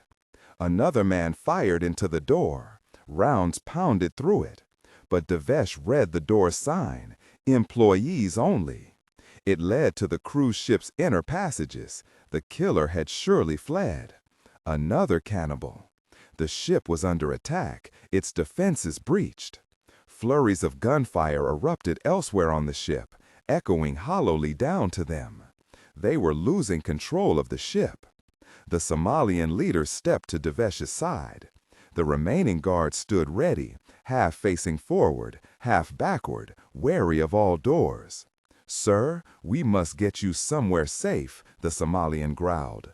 "Where?" Devesh half moaned. "Off the ship. We can take a tender over to the island town and secure you there. I'll gather another 100 men, along with stiffer armaments, and return to clean out the ship." Devesh nodded. Until matters were settled, he wanted off this boat. The Somalian led them swiftly back to the stairwell. Alarm bells and rattling blasts accompanied them. They hurried down. They passed 4 bodies, fellow pirates. When they reached the level of the tender dock, Devesh paused. "Sir?" "Not yet." Devesh had grown angrier with each level he had descended. He would not abandon the ship without some reprisal. And he knew what to do. He headed down the stairs again, toward the ship's bows, to where he maintained a special set of locked wards. Before he left, he would make matters more difficult for those who sought to take his ship, to fight fire with fire. The island was not the only source of cannibals. 5:22 a.m. Susan stood at the fringe of the jungle, staring toward the mistress of the seas. Alarm bells rang across the water, along with muffled blasts. The assault was underway. She held her hands clenched to her belly, scared, praying. She heard stealthy noises in the forest around her, the slip of a wet leaf, the squelch of mud. Her escorts closed around her, drawn to protect their queen, but also curious, coming to watch the fireworks. Just ahead, pulled up on the beach, a dugout canoe rested in the sand, ready to ferry her swiftly to Ryder's boat, if it should ever arrive. The knuckles of Susan's fingers ached as she squeezed. Please let them come. 5:23 a.m. Buried in his poncho, Rakau waited in his hidden blind. He stared through his infrared goggles, watching his team cinch the snare tighter. He no longer had to wonder where the other escaped prisoners had gone. Minutes ago, another of his guards had spotted suspicious movement atop the cruise ship. Rakau had diverted his attention on his target long enough to roll aside and survey the ship. While he failed to spot any movement atop the ship, he did make out what appeared to be storm-loosened strands of the net weeping down toward the helipad. Ropes. With a silent curse, Rakau knew what had happened. An assault over the Canopy's bridge. Rakau had lived on this island for a decade, rising through a series of bloody coups to assume the leadership of the pirate clan there, whose history stretched back a full century. But he had larger ambitions, beyond even the spoils of a cruise ship and black market slaves. There was a wider world to plunder, and the Doctor offered him access to it, through an organization that stretched back far longer than a century, where ambition and ruthlessness were recognized and rewarded. So when he had discovered he'd been outmaneuvered, Rakau seethed, but he knew better than to lash out. He had the dried tongs of his predecessors nailed to the lintel above the door to his village house. He hadn't climbed to his position by reckless actions. Staying focused, Rakau had his radio man retreat 30 yards so as not to be heard, then contact the ship to warn them of an impending attack. But as Rakau waited, shots rang out, followed by alarm bells. His warning had reached the ship too late. So be it. Rakau maintained his position. If the sneak attack aboard the ship failed, his radio man would let him know. If not, Rakau knew where the victors would end up. The true prize was here. Rakau watched his target, standing at the edge of the jungle. It should not be long. 5:33 a.m. Monk raced down the last flight of stairs. Lisa followed with a pair of WHO scientists, a Dutch toxicologist, an American bacteriologist. At the bottom of the stairs, a pair of pirates lay tangled in a widening pool of blood. A cannibal stood a step away, motioning for them to leave the stairwell. He was another of Ryder's breadcrumbs, leading a safe path through the besieged ship.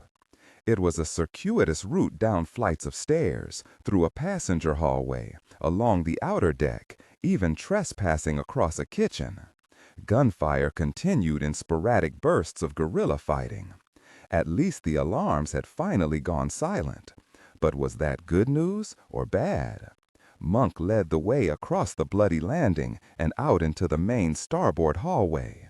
They had reached the lower deck that lay even with the waterline.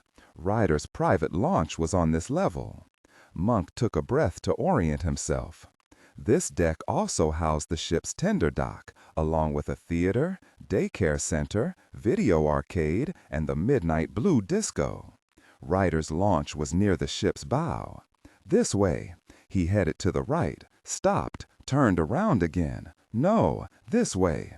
They headed off again. They headed off trailing tribesmen.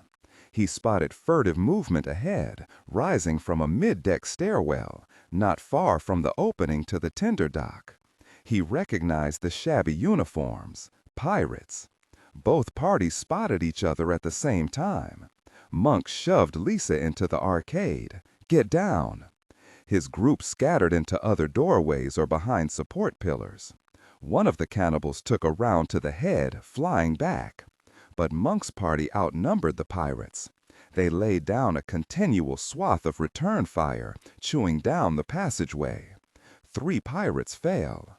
The tallest shoved a slender man back into the stairwell and fled away. Monk led a handful of the cannibals forward. One ripped a fresh weapon from one of the dead pirates' hands and tossed aside his smoking rifle. Another pinched one of the corpse's cheeks, not in affection, just testing for tenderness. "That was Devesh hightailing it out of here," Lisa said, joining Monk and pointing down the stairwell as they passed it. "The guild leader here." Monk glanced toward the tender dock. They must have been planning on crossing over to Pirate Town to gather reinforcements. The thought spurred him faster down the hall toward the ship's bow. Monk wondered if reinforcements weren't already headed there, radioed in. The hallway curved ahead, following the shape of the ship's front end. As they rounded the bend, Monk spotted the open doorway to Ryder's private launch. They'd made it. Before he could continue, shrieking cries erupted from the hall behind him. Monk turned. From the mid-deck stairwell, a dozen figures tumbled out into the hallway, scrambling, fighting, agitated, half-naked in ripped and soiled hospital gowns.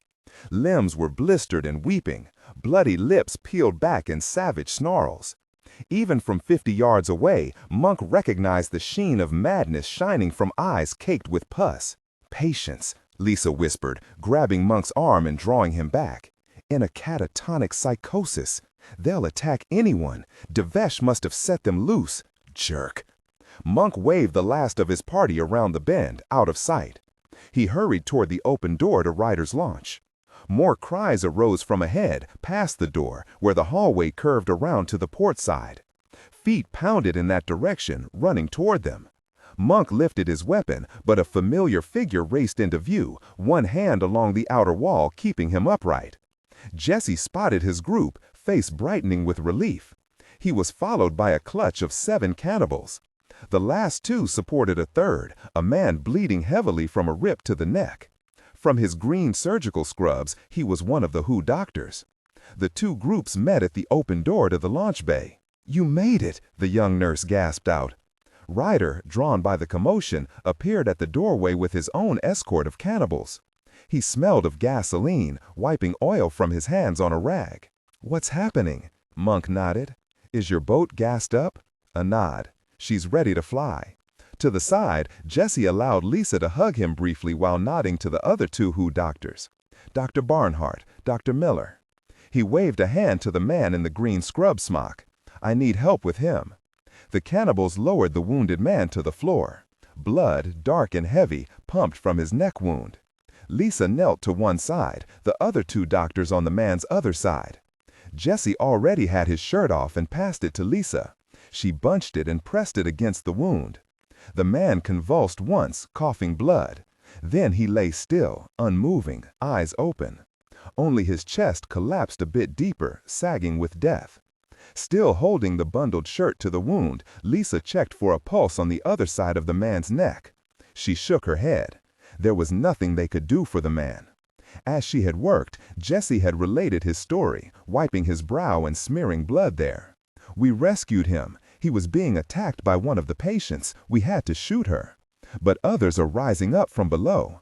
They're already rampaging through the lower decks and moving up, hundreds of them." Punctuating his words, savage cries echoed amid more shooting. "Time to abandon ship," Ryder said.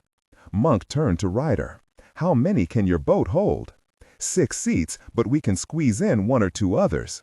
Ryder eyed the number of people gathered here. Jesse shook his head and backed a step. "I'm not going." Lisa took his elbow.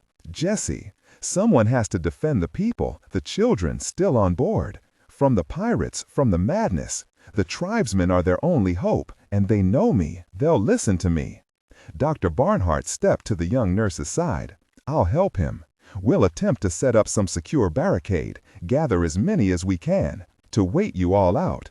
Dr. Miller stared with reluctance toward the open hatchway, then down to the dead doctor. He nodded. These are our people, our friends and colleagues. We can't leave them. Lisa hugged each one in turn. Andre, she mumbled in a half plea to the last one. The older man squeezed her and pushed her toward the open doorway. Go get Susan. More than our lives, the cure must be taken beyond the guild's reach.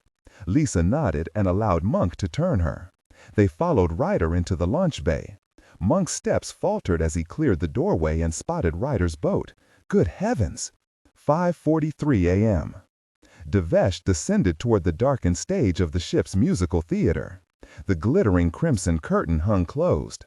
He followed the broad back of the Somalian guard down the theater stairs.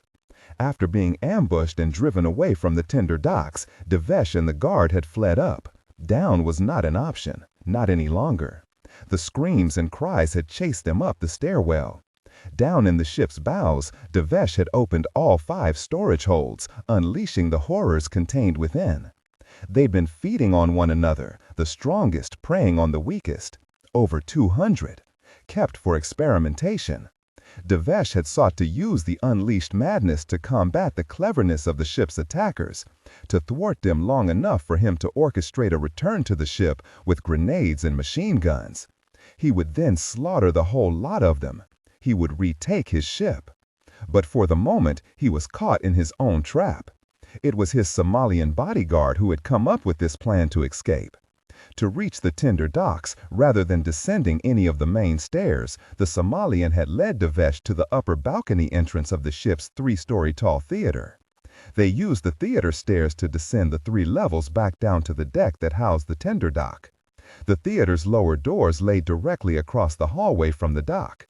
A short dash, and they'd be motoring away from this hellish battle. Devesh used his cane to thump down the last few stairs.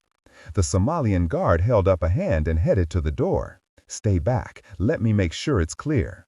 He clutched a large pistol in his other fist. He cracked open the door, checked the hall, covering it with his pistol. He waited a breath, then opened it farther. Turning, he announced with relief, "Hall's clear." Devesh took a step toward him, but movement over the man's shoulder stopped him. One of the feathered tribesmen stepped out of hiding, sheltered within the hatchway that led down to the tender dock. The cannibal held a drawn bow in his hands. The large Somalian must have read something in Devesh's expression. Even before fully turning around, the man began firing blindly. The cannibal took 3 shots to the chest, falling back with a sharp cry. But the tribesman had already let loose his bowstring. The arrow pierced the guard's throat, sprouting like some bloody tongue out the back of his neck. The large man stumbled, fell to his backside. Still, he kept his pistol pointed toward the door. But the cannibal did not rise again, and the hall remained quiet. Devesh knew he had to take the chance. He rushed to the guard. "Help me," the man croaked out, eyes winced with pain, slipping back to one arm to support himself. The other arm trembled to hold the pistol up. Devesh kicked the man's supporting arm out from under him. The Somalian fell back, startled. The arrow tip cracked against the polished wood floor. Devesh knelt on the man's shoulder and tossed his cane aside. He needed a better weapon. He wrestled the pistol from the man's grip. But the large man refused to relent, fingers clenched with fury and pain. "Let go!" Devesh shifted his knee to dig against the embedded arrow. A loud wooden crash stopped their struggle. The doors on the opposite side of the theater had banged open behind them. Devesh ganked the pistol free and turned. A figure flew into view, swift on tiny feet, swirling in silk, stained with swaths of blood. Serena! But she was not alone. A royal of shapes pursued her, fueled by adrenaline and hunger. They poured in after her. Some slipped on the polished wood, down to knuckles, then up again, bestial in their hunt. But the tangled stumbling slowed them long enough for Serena to gain half the theater. Devesh scrambled to his feet, both relieved and horrified at her arrival. He didn't want to be alone. Serena flew to his side, one arm sweeping down. Her fingers collected his abandoned cane, and in a breath, wood slipped off of steel. She brandished the sword.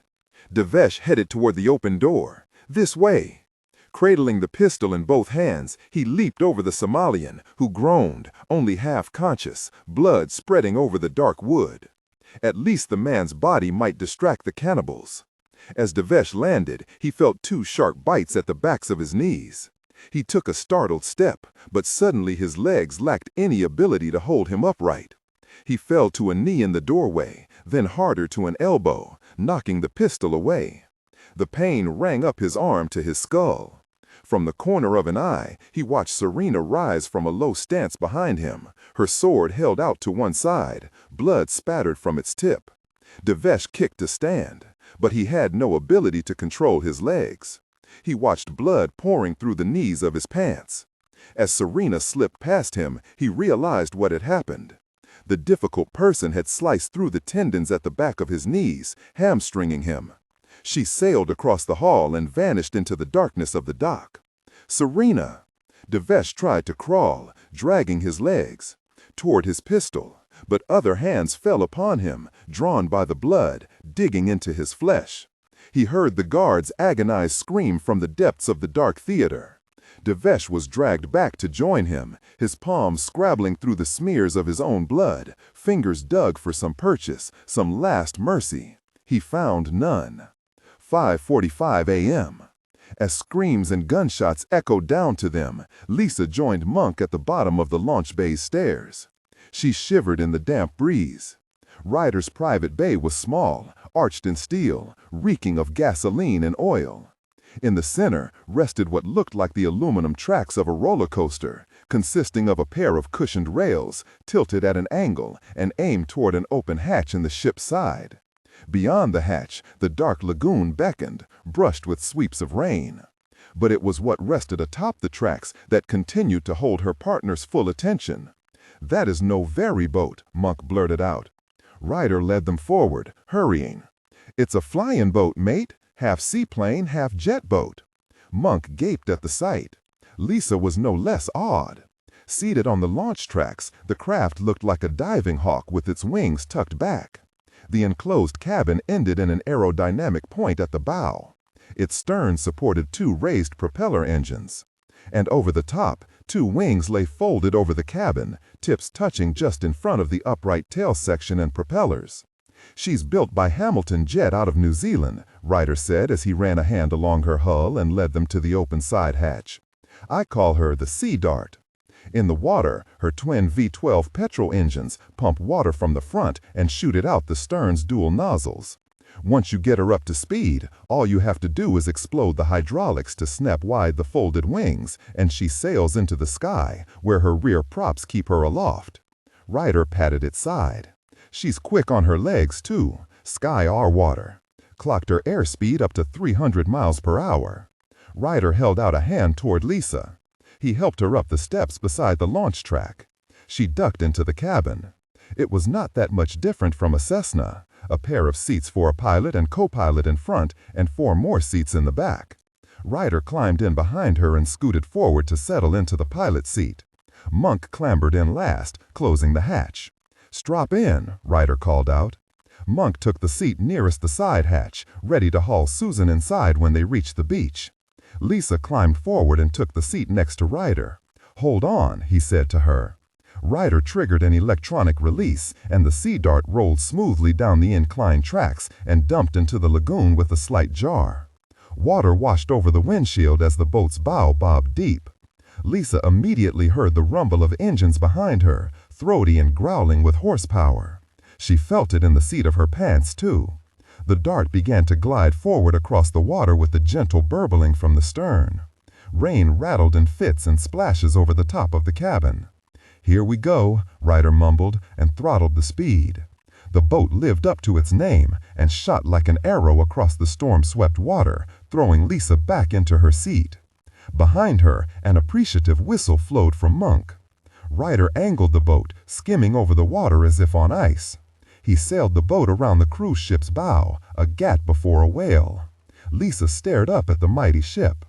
Away from the gunshots and screams, the mistress of the seas looked peaceful, gently aglow in the storm's gloom. But she knew the ship was anything but peaceful. As she settled back, she could not escape a slight twinge of guilt. For Jessie, for Henry and Dr. Miller, and for all the others. She still felt like she was running from a fight, abandoning the others for the sake of her own skin. But she had no choice. Ryder swung the boat and aimed for the island, where they were to rendezvous with Susan. The boat sped toward the expanse of dark jungle, trimmed by a narrow beach. She silently repeated Henry's last words to her. The cure must be taken beyond the guild's reach. Lisa watched the jungle swell ahead of her, the beach stretch wide. They could not fail. 5:50 a.m. Rakau watched the strange craft sweep around the cruise ship and speed straight toward his location. Through his infrared binoculars, the boat was a hot crimson smear across the colder water. He signaled his team to be ready. They were waiting for his first shot before launching the full assault. Rakau lowered his binoculars and brought to his eye the telescopic sight on his rifle. He fixed again upon his target, the escaped woman. She had stepped out of the jungle, easily discernible now, and waited on the beach. Rakau heard the rumbling of the approaching boat. She lifted an arm. Her limbs seemed to catch the moonlight as it was raised, but there was no moon. Rakau felt a chill at the sight. Still, he didn't let it distract him. He had a mission here. Answers would come later. Out on the beach, one of the tribesmen shoved the lone dugout canoe off the beach and into the shallows. He beckoned the woman to come. She crossed to the water, climbed aboard, and sat awkwardly in the back. Standing behind the stern, the tribesman bent down, ready to shove the woman out toward the coming boat. They didn't have long to wait. The craft swept up, turning smoothly to expose its starboard flank, idling about 7 meters out. The side hatch was already open.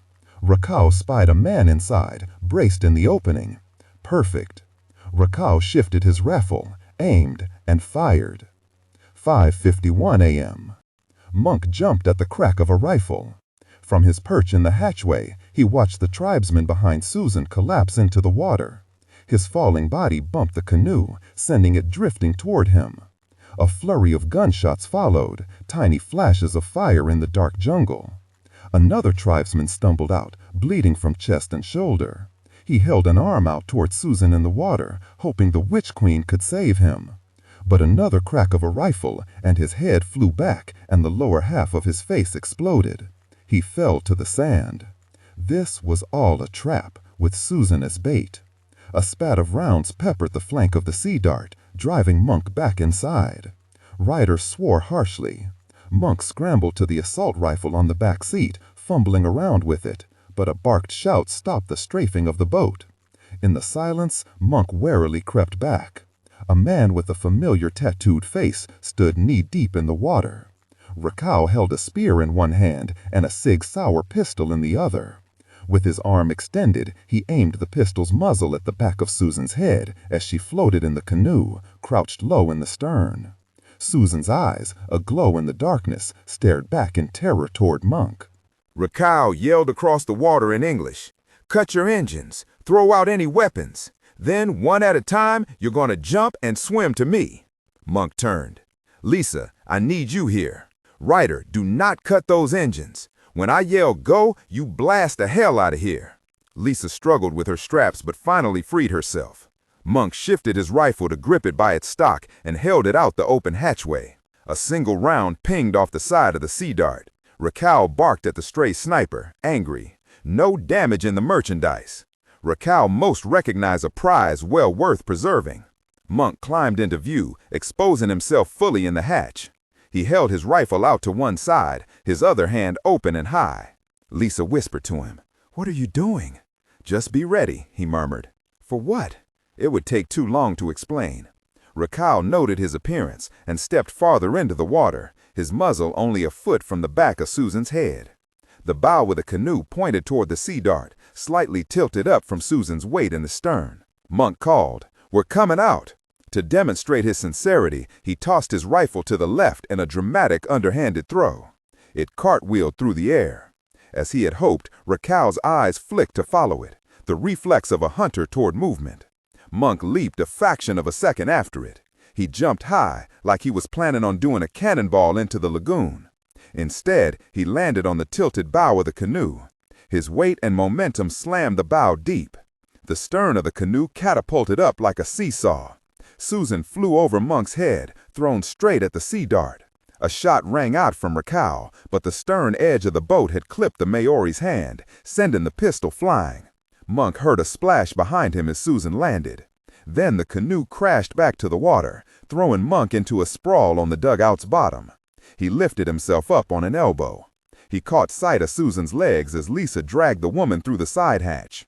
"Good girl," Monk bellowed at the top of his lungs. "Ryder, go!" But the sea dart just idled. Monk prepared to yell again when the canoe jarred. Raquel had hauled into the canoe, rising to his feet. The canoe spun, but he expertly kept his balance. He drove his spear at Monk with both arms. Monk reacted instinctively. He tried to block the deadly plunge by grabbing its shaft. Prosthetic fingers locked onto it. A mistake. A fierce jolt of electricity ripped through his body. He remembered Raquel's earlier rescue of Lisa, striking out with his electric spear. Monk's body clenched with agony. Muscles spasmed with a bone-breaking intensity. Still, he heard the fresh barrage of gunfire pelting at the sea dart. Why was Ryder still here? Monk fought the electrocution. He should have been killed at the outset as the volts fried through him. He only lived because of the dampening insulation of his prosthetic hand. But now he smelled plastic burning. "Ryder, get the hell out of here." 5:54 a.m. "Wait, Lisa!" screamed over the rattle of bullets against the flank of the sea dart. Lisa lay beside Susan on the floor. She had a view of Raquel, leaning his weight on the spear, trying to drive its electrified steel tip into Monk's chest. Monk fought. Black smoke rose from his prosthetic hand. The canoe spun, closer, or at least close enough. "Now!" she yelled. A loud explosive pop sounded over her head, detonating the hydraulics above. The sea dart snapped out its wings, chopping out like a pair of axe blades. One wing cracked into Raquel's shoulder, sending him flying from the canoe and dumping him in a sprawl into the lake. The barrage of rifle fire momentarily stopped as the maneuver stunned the shooters. Lisa yelled into the ringing silence, "Monk, above your head!" Groggy, Monk heard Lisa's command. It took him a moment to realize what she meant. Something was above his head. One of the wings of the sea dart. Trembling in a continuous quake, he gathered his legs under him and leaped. He didn't trust the strength in his real hand. Smoking plastic fingers latched on to one of the wing struts. He clamped tight, twitching a signal to lock down. "Go, go!" Lisa hollered, still on the floor, bracing herself against the seats. Under her belly she felt the twin engines rev. The sea dart leapt away, swinging its stern toward the beach as the snipers again opened fire, finally shaken free of their momentary stun. Lisa watched a stray round strike Monk's flailing right leg. Blood burst from his calf. She read the twist of agony in his face. His lower leg hung crookedly as Monk shifted. The bullet must have shattered through his tibia, breaking it. Thank God he still held on. Ryder aimed away from the beach, flying across the water, out of range. Lisa wanted to weep. They would make it. 5:55 a.m. Raquel choked and sputtered his face out of the water. His toes, then heels, found rock and sand underfoot. He stood chest deep in the lagoon. The roar of a motor drew him around. The enemy's boat shot across the lagoon, dangling a figure from one wingtip. Furious, he waded toward the beach. His left arm was on fire, burning in the seawater. He fingered the upper arm on that side, felt the sharp point of bone protruding through his skin, broken by the blow that had sent him flying. He clutched his spear in the other hand. Luckily, he had not lost the weapon, having clung to it. He might need it. Already Raquel noted the flashes of fire under the water, aiming for him, drawn by the blood. He turned his back on the beach and retreated step by step. He kept his weapon poised, ready to use it. The shock might sting him, but it should drive the squids away. Reaching waist-deep water, Raquel allowed himself a breath of relief. Once out, he would hunt the others down. No matter where in the world they landed, he would find them. This he swore. Lightning cracked overhead, momentarily lightened the black waters, bright enough to illuminate the depths. A tangle of arms spread wide around his legs. The longest arms winked with a yellow glow.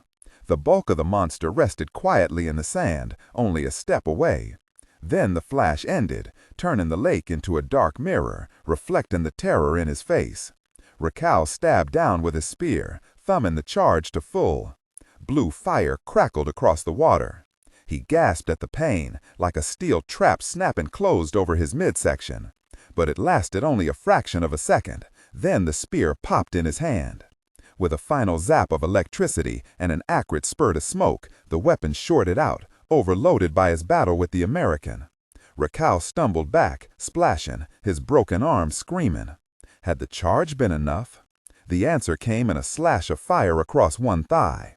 Chitinous hooks tore into the meat of his leg. He fought as the creature tugged him toward the deeper waters. Its bulk surfaced, rolling an eye. Raquel stabbed at it. The weapon might not have a charge, but it did have a sharp point. He felt the blade sink deep. The grip on his leg spasmed, then went slack. With grim satisfaction, he retreated again. But the water suddenly erupted all around him with streaks of fire, blues and emeralds, but mostly a blaze of crimson. More of the pack had been lying in wait. Raquel read the fury in the flickers. They swirled like a luminous whirlpool around him. Something bumped his leg. Teeth clamped to his ankle. Raquel knew it was the end. Too many. His men would never reach him in time. Raquel stared across the waters at the fleeing boat. He dropped his spear and clutched to a holster at his shoulder. He kept it with him at all times. It held no gun, only insurance. He twisted the T-handle that protruded from the leather holster and pulled the plunger out. A tentacle wrapped around his waist, ripping with teeth. If he couldn't escape, no one would. Raquel shoved the plunger as a tangle of tentacles lashed out of the water like flailing whips. From all directions, they fell upon him, ripping cloth and flesh, taking his legs out from under him. He felt his right ear torn away as he was dragged beneath the water. Still, he heard the explosions, thunder from above, pounding through the water, reaching him as the monsters dragged him deep. Boom, boom, boom. 5:57 a.m., Lisa watched the fiery explosions lighting up the island's highlands. At first, she thought it was lightning strikes, but they exploded sequentially, rimming around the top of the island. "What the hell?" Ryder called from the pilot's seat. Sections of the island's canopy began to fall in fiery ruin. She yelled, "Someone's blowing up the net! It's all coming down!" Ryder cursed. Explosions continued. Fires lit the skies, speeding around the island's heights. Unless they fled faster, reached the lagoon's exit, they'd be smothered under the net when it all came down. "I need to get airborne," Ryder called back. "That would be a problem." 5:57 a.m. Concussive blasts lit up the rim of the island. Monk understood. The net. The sea dart suddenly sped faster, trying to outrun the explosions. The boat lifted out of the water a few inches as it surpassed takeoff speeds. But Monk's swinging weight unbalanced the boat, tilting it. His toes skimmed the waters. Ryder corrected, slowing the speed. They struck the water, bounced, then settled again. Pain shot up Monk's broken leg. Still he hung clamped to the strut. Even if he had wanted to, he could not detach. His tussle with Rakapau's spear had fried the electronics of his prosthetic hand. It had shut down after clamping to the wing strut. He was hooked like a slab of beef in a butcher's shop. He twisted around, watching the explosions continue around the island. The entire back half of the net drifted down, raining fire amid the storm's downpour. And more of the sky fell with each explosion. Monk stared back toward the exit to the lagoon, the narrow crack in the volcanic caldera. The sea dart had to reach it before the explosions completed their circuit around the volcanic rim and dropped the net over the lake. Monk calculated their odds. Not good. And they'd never make it, not while dragging a side of beef from one wingtip. "Can you retract the wings?" Lisa called to Ryder. Maybe they could pull Monk in close, get him inside, then extend the wings out again, all without slowing. Ryder dashed this thin hope. Once extended, the wings are locked out, a built-in safety feature. Lisa understood. It would not be good to have the wings retract while in midair. Lisa watched Monk struggling. He was digging at his prosthetic wrist with his good hand. What was he doing? Then it dawned on her. Monk must have realized the threat he posed. "No!" she called to him. "Monk, no!" She didn't know if he heard her past the explosions and wind. Still, he did twist his head and faced her. He pointed toward the lagoon's distant beach. He yelled something, but one of the thunderous blasts battered away his words. He returned to his efforts. "Monk, please, no! Gosh, why can't I let go?" His fingers dug at the plastic wrist. The toggle that manually released his hand from its wrist attachment had melted. His fingernails tore into the bubbled synthetics. Finally, the toggle snapped open. Thank God. He reached a finger inside. "Monk," Lisa called to him. Relenting, he pointed again to the beach. He would make for shore. They had to go on without him. Lisa knelt in the opening, wind whipping her hair. He read the defeat there, too. There was no alternative. Monk reached through the open tidal and pressed the release button. Wrist detached from hand. He fell, tumbling to the water, skipping along like a skimmed stone. Then he sank into the depths. He kicked his good leg to reach the surface. His other leg felt like someone had jabbed a burning poker through his calf. Treading water, he watched the sea dart speed across the lagoon, heading for the crack in the caldera that led out to the open sea. Ryder didn't hesitate. He understood the sacrifice. As the last explosions ripped along the rim of the island, Monk stared up.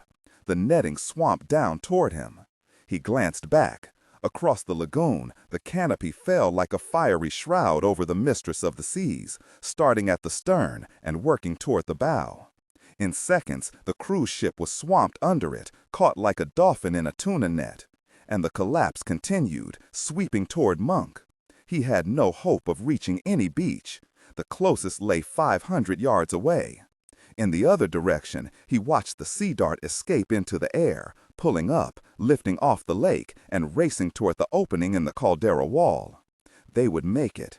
This thought helped settle his heart as the net fell atop him, heavy with cabling and sodden rope. It dragged him down, down, down.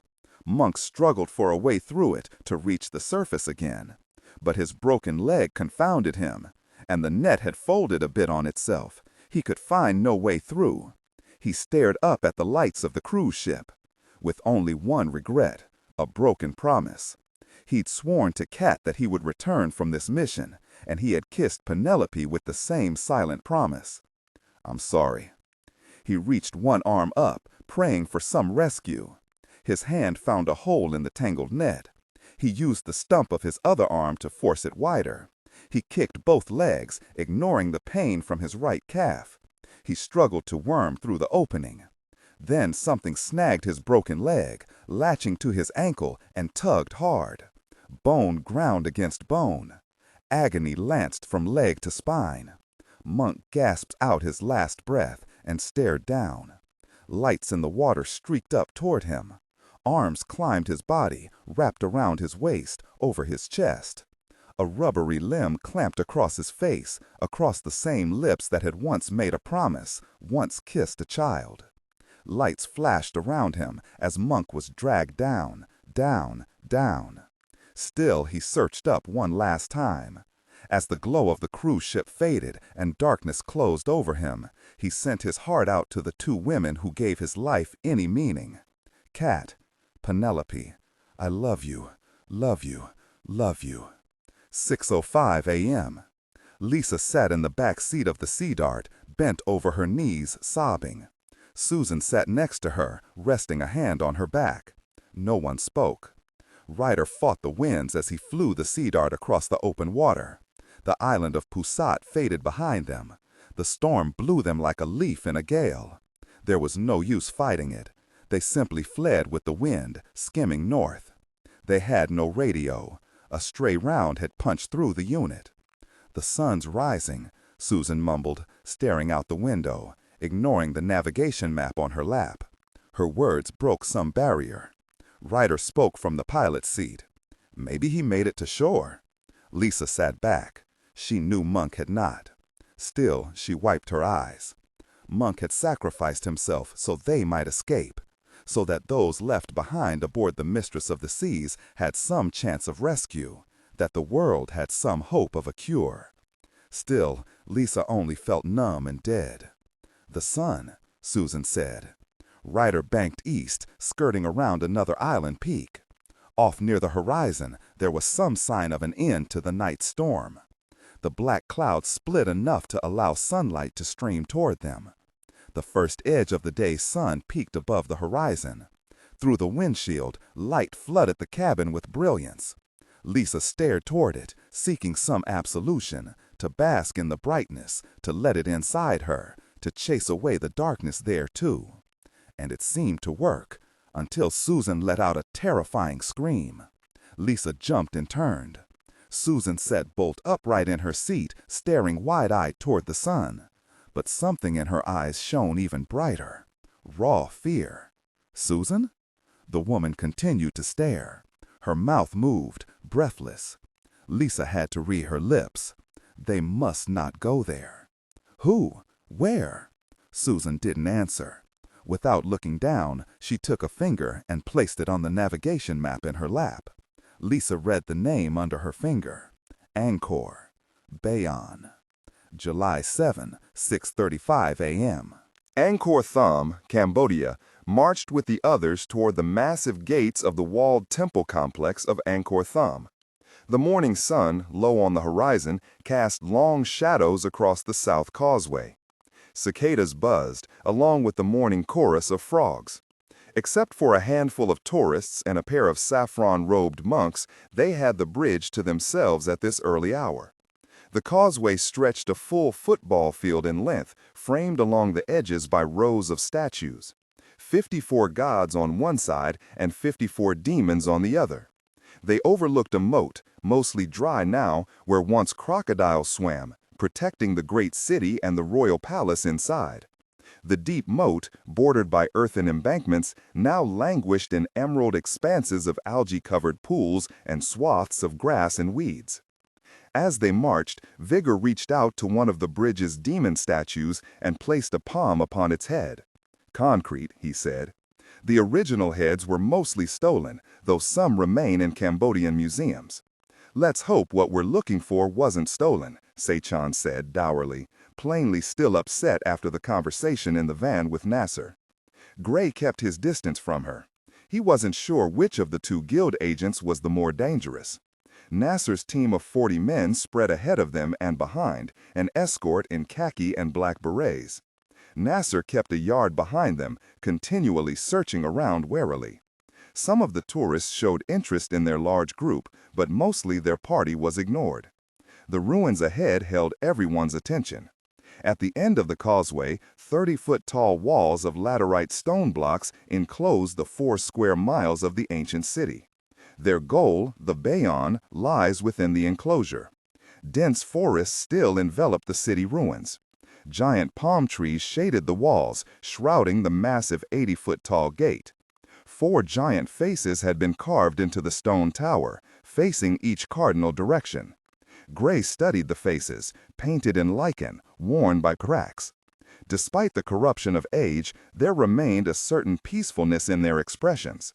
Broad foreheads shadowed downcast eyes, while thick lips curved gently, as enigmatic as any Mona Lisa. "The smile of Angkor," Vigor said, noting his attention. "The face is that of Lokesvara, the bodhisattva of compassion." Gray stared a breath longer, praying for that compassion to spread to Nasser. Gray checked his watch. 25 minutes until the next hour mark, when Nasser would order another of his mother's fingers chopped off. To stop that, they needed some bit of progress to appease the jerk, to hold him off longer. But what? Gray's breathing became more pained at this thought. His objectives tugged between 2 extremes. A desire to hurry forward and discover those clues that would stay Nasser's hand, and an equally strong need to delay Nasser for as long as possible, to give Director Crow more time to find his mother and father. Stretched between the two, Gray fought for focus, for his center. "Look, elephants!" Kowalski said, and pointed a bit too excitedly toward the massive gateway. He took a few hurried steps forward, his long duster jacket billowing out behind his legs. Past the entrance, Gray spotted a pair of whitish-gray Indian elephants, trunks hanging slack to the stones, eyes smattered with flies. One of the tourists, burdened by a massive camera around his neck, was being helped to mount the great animal's back, where a teetering, colorful saddle, called a howdah, had been strapped. A hand-painted sign stood on a post cemented into a tire, announcing in a variety of languages, "Elephant rides to the Bayon." "Only $10, Kowalski read. "I think we'll be walking," responded, disappointing the man.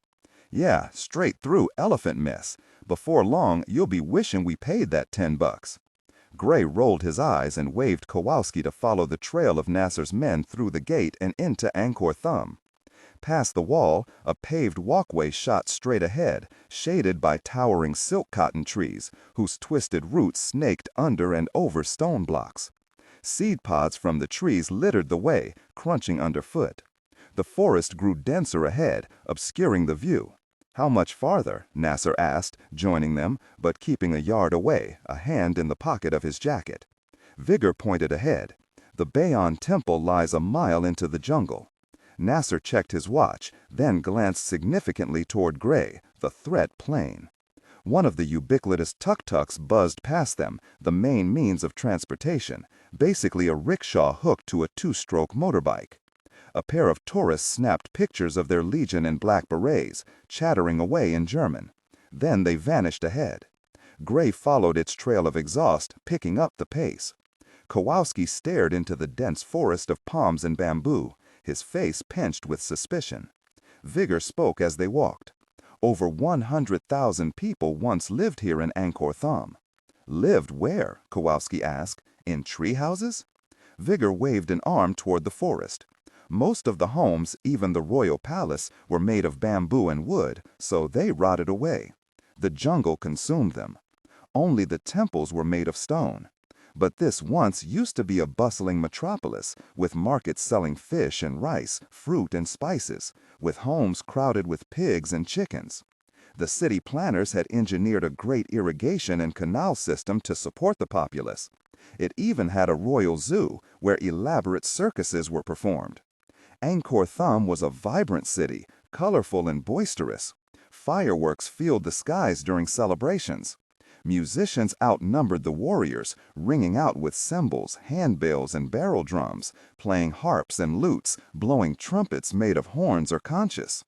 "A regular orchestra," Kowalski groused, unimpressed. Gray tried to picture such a city as he studied the dense forest. "So what happened to all these people?" Kowalski asked. Vigor rubbed his chin.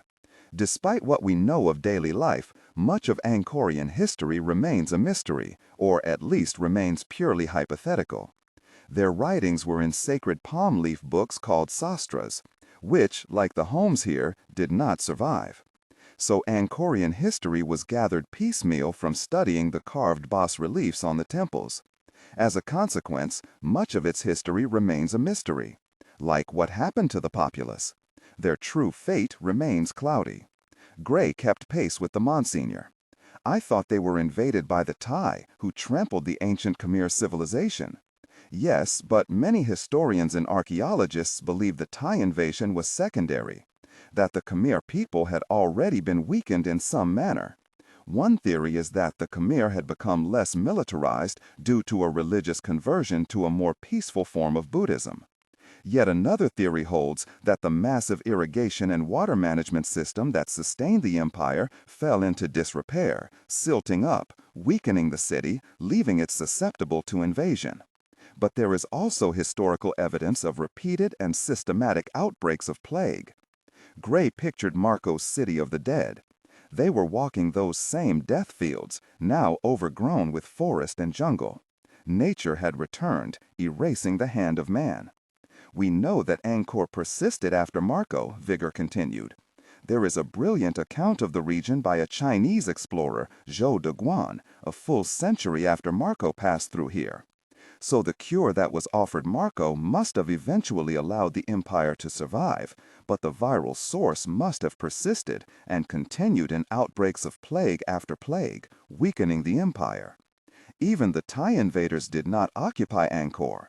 They left the vast infrastructure abandoned and fallow, letting the forest take it over. Makes you wonder why." Had they heard the stories? Had they purposefully shunned the region, believing it somehow cursed? Sei-chan had drawn closer during Vigor's account. So you're suggesting that the source may still be here?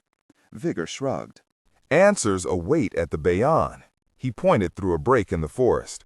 Ahead, framed by the jungle, a sandstone mountain appeared, climbing high, stippled by the morning sun into shining outcroppings of dew-damp rock and pockets of deep shadows. Smaller peaks surrounded it, clustered close, massed together into a single crag. The temple reminded Gray of something organic, like a termite mound, an ill-defined pile, as if the centuries of rain had melted the sandstone into this pocked and flowing mass. Then a cloud passed over the sun, and shadows deepened, shifted. From out of the mass, giant stone faces appeared, pushing forth with their sphinx-like smiles, covering every surface, staring outward in all directions. The initial mass of peaks became discernible as scores of towers, rising in different levels, piled close and tight, each decorated with massive visages of Lokesvara. Vigor mumbled. Lit by the fullness of the moon, a great mountain towered above the forest, carved with 1,000 faces of demons. Gray's skin chilled. He recognized the words from Marco's text. It was where Polo's confessor, Friar Agrier, had last been seen heading, toward a mountain carved with faces. Gray was suddenly conscious of his own feet slowing with dread. He forced his pace back up. They had followed Marco's trail. Here now, it was time to follow the last steps of Polo's confessor. But where did Friar Agrier go? As the temple grew before them, a heavy silence fell over the group. Most eyes were raised toward the ruins ahead, but Vigor took the moment to study his companions. Ever since they had arrived at Angkor Thom, he had sensed an unspoken tension between Gray and Sei-chan. While the two had never been bosom companions, there had always been a strained intimacy between them. And though their arguments had remained heated, the physical distance between the pair had diminished over the past day, a narrowing of personal space. Vigor doubted either one was aware of it, but since they'd stepped out of the vans here, it was as if some internal polarity had reversed inside them, repelling them far apart. Not only did they keep well away, he noted a heaviness to Gray's study of Sei-chan when her back was turned, and Sei-chan had grown harder again, her eyes tighter, her lips thinner. Sei-chan kept closer to Vigor, as if needing some reassurance from him, but was unable to ask for it. Her gaze remained fixed on the ruins. They were close enough that the true breadth of the Bayon was now discernible. 54 towers clustered on 3 rising levels. But the most striking feature was the number of carved faces, well over 200. The morning light shifted with the clouds, creating the illusion that the faces were alive, moving, observing those who approached. "Why so many?" Sei-chan finally mumbled at his side. Vigor knew she was asking about the stone visages. "No one knows," he answered. "Some say they represent vigilance, faces staring out from a secret heart, guarding inner mysteries. It is also said that the Bayon's foundations were built upon an even earlier structure. Archaeologists have discovered walled-up rooms where more faces were hidden, forever locked in darkness." Vigor waved ahead. The Bayon was also the last temple ever built in Angkor, marking the end of a period of almost continuous construction that spanned centuries. "So why did they stop building?" Gray asked, moving closer. Vigor glanced to him. Maybe they uncovered something that discouraged further excavations. When the Khmer engineers built the Bayon, they dug down, deep. A quarter of the Bayon is buried. "Buried?" Vigor nodded. Most of the Angkor temples are based on the design of mandalas. A series of stacked rectangles that represent the physical universe surround a circular tower in the center. The middle tower represents the magical mountain of Hindu mythology, Mount Meru, where the gods reside. By partially burying the temple, the central tower embodies Mount Meru, demonstrating the penetration of this magical mountain from the earth up to heaven. Stories persist of both treasures and horrors hidden in those lower levels of the Bayon. By now, they had reached the end of the pathway. It widened into an open stone plaza. The bulk of the temple rose ahead of them. Dozens of faces stared down. Tourists could be seen climbing about the temple's various levels. They continued forward, crossing alongside a row of parked tuk-tuks. Ahead, a small line of roadside stands proffered fruits in all their variety: mangoes, jackfruit, tamarind, Chinese dates, even small softball-sized watermelons. Thin-limbed children dashed among the stands, reviving a little of the ancient city's vibrancy with their laughter and calls.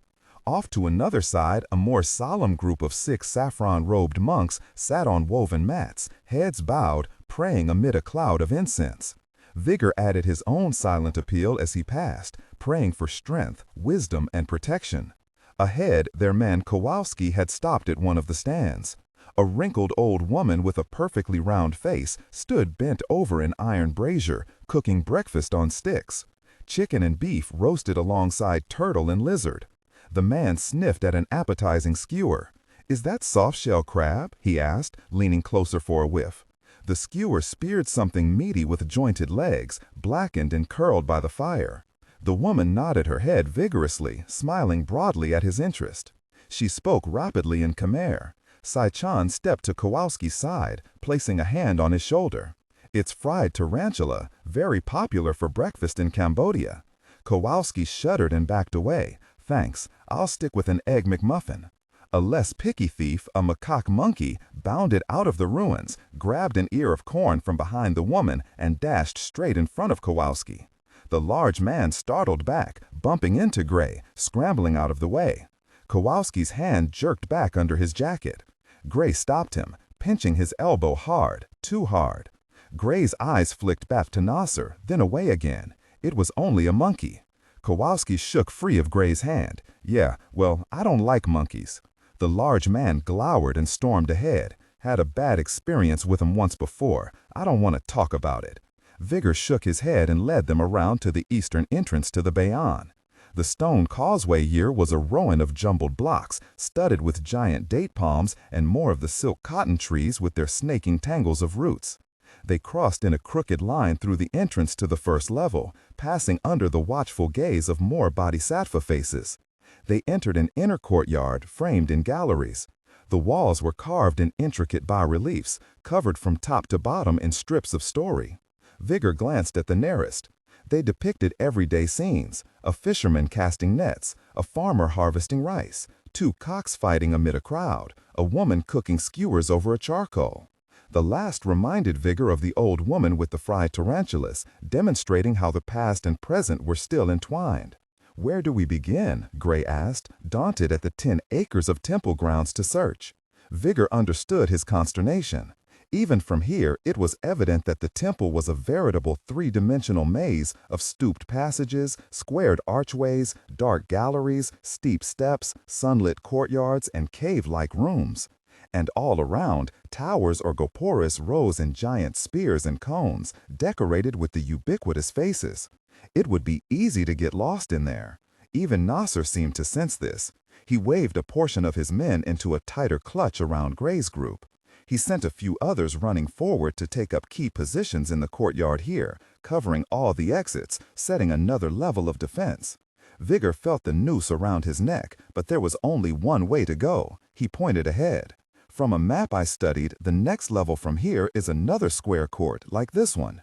But I think we should continue directly to the 3rd level, to where the central sanctuary lies. We can get to it by going this way." Still, as they made their way around the 1st level, Vigor paused by a spectacular bas-relief on the north wall, larger than all the rest, covering an entire section all by itself. His feet slowed as he passed it. It depicted 2 forces, gods and demons, the same as the statues along the causeway. They were playing tug-of-war with a great snake as a rope. Between them, the snake was wrapped around a mountain seated on the back of a turtle. "What is it?" Gray asked. "One of the main Hindu creation myths, the churning of the ocean of milk." Vigor pointed out details. On this side are the devas, or gods. On the other are the demonic asuras. They are using the snake god Vasuki as a rope to turn the great magical mountain. Back and forth, stirring the cosmic ocean into a milky froth. It is from this froth that the elixir of immortality called Amrita will be churned. The turtle underneath the mountain is an incarnation of the god Vishnu, who aids the gods and demons by holding up the mountain so it doesn't sink. Vigor pointed to the central tower of the Bayan. And supposedly there is that mountain, or at least its representation here on Earth. Gray glanced to the 15-story tower, then back to the bas relief. He trailed a finger along the carved mountain, his brow furrowed. So what happened? Did the elixir get made? Vigor shook his head. According to the story, there were some complications. The snake, Vasuki, got sick from all the tugging and vomited a great poison. It sickened both gods and demons, threatening to kill them all. Vishnu saved them by drinking up the poison himself, but in the process of detoxifying it, he turned blue, which is why he is always depicted with a blue throat. And with his help, the churning continued, that produced not only the elixir of immortality, but also the dancing celestial spirits called apsaras. So all ended well. Vigor tried to urge them onward, but Gray remained where he was, staring at the bas relief, an odd expression on his face. Nasser came up to him.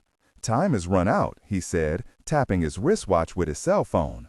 His voice was thick with disdain. "Do you have any sudden insights?" Vigor felt coldness flowing from the man amid a dark amusement. He was enjoying torturing Gray. Vigor started to step between them, fearing Gray might react badly and attack Nasser again. But instead, Gray only nodded. "I do." Nasser's eyes widened, surprised. Gray placed a palm on the bas relief. "The story here, it's not a creation myth. It's the story of the Judah strain." "What are you talking about?" Nasser asked. Vigor had the same question. Gray explained. "From what you told us about the exposure over in Indonesia, the disease all started with seas in the area glowing with bacteria. Seas described as frothy and white, like churned up milk." Vigor straightened, stepping around Gray to view the bas relief with new eyes. He stood with his hands on his hips. Sechan joined him. Off to the side, Kowalski remained where he was, studying a line of bare-breasted women, his nose close to the stone. Gray continued, pointing to the snake. "Then a great poison was released that threatened all life, good and bad." Sechan nodded. "Like the toxic bacteria, spewing poison and laying a swath of death." Nasser looked unconvinced. Gray pressed his point home. "And according to this myth, someone survived the exposure and saved the world. Vishnu. He drank the poison, detoxified it, and turned blue. As if he were glowing," Vigor mumbled. "Like the survivors described in Marco's book," Gray added. "And like the patient you described, Nasser, all glowing blue." Vigor slowly nodded. "It's too perfect to be coincidence." And many ancient myths grew out of true histories. Gray turned to Nasser. "If I'm right, here is the first clue that we're on the right track, that perhaps there is more yet to learn." Nasser's eyes narrowed, momentarily angry, but he slowly nodded. "I believe you may be right, Commander Pierce. Very good. You just reset the clock for another hour." Gray attempted to hide his relief, letting out his breath with a slight rattle. "So, let us continue," Nasser said. Vigor drew them toward a shadowed flight of steep stairs. Behind him, Gray lingered a moment more, studying the carving. He reached out and ran a finger along the carved mountain, then back to the central tower. Gray's eyes met Vigor's. Vigor noted the bearish shake of the commander's head when he turned away. Did Gray know something more? Vigor ducked into the narrow stairs. Before Gray had turned, Vigor had noted something else, something in the commander's face. Fear. 7:32 a.m., island of Natuna Basar. "They must not go there," Susan moaned again. The woman lay sprawled across the rear seats of the Sea Dart, slipping in and out of consciousness, close to rolling back into a full catatonic stupor. Susan fought to pull away the fire blanket that Lisa had spread over her. "Lie still," Lisa urged. "Try to rest. Ryder will be back soon." The Sea Dart rocked and bumped against the end of the fuel dock.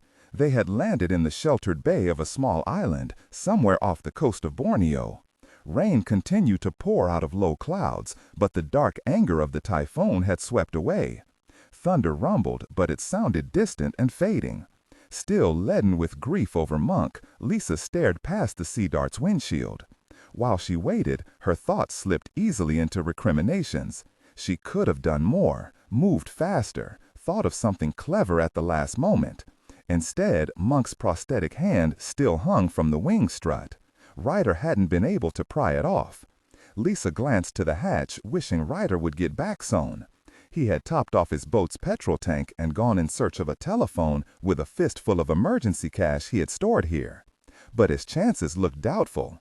The nearby village lay dark along the beach, storm-damaged with stripped roofs, downed palm trees, and beaches littered with overturned skiffs and debris. There had been no power at the dock's fuel pumps. Ryder had to hand-crank the petrol, passing a wad full of cash to a wet dog of a man in flip-flops and knee-length shorts. The man had left with Ryder on a motorcycle, assuring him they could find a phone near the island's small inland airport. The tropical island of Natuna Bassar served the tourist trade with its abundant snorkeling reefs and excellent sport fishing. But it had been evacuated with the threat of the typhoon. The place looked deserted. Most of the islands they had flown over had been in a similar state of shambles. From the air, Ryder had spotted the airport on Natuna Bassar. "Surely someone down there has a sat phone we could borrow," he had said, "or a way to repair our radio." Needing to fuel anyway, they had made a landing in the sheltered bay. Lisa now waited with Susan. Worried, Lisa placed a hand on the woman's damp brow. In the dimness of the cabin, Susan's face shone with a deeper glow, seeming to rise more out of her underlying bones than her skin. Lisa felt a burn under her palm as she rested it on Susan's forehead. But it was not a fever. Lisa lifted away her hand. It still continued to burn. What the hell? Lisa frantically rinsed her palm with water from a canteen and dried it on the fire blanket. The smolder subsided. Lisa stared at the sheen of Susan's skin, rubbing the sting from her fingertips. This was new. The cyanobacteria must be producing a caustic chemical. And while it burned Lisa's skin, Susan remained resistant or protected. What was happening? As if reading her thoughts, Susan squirmed an arm out from under the blanket. Her hand stretched toward the square of weak sunlight flowing through the hatch window. The glow in her flesh vanished in the brighter light. The contact seemed to settle Susan. She let out a long sigh. Sunlight. Could it be?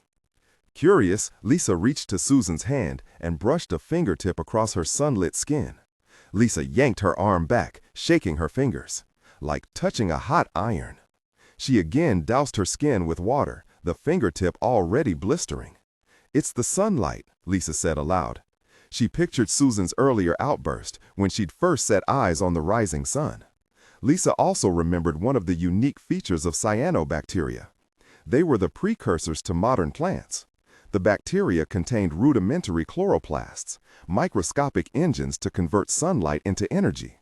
With the rise of the sun, the cyanobacteria were ramping up, energizing in some strange manner. But to do what? Lisa glanced to the navigation chart on the floor. She remembered Susan's earlier outburst, pointing down to a spot on the map. Angkor, Lisa mumbled. Lisa had attempted to convince herself it was just a coincidence, but now she was less sure. She remembered eavesdropping on a conversation while strapped to a surgical table. Devesh had been on the phone, speaking in Arabic. She had made out only one word, a name, Angkor. What if it wasn't a coincidence? And if not, what else did Susan know? Lisa suspected one way to find out. She shifted over and cradled Susan's shoulders in her arms, keeping the blanket between them. Lisa lifted Susan into the shaft of sunlight flowing through the front windshield. Susan shuddered as soon as her face touched the brightness. Her eyes fluttered open, black pupils shifted toward the weak light. But rather than constricting in the brightness, Susan's pupils dilated, taking in more light. Lisa remembered the bacterial invasion of the woman's retinas, centered around the optic nerve, direct conduits to the brain. Susan stiffened under her. Her head lolled, then grew steadier. "Lisa," she said, thick-tongued and slurred, "I'm here. I have to. Must get me there before it's too late. Where?" But Lisa knew where. Angkor. "No more time," Susan mumbled and swung her face toward Lisa. Her eyes twist from the sunlight, shying from it, frightened, and not just because of the danger to come. Lisa saw it in her eyes. Susan was scared of what was happening to her body. She knew the truth, yet was unable to stop it. Lisa lowered Susan out of the sunlight. Susan's voice momentarily steadied. One hand clutched Lisa's wrist. Out of direct sunlight, the touch burned, but it was not blistering hot. I'm not the cure," Susan said. "I know what you're all thinking, but I'm not yet." Lisa frowned. "What do you mean?" "I must get there. I can feel it, a pull at my bones, a certainty, like a memory of something buried just beyond my ability to recall. I know I'm right. I just can't explain why." Lisa recalled her discussion back aboard the ship, about junk DNA, about old viral sequences in our genes, collective genetic history in our code. Were the bacteria awakening something in Susan? Lisa watched the woman withdraw her other hand from the square of sunlight and pull a corner of the blanket over her face. Did she know it too? As Susan burrowed into her blanket away from the sunlight, her voice grew fainter. "Not ready." Still, one hand remained clamped to Lisa's wrist. "Get me there, somehow." Susan sagged, slipping away again. "Or the world will be lost." A loud knock startled Lisa. Ryder's scruffy face appeared in the hatch window. Lisa leaned forward and unbolted the lock. Ryder climbed in, sopping wet, but wearing a huge smile. "I found a sat phone. It's only a quarter charged, and the bloody thing cost me the equivalent of a small beach house in Sydney Harbor." Lisa accepted the large device. As Ryder returned to the pilot's seat, Lisa joined him in front. Even soaked to the skin, he looked like he had just returned from a grand lark, eyes bright with the excitement of it all. But Lisa also noted a serious edge to the man, a hardness around the corner of his lips. Ryder might enjoy his wild adventures, but one didn't achieve his level of success without a steely core of practicality. "Satellite signal will be stronger away from the cliffs," he said, and engaged the jet pumps. With a burbling of the engines, he idled them clear of the rocky heights. As he did so, Lisa related what Susan had said. "I am not the cure. Not yet." The two came to a consensus together. Ryder pulled the navigational chart and propped it open on the wheel of the craft. "Angkor lies 450 miles due north. I can fly this little blowy there in about an hour and a half." Lisa lifted the sat phone and pinpointed a strong signal. She had one last person to convince. 8:44 p.m. Washington, D.C. "Lisa!" Painter shouted into his headpiece's receiver. The signal was faint, but most of his boisterousness had nothing to do with a weak connection. It was pure elation and heady relief. He stood behind his desk, back straight. "Are you okay?" "Yes, for now. I don't have much time, Painter. Not much charge left on the phone." He heard the anxiousness in her voice. He kept his voice firm, pulling back from his elation. "Go ahead." Lisa quickly related all that had happened, speaking tersely, as if reporting a terminal diagnosis to a patient, sticking to the facts. Still, Painter recognized a tremble behind her voice. He wanted to reach through the phone and hold her, to squeeze her fear away, to clutch her to him. Still, as she related an account of disease, madness, and cannibalism, he sank into his seat. His back bowed. He asked questions, filled in some blanks. She gave coordinates to an island, Pusat. He slid the notes to his aide, to fax to his superior, Sean McKnight. A team of Aussie commandos from the counterterrorism and special recovery team were already awaiting a target, stationed in Darwin, ready to coordinate a rescue operation. Before Painter finished this conversation, jets would be in the air. But the danger was larger than a single hijacked cruise ship. "The Judas strain?" Lisa asked. "Has the disease spread?" Painter only had bad news there. Early word had cases already being reported in Perth, in London, in Bombay. More would surely come in. "We need that woman," Painter finished. "Jennings and research believe such a survivor is the key to a cure." Lisa agreed. "She is the key, but she's not the cure. Not yet." "What do you mean?" Painter heard her sigh from halfway around the world. "We're missing something. Something tied to a region in Cambodia." Painter straightened again. "Are you talking about Angkor?" A long pause followed. "Yes." He heard the surprise in her voice. "How did you?" Painter told her all about the Guild's search along the historical trail and where it ended. "And Gray is already there?" Lisa asked, sounding suddenly frantic. He heard her mumble, as if quoting someone.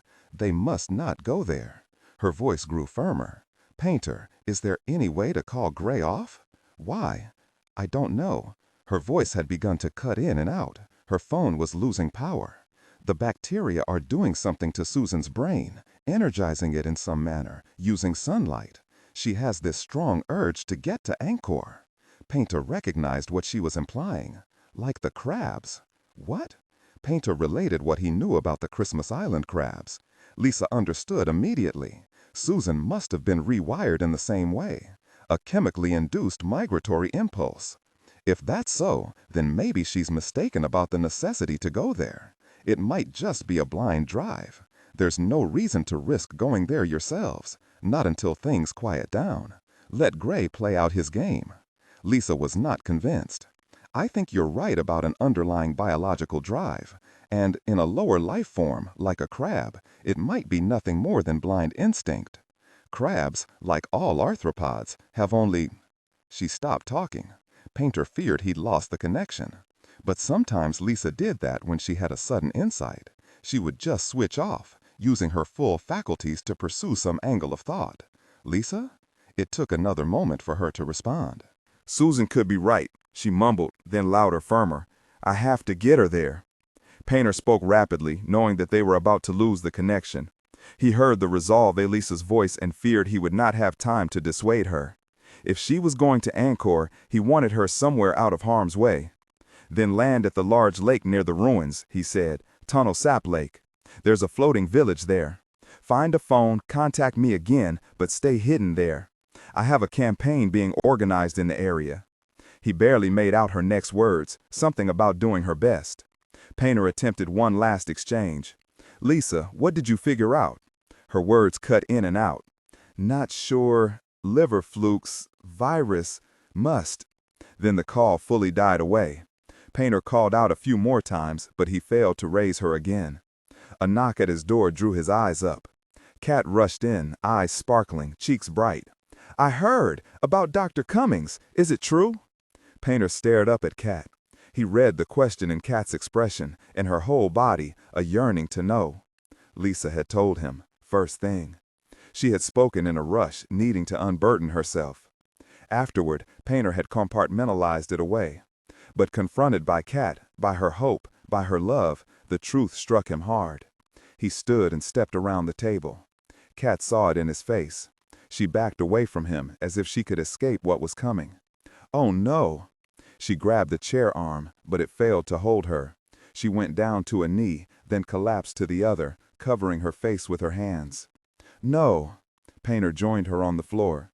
He had no words to offer her, only his arms. It wasn't enough.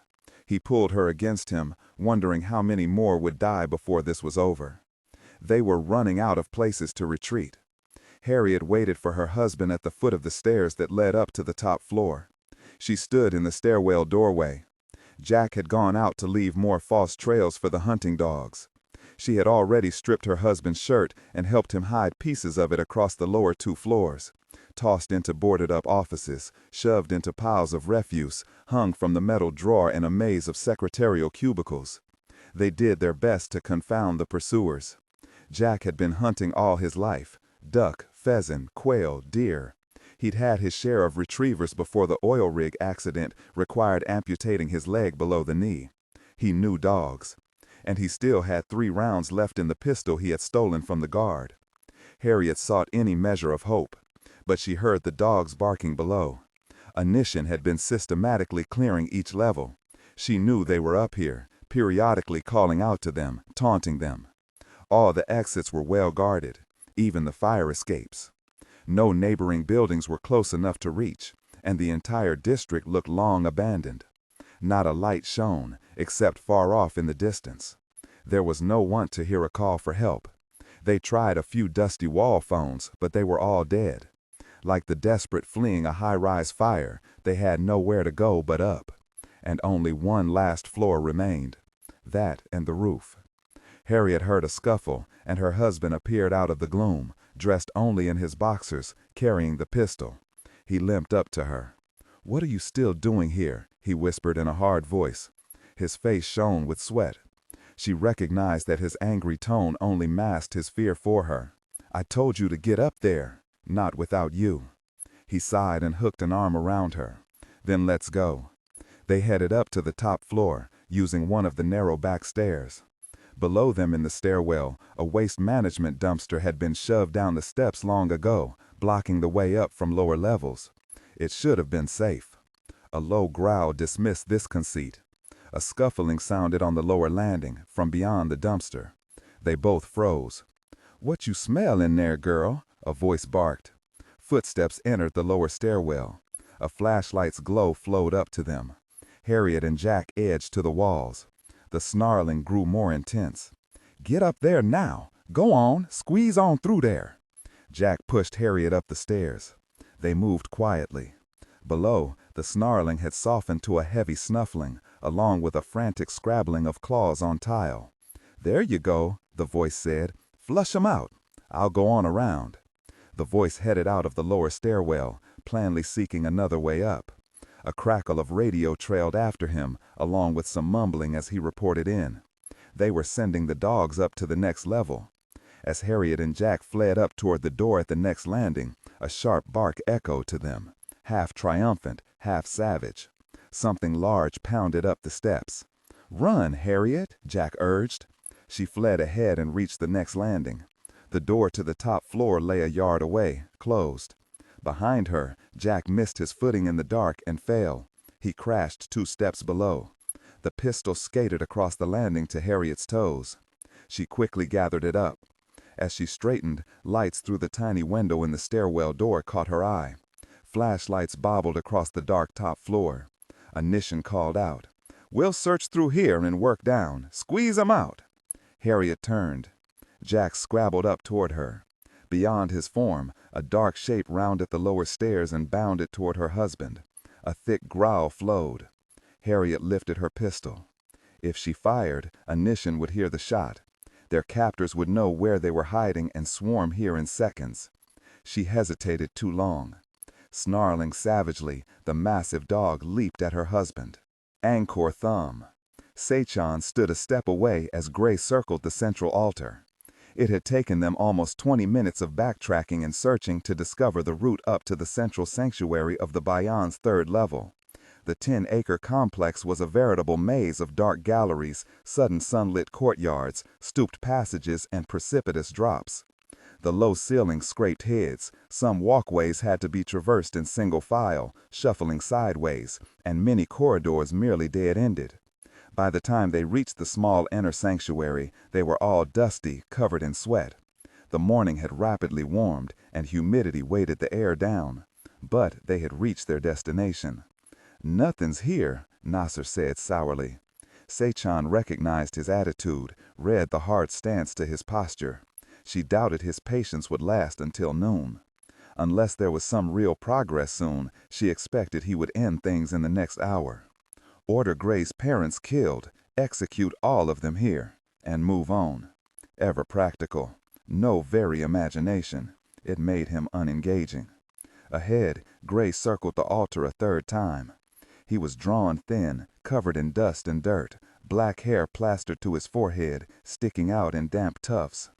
Dried blood caked at his collar, where he'd been pistol-whipped behind the ear by one of Nasser's men back at the hotel. He still refused to look at her. It made her angry, mostly because it hurt, and she hated that even more. She sought that place of cold dispassion where she once easily lived, a dispassion that allowed her to be intimate with Nasser to get what she needed, as she'd been trained to do. Sechan turned her attention to the guards, going practical, strategizing. The guards were mostly locals, including many former Khmer Rouge soldiers, long recruited by the Guild, gathered after the fall of the genocidal dictator Pol Pot. They would be fierce fighters. They guarded the 4 exits to the chamber, heading off in each cardinal direction. More men had taken posts throughout the ruins, discouraging tourists from disturbing them. According to what I read about this place, a giant statue of Buddha once rested here, the Monsignor announced, pacing Gray around the altar. Vigor waved an arm across the 2 rectangular slabs, stair-stepped one atop the other. But when the religion changed to Hinduism, the Buddha was torn down and tossed into that large well we passed coming up here. The only other bits of decoration in the stone room were 4 more shadowy faces of the Bodhisattva Lokeswara. only these were all gazing inward, toward the altar and its missing Buddha. Kowalski leaned against one face, staring upward. The great central tower of the Bayon rose above the altar, climbing 40 meters. Cored through its center like a chimney, a square shaft cut straight up to the sky above. It was the only source of light. "This has to be the place," Gray said, finally stopping. "There has to be a way down from here." "Down to where?" Nasser asked. Gray lifted a hand toward the Monsignor. "Vigor mentioned how the foundations of this tower were buried underground, deep. We need to find some access to those lower rooms. And I wager under the altar would be a good place to look." Vigor stepped next to him. "Why do you think it's important?" Gray swiped the hair from his brow, plainly weighing how much to say. Nasser also read the man's hesitation. "We're past another hour mark," he tapped a finger on his wristwatch. "Tick-tock, Commander." Gray sighed. "The bas relief we saw earlier, of the churning of the milk. Every piece of the story was important. The snake, the frothing seas, the poison, the world threat, the glowing survivor. But one piece stood out as odd and unexplained. It didn't fit with the others." "What's that?" Nasser asked. Sechan saw it pained Gray to speak. Each word came out with wincing reluctance. "The turtle," Gray finally admitted. Vigor scratched at his chin. "The turtle in the relief represents the god Vishnu, an incarnation of himself. In his turtle form, he supported Mount Meru as it was churned back and forth to keep it from sinking." Gray nodded. "On the bas relief, the turtle was carved beneath the mountain." "Why a turtle?" He leaned and drew in the dust on the altar. He sketched a crude doodle of a mountain with a dome shell beneath it. He tapped the shell. "What does this look like to you?" Vigor leaned down. "A cave, buried beneath the roots of the mountain." Gray stared up the shaft of light. "And the tower here represents that mountain." Sechan drew closer. "You think there is a cavern beneath this tower, beneath its buried foundations?" He answered her, his eyes flicking to her briefly, then away. "The only way to find out is to get down into the foundations, then search for some access to that cavern." Nasser scowled. "But what can be so important about the cavern?" "It could be the source of the Judah strain," Vigor said. "Maybe when they were excavating the temple, they broke into that cavern, released something that lay buried down there." Gray sighed, tired. "Many disease vectors have appeared in the world as mankind spread into regions normally unpopulated. Yellow fever, malaria, sleeping sickness. Even AIDS appeared when a road was being built through a remote region of Africa, exposing the world to a virus found only in a few monkeys. So perhaps when the Khmer cultivated and populated this region, something was released." Gray rubbed his neck. His eyes held a steady stare at Nasser. Too steady. Sechan sensed Gray was still holding something back. She studied again his stylized pictogram. The mountain and shell represented the tower and cave. So what else was here? Then she realized. The turtle itself. Of course. Her eyes rose to Gray's. He must have felt her attention. He turned to her, casually, but the weight of his gaze was heavy. He knew she had realized what he'd left unspoken. He willed her to be quiet. She stepped back, folded her arms. He stared another breath, then away again. Sechan felt a measure of satisfaction, more than she had been expecting. Nasser breathed deeply through his nose, nodding. "We must find a way down there." Gray frowned. "I had hoped there would be some evidence of a secret passage." "Doesn't matter," Nasser said. "We'll blow the entrance." "I'm not sure that's wise," Vigor said, aghast. "If this is the source of the Judah strain, it may be horribly toxic down there." Nasser remained unperturbed. "That's why I'll be sending you all down first, to be canaries in a coal mine." Sechan again matched gazes with Gray. He raised no objections. Like Sechan, he knew that there was something larger than just the source of the Judah strain down there. The turtle shell might represent the cavern, but the turtle itself represented the god Vishnu, suggesting more than just a cavern rested beneath the Bayon temple. Possibly something else waited for them down there, too. Gray stepped toward Nasser. "Does that demonstrate enough cooperation to spare my mother for this hour?" he asked, his voice tight. Nasser shrugged, agreeing. He moved to the shaft of light, seeking better reception for his cell phone. "I should perhaps hurry then," Nasser said, flipping open his phone. "It's already after the hour. Anishin has little patience, no telling what she might do." 9:20 p.m., Washington, D.C. Harriet remained frozen on the landing. The slathering dog leaped at Jack's sprawled form on the stairs. It was impossible to tell the breed in the dark stairwell, only that it was large and muscled. Pit bull, Rottweiler. Jack rolled to his back and kicked out, but the dog was faster, attack-trained. With a growling snarl, it bit deep into his ankle. Jack tugged at his knee and kicked out with his other leg, square in the dog's chest. The dog went flying down the stairs, bouncing hard, still latched on to her husband's prosthetic leg. Jack had unstrapped the limb, freeing himself. Harriet helped Jack up to the landing. Below, the dog struck the wall and scrambled back to its paws. It refused to let go of the prosthetic leg, ripe with her husband's scent. Angry, confused, it thrashed its head back and forth, tossing drool, shaking the captured limb. Harriet drew Jack up the next set of stairs, passing the closed landing door. She glanced through its small window. Flashlights continued to search the top floor. That left Harriet and Jack only one way to go: the roof. Down the stairs, the dog continued savaging the captured limb, triumphant with its prize. Jack leaned on her shoulder. He hopped and hauled his way to the roof door. They had already searched the exit and found it chained, but only loosely. At some point, someone had used a crowbar to bend back the lower corner of the steel door. There was just enough room to squirm under the loose chain and through the bend in the door. Once out into the night, Jack used an abandoned length of pipe to prop the door closed. It wouldn't hold long, but it didn't much matter. There were a half-dozen other roof access points. They couldn't block them all. "This way," Jack said, and pointed.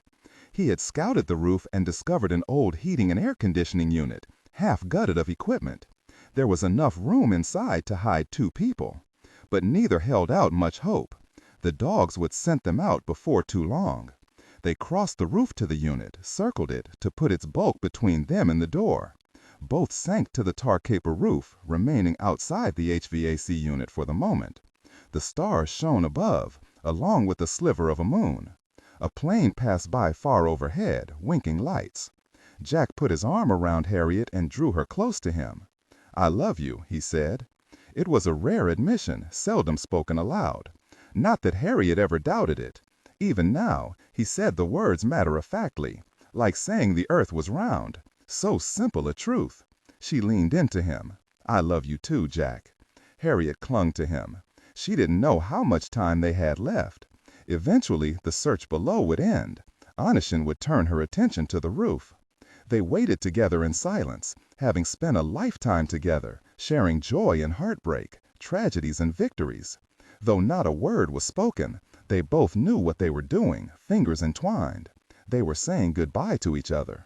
Where angels fear to tread. July 7th, 9:55 a.m. Angkor Thom, Cambodia, Gray leaned against the brick wall of the cave-like cell. Beyond the narrow opening, a half-dozen men stood guard. The closest had their weapons in plain sight. Nasser had ordered them in here while he set about arranging for munitions to blow the altar stone. Gray checked the illuminated dial of his dive watch. They'd been here almost an hour. He prayed Nasser was busy enough with his plans to skip his hourly threat against his parents. Something had certainly upset Nasser beyond the delay in obtaining armaments. After sending them here, he had stormed off, phone to his ear. Gray had overheard the mention of a cruise ship. It had to concern the scientific leg of the guild's operation. Painter had related the story of the hijacked ship and the unknown whereabouts of Monk and Lisa. Something had plainly gone wrong. But was that good news or bad regarding the fate of his friends? Gray shoved off the wall and paced the length of the cell. Sai Chan sat on a stone bench next to Vigor. Kowalski leaned near the opening. One of the guards had a rifle pointed at his stomach, but he ignored it. He spoke as Gray neared. "I just saw some guy climb past with a jackhammer." "They must be about ready," Vigor said and stood up. "What's taken so long?" Gray asked. Sai Chan answered, still seated. "Bribes take time." Gray glanced back to her. She explained, "I heard some shouting in Khmer." Nasser's men are clearing the ruins of tourists, chasing them off. It seems the guild has rented the Bayon for the remainder of this private party. It's a poor region. It wouldn't take much to get the local officials to look the other way. Gray had already guessed as much. The guards were no longer making any effort to hide their weapons. Vigor leaned a palm on a column near the door. Nasser must have convinced the guild of the value in investigating the historical trail a bit longer. Gray suspected it was something more than that. He remembered the agitation concerning the cruise ship. If something had befallen the scientific trail, the value of the historical trail would be that much more important. He had confirmation a moment later. Nasser shoved through the guards. The earlier fury of his manner had died back down to his usual cold cunning. "We're ready to proceed, but before we continue, it seems we've crossed another hour mark." Gray's stomach muscles tightened. Vigor came to his defense. "You've locked us up all this time. Surely you can't expect us to have any further insight." Nasser cocked an eyebrow. "That's not my concern." And Anishin grows impatient. She certainly needs something to entertain her. "Please," Gray said. The word slipped out before he could stop it. Nasser's eyes sparked with amusement, allowing Gray to stew. "Don't be a jerk, Amen," Sai-chan said behind them. "If you're going to do it, then do it." Gray's fist squeezed. He had to resist swinging on her, to shut her up. He didn't need Nasser antagonized, not now. The cool lines of Nasser's brow had knotted up in anger. He raised his fingers and smoothed them out, refusing to rise to her bait. He turned away and headed back through his guards. He didn't say a word. "Nasser," Gray called back to him, his voice cracking. "If we skip this hour," Nasser answered without turning, "I'll expect even greater results once we penetrate the altar. Anything less, I'll ensure your family pays a severe price. It's time we lit a larger fire under you, Commander Pierce." Nasser raised an arm, and the guards brought them out of the cell. Sai-chan crossed past Gray, bumping his shoulder. Her words were low, barely discernible. "I was testing him," she continued past. Gray, caught in her wake, followed, then edged next to her. She spoke under her breath without looking at him. He was bluffing, I could tell. Gray bit back an angry retort. She was risking his parents' lives. She glanced aside at him, perhaps sensing his anger. Even her words responded in kind, going harder. "What you must ask yourself, Gray, is why? Why is he bluffing?" Gray relaxed his jaw. It was a good question. The back of her hand brushed his. He reached a finger toward her wrist to acknowledge the merit, but she had already stepped beyond his reach. Nasser led them back to the central sanctuary. The demolition team had been hard at work. Holes had been drilled into the massive double slab of sandstone. Wires trailed out, winding together into a single braid. At the 4 exits, men stood with red fire extinguishers strapped to their backs. Gray frowned. What did they expect to burn? It was all stone. Nasser spoke to a dwarfish man wearing a vest full of tools and a coil of wire over one shoulder, plainly the demolition expert. Nasser got a nod from the man. "We're ready," Nasser announced. They were marched down the western exit and around the corner. Vigor somewhat resisted. "An explosion could bring all this down on top of us." "We know that, Monsignor," Nasser said, and lifted a radio to his lips. He gave the go order. A moment later, a sonorous thud as loud as a thunderclap thumped chest and ears. Once, along with a fiery flash. Then a sharp, acrid scent rolled over them, burning both nose and throat. Vigor coughed. Gray waved a hand in front of his face. "What the heck was that?" Kowalski asked, spitting into a corner to rid himself of the taste. Nasser ignored him and led them forward. He followed one of the men with the fire extinguishers. The man pulled down a face mask and triggered his hose. A foggy stream jetted out, spraying floors, walls, and ceilings. The narrow passageway filled with a cloud of fine powder, coating every surface. Nasser led them back to the sanctuary. Through the fog, Gray noted other men with extinguishers converging on the chamber ahead. Under their combined spray, the view into the sanctuary momentarily clouded over. Gray could barely discern the 4 men spraying. Nasser held them up. After another half-minute, the spraying stopped, and the dust literally settled. The room, still foggy, reappeared. Sunlight streamed from the tower's chimney. Nasser took them forward. Neutralizing base, he explained, waving the residual dust from his face. Neutralizing what? Gray asked. Acid. The demolition holds an incendiary charge paired with a corrosive acid, engineered by the Chinese during the building of the Three Gorges Dam. Minimum concussion, maximum damage. Gray entered the chamber behind Nasser and gaped at the sight. The walls were covered in white powder, but the change was dramatic. The 4 bodhisattva faces looked like someone had melted their features away. What once had been beatific visages were now ruins of slag. The floors were equally scoured, as if someone had taken a sandblaster to them. The altar in the center, lit from above, was a cracked ruin. One corner section had fallen through into a lower chamber.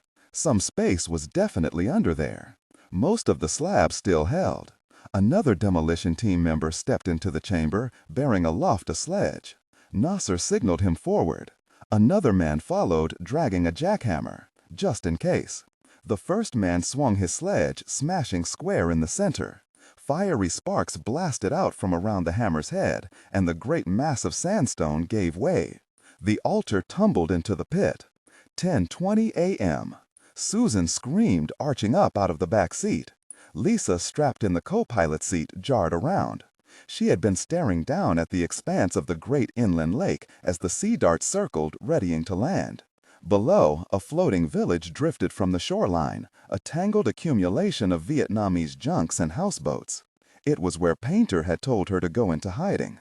The fishing village lay 20 miles from Angkor, out of harm's way. Lisa fumbled with her seat harness as Susan wailed. Freeing herself, she stumbled to the back of the plane. Susan thrashed out of the fire blanket, gasping. "Too late! We're too late!" Lisa gathered the blanket and urged her to lie down. She had been sleeping quietly for the whole ride here. What had happened? Susan clawed out a hand and grabbed Lisa's forearm. The grip seared her skin, burning away the fine hairs. Lisa yanked her arm away. "Susan, what's wrong?" Susan pulled herself up in the seat. The wildness in her eyes ebbed slightly, but she continued to quake all over. She swallowed hard. "We must get there," she mumbled her usual mantra. "We're landing now," Lisa said, trying to calm her. She even felt the Sea Dart bank downward. "No!" Susan reached again for her, but then withdrew her hand, noting Lisa shying away. Her fingers curled and slipped back under the fire blanket. She took a shuddering breath. Her eyes rose to Lisa's. "We're too far. Lisa, I know how this sounds, but we have only minutes left, 10 or 15 at most. Left for what?" Lisa remembered her earlier conversation with Painter about the Christmas Island crabs, about chemically induced neurological changes, triggering manic migratory urges. But in the sophisticated mind of a human, what did those same chemicals do? What other changes were wrought? Could Susan's urges be trusted? "If I don't get there," Susan said, shaking her head as if trying to jar a memory loose. "They've opened something. I can feel the sunlight, like fiery eyes burning into me. All I know, and I know it in my bones, if I'm not there in time, there will be no cure." Lisa hesitated, glancing back to Ryder. The lake rose up as the Sea Dart swept downward. Susan moaned. "I didn't ask for this." Lisa heard the grief in her words, sensing that the pain encompassed more than the biological burden. Susan had lost her husband, her world. She turned back to the woman. Susan's face shone with a blur of emotions, fear, grief, desperation, and a deep loneliness. Susan placed her palms together. "I'm not a crab. Can't you see that?" Lisa did. She swung around and called to Ryder. "Pull up." "What?" Ryder glanced back. Lisa motioned her thumb in the air. "Don't land. We have to get closer to the ruins." She clambered up and used the seatbacks to pull herself up to the co-pilot seat. "There's a river that runs through the town of Siem Reap." She sank into the seat. She had studied the navigational maps of the region. The town still lay 6 miles or so away. She remembered Susan's warning, 10 or 15 minutes at most. Would that be close enough? Her own blood was now ignited by the urgency. It took her another breath to realize why. Susan's last words. "I'm not a crab." Susan didn't know anything about the Christmas Island land crabs. Lisa hadn't spoken aloud about Painter's conversation, not even with Ryder. Maybe in her stupor, Susan had overheard her end of the discussion, but Lisa couldn't recall if she'd used the word crab. Either way, she flipped open the nav chart and searched. They needed somewhere closer to land, another lake or river. Or here, she said aloud, pulling the chart closer. What's that, lass? Ryder asked. He dragged up the Sea Dart's nose and sent them sailing high over the lake. Lisa flipped the chart toward him and tapped at it. Can you land here? Ryder's eyes widened. Are you bloody crazy? She didn't answer, mostly because she didn't know the answer. Ryder's face split into the wide grin. What the heck? Let's give it a try. Ever up for a thrill, he reached and patted her thigh. I like the way you think. How firm is that relationship of yours back home? Lisa leaned back into the seat. After Painter heard about this, she shook her head. We'll see. 11:22 p.m. Washington, D.C. Sir, that GPS lock that you had me tracking, it's moving off course. Painter swung around. He had been coordinating with the Australian Counterterrorism and Special Recovery Team. They had arrived on site at the island of Pusat 15 minutes ago, proceeding to the coordinates Lisa had left. Early intel from the island remained confusing. The mistress of the seas was found burning, wrapped in a tangle of netting and steel cable. It listed almost 45 degrees. A major firefight was underway aboard ship. Kat sat on his other side, earphones in place, holding them with both hands. She had refused to go home, not until she knew for sure. Her eyes were red and swollen, but she remained focused, surviving on a thin hope. Maybe, somehow, Monk was still alive. Sir, the technician said, pointing to another screen. It showed a map of Cambodia's central plateau. A large lake spread in the middle. A small blip crept in tiny pixelated jumps across the screen, tracking the Sea Dart. While the seaplane had been circling near the shoreline a moment ago, it now headed away from the lake.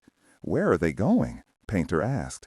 He watched a few seconds more, getting a trajectory. He extended it with a finger. Their air path led in a beeline straight toward Angkor. What are they doing? Motion at the door drew Painter's eye. His aide, Brant, flew into the room, breaking his wheelchair with a squeal of rubber on linoleum. Director Crow, I tried to reach you, he gasped out. Couldn't. Figured you were still conferencing with Australia. Painter nodded. He had been. Brant grabbed a fax crumpled in his lap and held it out. Painter took it and scanned it once quickly, then a second time more carefully.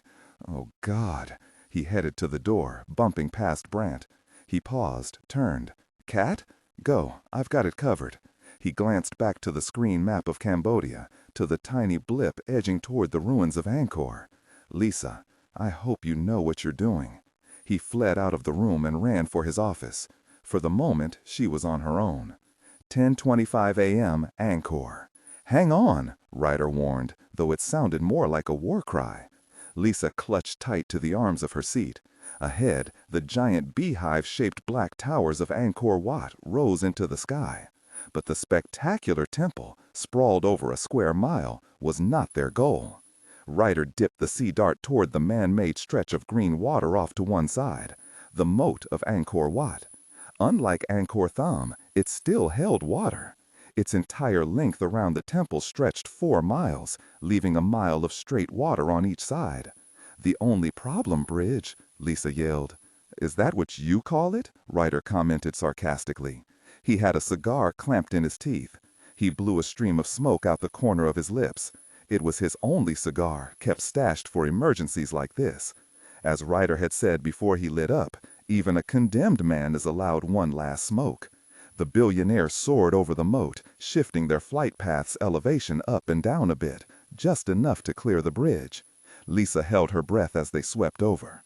Tourists parted to either side. Then they were over, and Ryder dropped the Sea Dart fast, skimming the moat and trailing a plum of water. Then they settled deeper, still going fast as the plane became a boat. Their momentum propelled them toward the far corner, too fast to make the turn. The earthen embankment at the end swept toward them. Ryder pulled a crank in the floor. This is called a Hamilton turn. Hold tight. With a puff of smoke, he yanked and twisted the wheel. The Sea Dart spun as if on ice, throwing its back end fully around. The twin engines roared as its rear jets braked them. The craft slowed. Lisa cringed, still expecting to slam into the embankment. Instead, Ryder turned the wheel and slipped the boat sideways. The Sea Dart plowed a wave right to the edge of the sloped embankment and bumped to a gentle stop. Ryder sighed out a stream of smoke and cut the engines. Lord, that was bloody fun. Lisa immediately unbuckled and went to Susan. "Hurry," Susan said, struggling. Lisa helped the woman undo her belt. Ryder followed and cranked the hatch open. "You know what you need to do?" Lisa asked him, as they tumbled out into the shallow water and waded the few steps to the embankment. Already shouts arose all around. "You told me 16 times," Ryder said. "Find a phone, call your director, let him know what you're doing, where you're going." They clambered up the slope to a road that crossed along the moat. Susan remained wrapped in the blanket, holding it clutched shut, wearing sunglasses, attempting to keep as much of the sun's power away from her. People pointed and called out. Ryder hailed a passing vehicle. It was nothing more than a motorcycle hauling a small roofed cart. Ryder held up a fistful of cash, the universal language for stop. The vehicle's driver was fluent in that language. He jerked his motorcycle around and swerved straight to him. Once it had stopped, Ryder helped Lisa and Susan inside the rear cart and closed the tiny door. "The tuk-tuk will take you straight to that temple. Be careful. Just reach Painter," Lisa said. He waved him off, like signaling the start of a race. Obeying, the motorcycle sped away, dragging them behind it. Lisa craned back. Already, uniformed police converged on Ryder, zipping up on their own motorcycles. Ryder waved to Cigar, making a scene. No one paid attention to their little tuk-tuk. Lisa settled back. Beside her, Susan remained cocooned in her blanket. A single word flowed out. "Hurry." 10:35 a.m. On his knees, Gray stared over the rim and down the circular stone shaft. 40 feet below, a face stared back up at him. Another of the stone bodhisattvas. It rose from the floor's surface, carved out of a single giant block of sandstone. The sunlight from the tower chimney shot a square shaft of light, sparkling with dust motes, down into the pit and bathed the dark stone face in warm sunlight. The enigmatic smile welcomed. To the side, a rolled-up caving ladder made of steel cable and aluminum rungs was dumped off the lip of the shattered altar. It unreeled with a rattle into the depths and struck the foundation floor. The upper end was bolted with carabiners to the stone roof of the sanctuary. Nasser walked over to Gray. "You'll go down first, followed by one of my men. We'll keep your friends up here for now." Gray wiped the powder from his hands and stood. He crossed to mount the ladder. Vigor stood against the wall, his face dour. Gray imagined the Monsinger's dark countenance was not solely from their situation. As an archaeologist, Vigor had to find the desecration here professionally abhorrent. On Vigor's other side, Kowalski and Saichan simply awaited their fate. Gray nodded to the three of them and began the long climb down. Rather than dusty, the pit smelled dank. The first 30 feet was a narrow stone shaft about 7 feet wide, lined by blocks, not unlike a large well. But in the last 10 feet, the walls angled away, creating a barrel-shaped vault, 40 feet across and perfectly circular. "Stay in sight," Nasser called down. Gray glanced up at the ring of rifles pointed at him. One of the soldiers was already on the ladder heading down. Gray jumped to the floor, landing near the bodhisattva's stone face. He stared around. 4 massive pillars studded the vault, equally spaced, possibly load-bearing pylons for the tower above. Supporting this, the floor underfoot was not stone blocks, it was solid limestone. They'd hit bedrock. Here was definitely the structural foundation for the Bayon. The clanking of the ladder drew his attention back up as the soldier approached. Gray considered jumping him and grabbing his rifle. But then what? His friends were still above, his parents were still under Nasser's fist. So instead, he stepped over to the carved face. He circled it. It was carved sandstone like all the others. It rested flat on its back, staring up, sculpted out of a single waist-high block. The face appeared no different from the others. Same upturned corners of the lips, same wide nose and forehead, and those shadowed, brooding eyes. The guard dropped to the floor, landing hard on his boots. Gray straightened, then caught it out of the corner of his eye. He turned back, noting something odd about the face, about those brooding eyes. Dark circles lay in the center of each, like pupils. Even the sunlight couldn't dispel them. Gray had to lean atop the stone cheek to investigate. He reached a hand across and probed the dark pupil with a finger.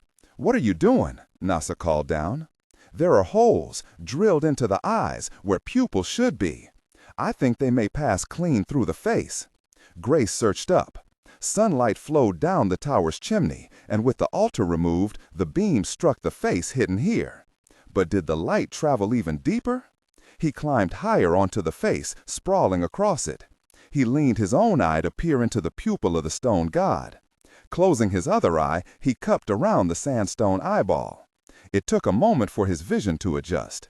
Far below, lit by the sunlight passing through the other pupil, he could see a shimmer of water. A pool at the bottom of a cavern. Gray could almost imagine the vaulted space, domed like the shell of a turtle.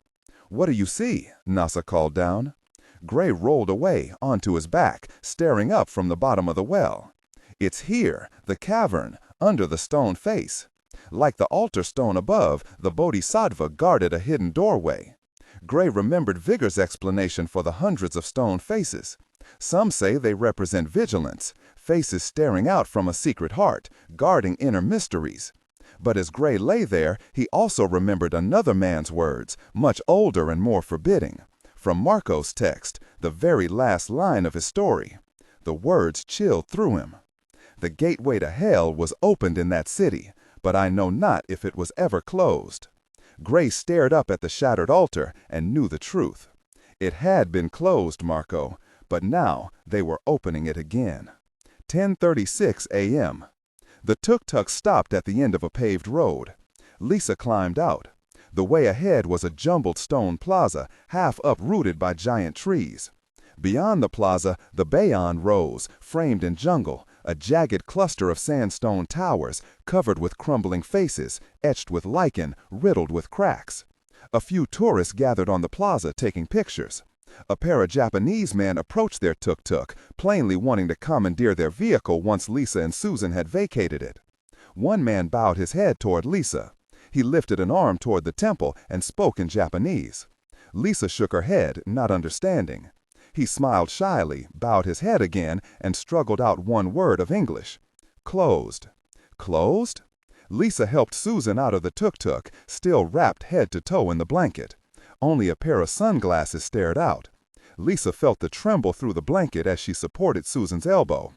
The tourists motioned to the tuk-tuk, silently requesting if they might take it.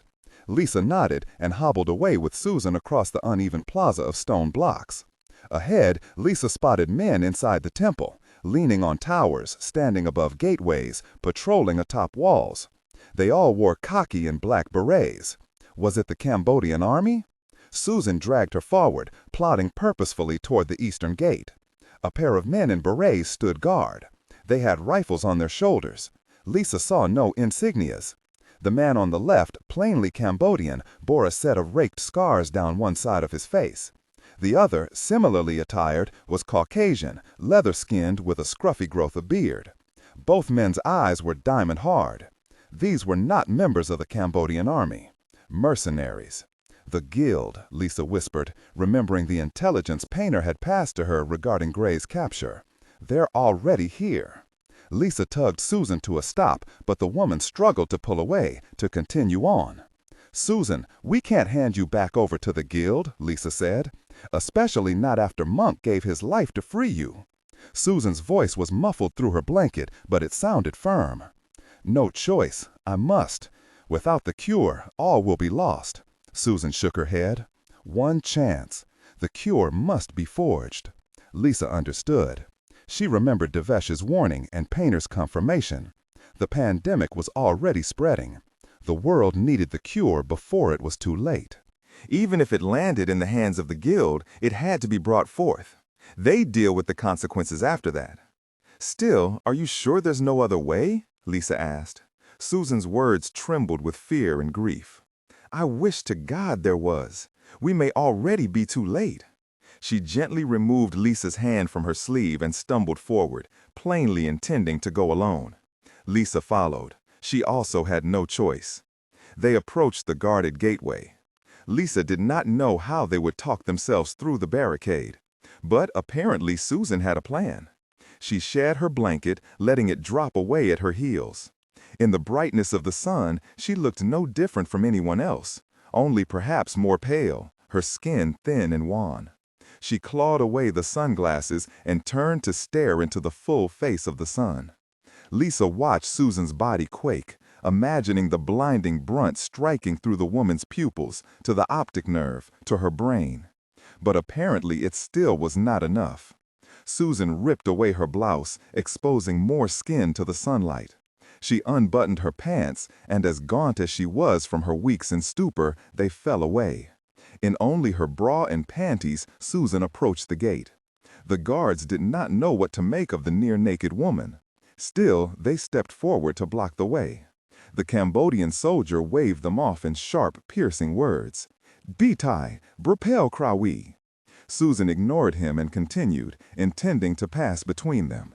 The other guard grabbed the woman's shoulder, half turning her. His stoic expression clenched, agonized. He whipped his hand back. His palm was seared a beet red. His fingertips trailed blood as he fell back and collapsed against the wall. The Cambodian hauled up his rifle, pointing it at the back of Susan's head as she continued past. "Don't!" Lisa shouted. The rifleman glanced back at her. "Take us," she said, struggling for the name Painter had used in relating Gray's story. Then she remembered. "Take us to Amen Nasser."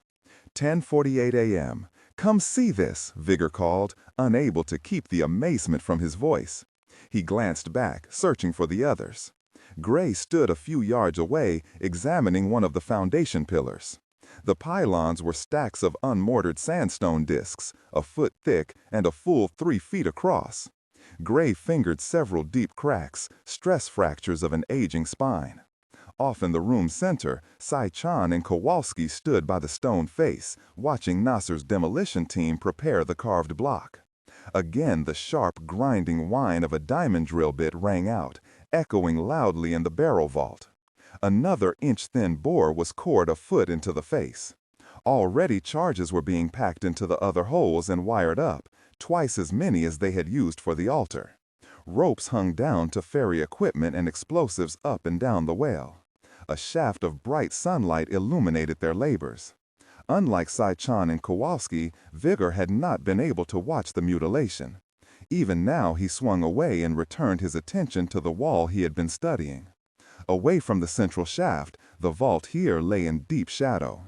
Vigor had been allowed a flashlight so he could hunt for another entrance to the subterranean cavern. And while he hated to help Nasser, if he could find another way down, then he could perhaps limit the degree of defilement to these ancient ruins. But Vigor hadn't been granted much time. 10 minutes. With preparations underway, Nasser had climbed out of the vault. Vigor had noted him checking his cell phone, searching for a signal. Apparently unsuccessful, he had climbed out, ordering them to be ready by the time he returned. Gray joined Vigor. "What is it? Did you find that doorway you were looking for?" "No," Vigor admitted. He had walked the entire circumference of the vault. There was no other door. It seemed the only way down was through the stone face of Bodhisattva Lokeshvara. "But I did find this." Vigor waited for one of the patrolling guards to pass, then shifted his flashlight flat against the wall, casting the beam up the surface. Lit by shadow and light, an expanse of wall etchings appeared, reminiscent of the bas-reliefs above. But it depicted no figures, just cascading tangles. "What is it?" Gray said, reaching his fingers out to examine what the light revealed. By now, Sai-Chan and Kowalski had joined them. Vigor shifted the light, widening the beam to illustrate. "At first, I thought it was just decorative scroll work. It covers all the walls." He waved an arm to encompass the breadth of the chamber. "Every surface." "Then what the gosh is it?" Kowalski muttered. "Not hell, Mr. Kowalski," Vigor said. "This is angelic." Vigor took the light and cupped it over a small fraction of the carved tapestry. "Look closer." Gray leaned to the wall, tracing with his fingers. Understanding dawned in the commander's face. "It's made up of angelic symbols, all jumbled together." Sai-Chan joined Gray, following his fingers, nose to nose. This is impossible. Didn't you say angelic script was devised by someone in the 1600s? Vigor nodded. Johannes Trithemius. How could it be here? Gray asked. I don't know, Vigor said. Maybe at some point the Vatican did send someone all the way to Cambodia to follow Marco's trail like we did. Maybe they returned with etchings of this script, and Trithemius somehow got a hold of it, devised his script from it. And if he knew Marco's story of glowing angelic beings, it might be why he claimed the script was angelic. Gray turned to Vigor. But you don't believe that, do you? Vigor watched Gray step back, retreat a few more steps, his gaze fixed to the wall. He sees it too. Vigor took a deep, shuddering breath, trying to restrain what he suspected. Trithemius claimed he gained knowledge of the script after weeks of fasting and deep meditative study. I think that's exactly what happened. Sai-chan scoffed. He just happened to dream all this up, a match to the ancient script here. Vigor nodded. That's exactly what I'm saying. Remember what I told you before about how angelic script bears a striking resemblance to Hebrew?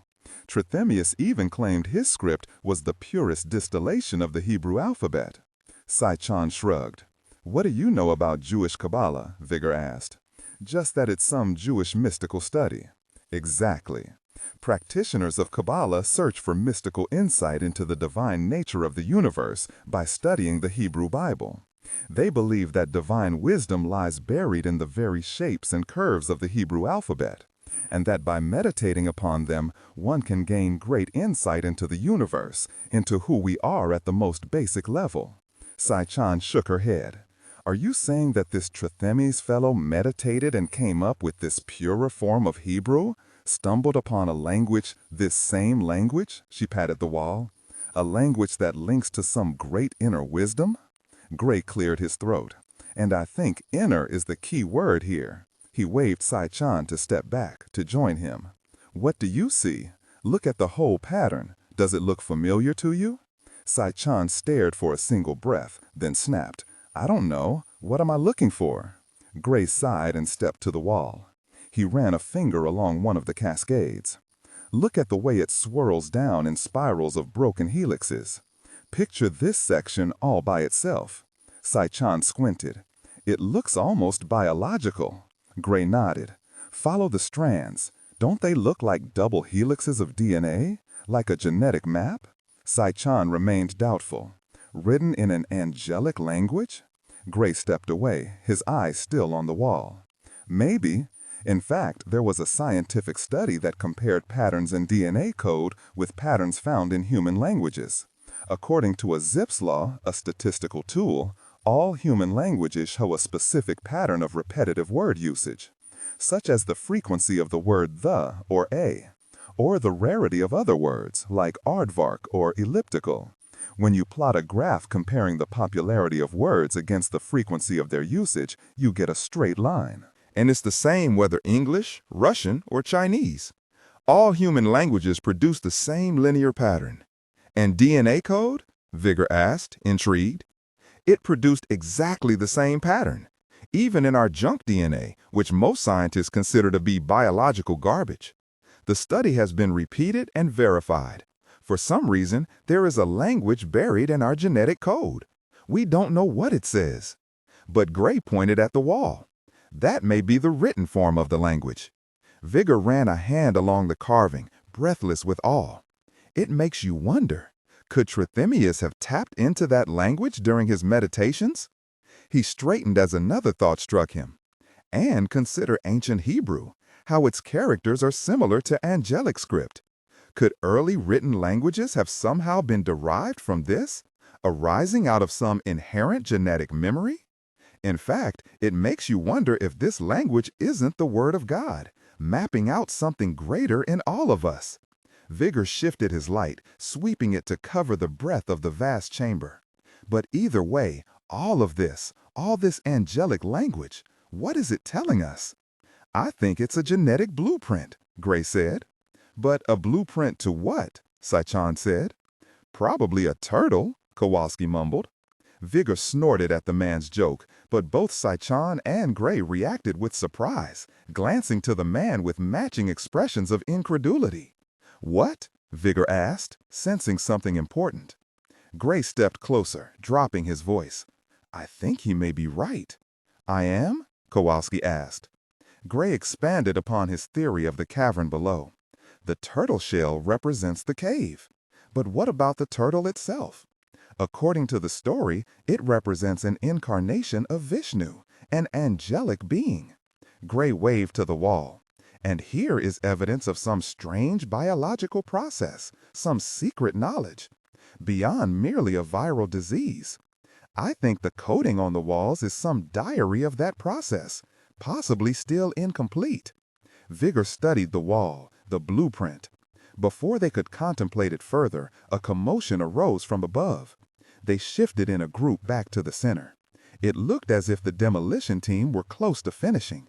Their leader had coiled all his charge wires and sensed them into an electronic detonator so they could blow it all from above. Overhead, Vigor spotted a woman climbing down the ladder. It was difficult to discern her features through the glare of the sunlit shaft. Still, Gray recognized her, stepping forward. Lisa? Farther above, near the lip to the shaft, Nasser appeared, accompanied by a frantic, half-naked woman. She fought forward, as if to throw herself into the pit, but she was restrained by the barrels of 4 rifles, kept at bay. Vigor gaped up at her. Dear God, she glowed. Her skin shone out from the shadows. Impossible. Cover the eyes, she screamed below, pointing an arm down into the pit. Cover the eyes. Vigor could not comprehend what she was talking about. Gray did. The commander swept from Vigor's side, dragged up a tarp used by the demolition team, and tossed it over the sculpture's eyes like a blindfold, cutting the flow of sunlight to the cavern below. Up top, the woman collapsed as if the strings suspending her had been cut. She dropped to a slab of the broken altar. Nasser frowned back at her. Lisa stepped from the ladder and joined them. Her gaze remained above, but her words were for them all.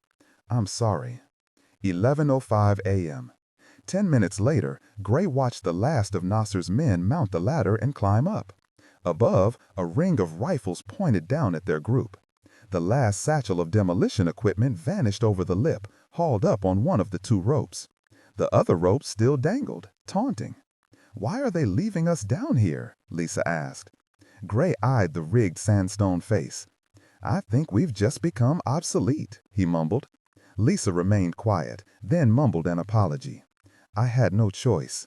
She'd already explained her sudden, unexpected appearance. A desperate act, born out of the necessity for a cure. The attempt had to be risked, even if it meant delivering the cure into the hands of the guild.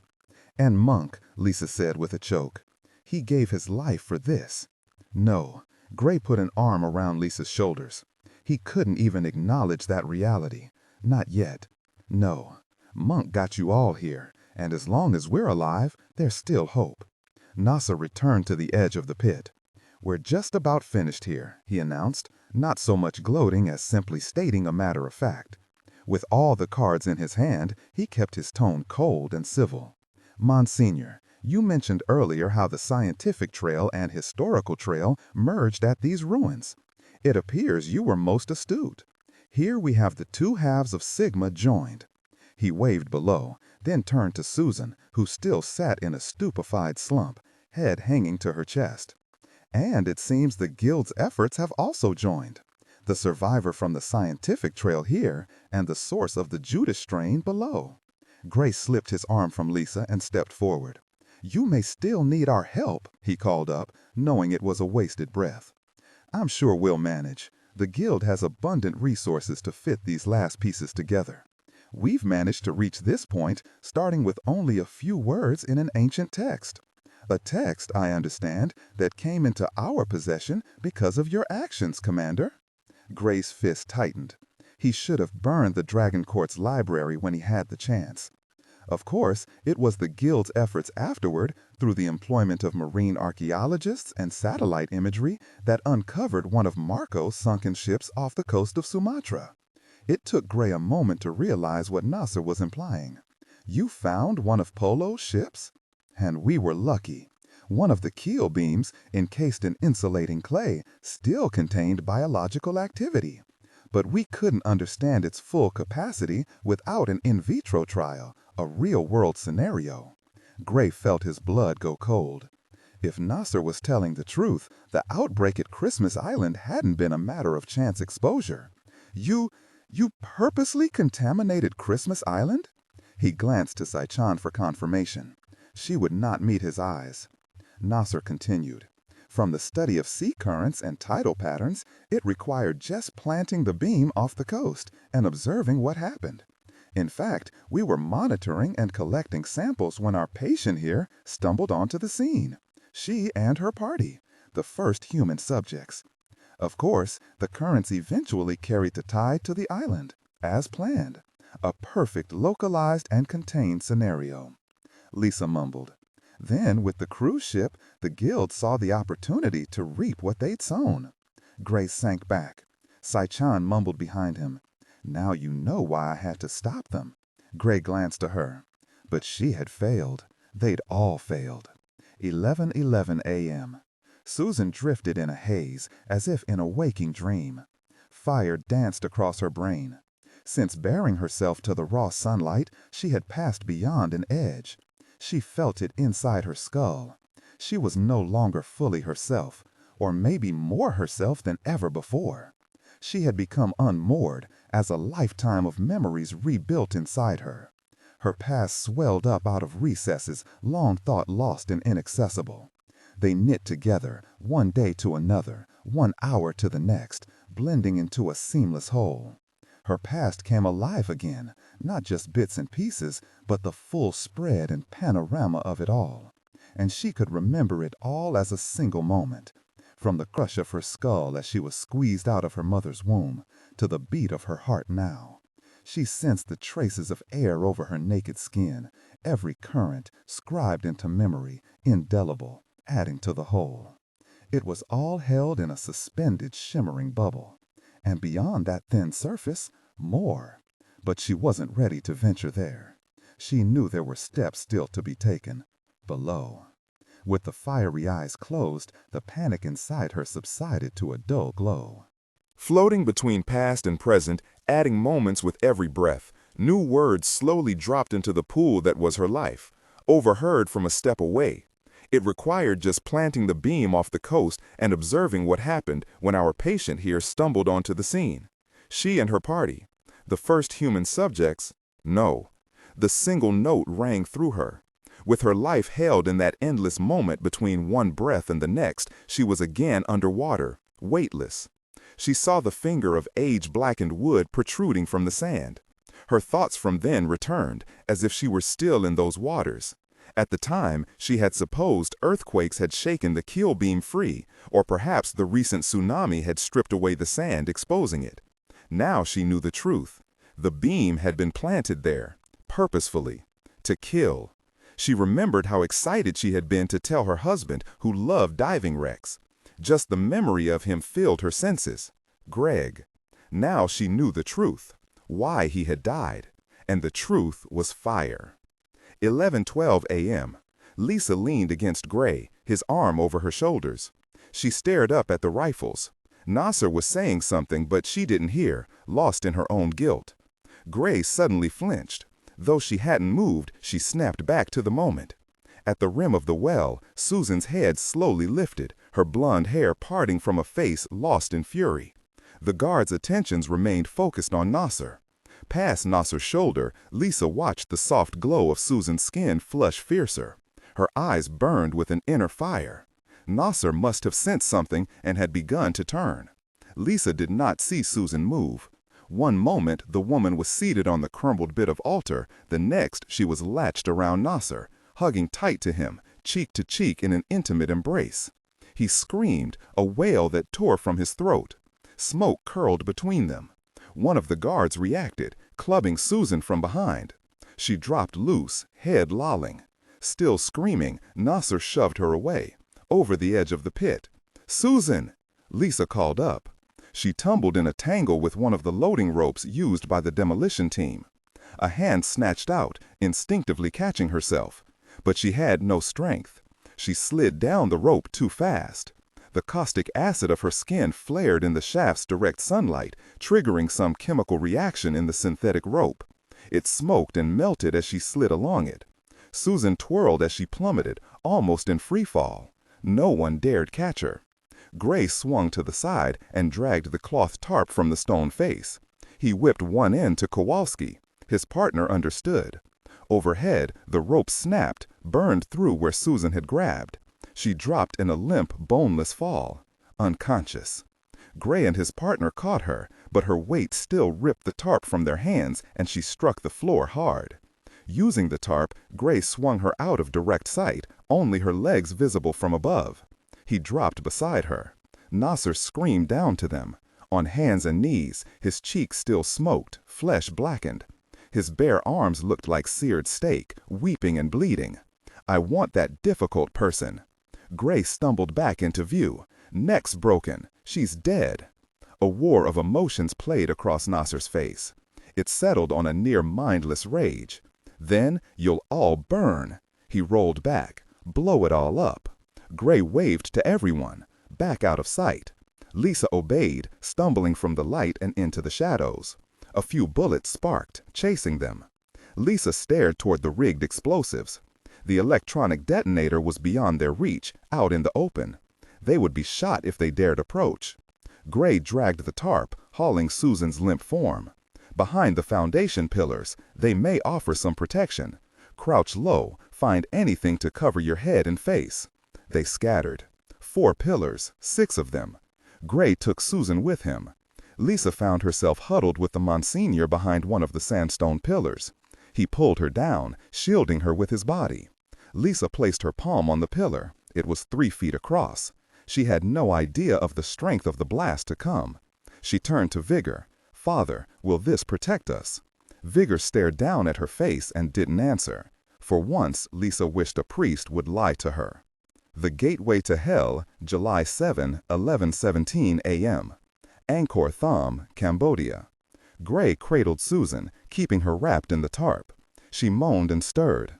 She had taken a good crack to the head when she struck the ground, but Gray had lied to Nasser about her neck being broken. The bastard, in his agony, had not questioned it, maybe had even hoped for it. Gray had hoped to use the woman's body as a bargaining chip, but that was not going well. Up above, Nasser shouted, maddened by the pain. From the look of his blackened skin, he had sustained third-degree burns across large swaths of his body, and now he wanted them to suffer in kind, an eye for an eye. But apparently, the demolition team hadn't been prepared for such a sudden order. They were scrambling, giving Gray's party a minute or so of a reprieve. Taking advantage of it, Gray shifted Susan's weight, seeking to better protect her behind the pillar. If she was the potential cure, she had to be preserved. He tugged the tarp more thoroughly over her head. It parted briefly, revealing the soft glow of her naked skin beneath. Away from the bright sunlight, the sheen to her skin had begun to dim. He paused for a beat, amazed at the strangeness. As he drew the drape closed again, he noted the wall ahead of him. The scrollwork of angelic script shone with an exceptional brilliance, fluorescing under the weak glow. The light emanating from the cyanobacteria in her skin must shed wavelengths in the ultraviolet range, igniting a fluorescent compound etched into the carvings. It reminded Gray of the Egyptian obelisk, glowing with angelic script, a miniature and rudimentary version of this display. Had Johannes Trithemius had deeper revelations during his meditations? A vision of all this? Gray opened the tarp wider, casting a broader beam of her glow. More of the script ignited, swirling off through the darkness in either direction, as if he had set flame to oil. Gray sat higher. He noted a spot of darkness off to the far left, barely discernible, at the edge of the glow's reach, a dark rock in the shining stream of glowing script. The angularity of it caught his eye. Could that be? He turned Susan in his arms, letting more of the tarp fall away, keeping enough between the woman's skin and his own. The glow was still not strong enough to reach that far. He had to move Susan closer. He struggled with her weight, tangling the tarp, sensing the seconds ticking away. He needed help. "Kowalski, where are you?" A voice answered out from the pillar to his right. "I'm hiding, like you said to." Gray hauled up. "I need you over here." "What about the bomb?" Forget about the bomb. Get your rear over here." Kowalski swore sharply, then headed over, grumbling under his breath. "Why is it always a bomb?" The large man ran up to him, practically sliding behind the pillar, like he was stealing from third to home. Gray motioned with his chin to the left. "Help me move Susan down that way." Kowalski sighed heavily. Using the tarp like a stretcher, they slung her form between them and rushed off along the wall. As they hurried, the curve of script ignited along with them, brightening as they neared, fading again after they passed. Se-chan had been hiding behind the next pillar. She crossed toward them, drawn by the brilliant display and their frantic actions. "What are you? Oh my gosh!" Gray lowered Susan to the floor, keeping her uncovered, basking her glow on the wall, setting fire to the script. All except for a recognizable patch of darkness. "Vigor!" Gray called out. "I'm coming," he answered. Plainly the Monsignor had seen the sight all the way across the chamber. Gray heard the double tramp of steps as Lisa trailed Vigor. They all stood before the wall, gaping at the sight. "Not at what was glowing, but what wasn't," Friar Greer, Vigor said. "He must have left this marker by washing down the wall. Clean the patch here as a sign." "A sign of what?" Se-chan asked. "A clue to a hidden doorway," Gray said. "There must be another way down to the cavern." "But what does the clue mean?" Vigor asked. Gray shook his head, knowing they were running out of time. If they didn't find the door, get Susan somewhere safe and away from the guild, it wasn't just their lives. According to Lisa, a pandemic was already spreading. Nasser called down to them, "Say your last prayers." "Gosh," Kowalski blurted out, though it wasn't meant as a prayer. He knocked Gray and Vigor aside, crossed to the wall, and shoved hard in the center of the cross. The stone door swiveled on a central pivot, revealing a passage beyond. Kowalski turned. "It's not always rocket science, guys. Sometimes a door is just a door." They piled through the exit. Gray and Kowalski again slunk Susan between them. Once through, Se-chan and Lisa shouldered the door back closed behind them. Ahead, a stairway led down, cut out of the limestone bedrock. No one doubted where it led. As they started down, a muffled explosion echoed to them, a single boom of thunder. Gray sent a silent prayer of thanks to Friar Greer.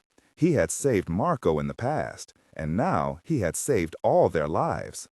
Though relieved, Gray could still not escape a horrible dread. While he might be free, his parents were not.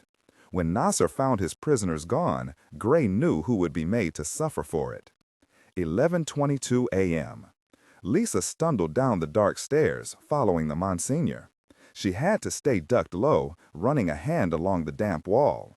The air smelled of mulch, like decaying leaves in a wet forest.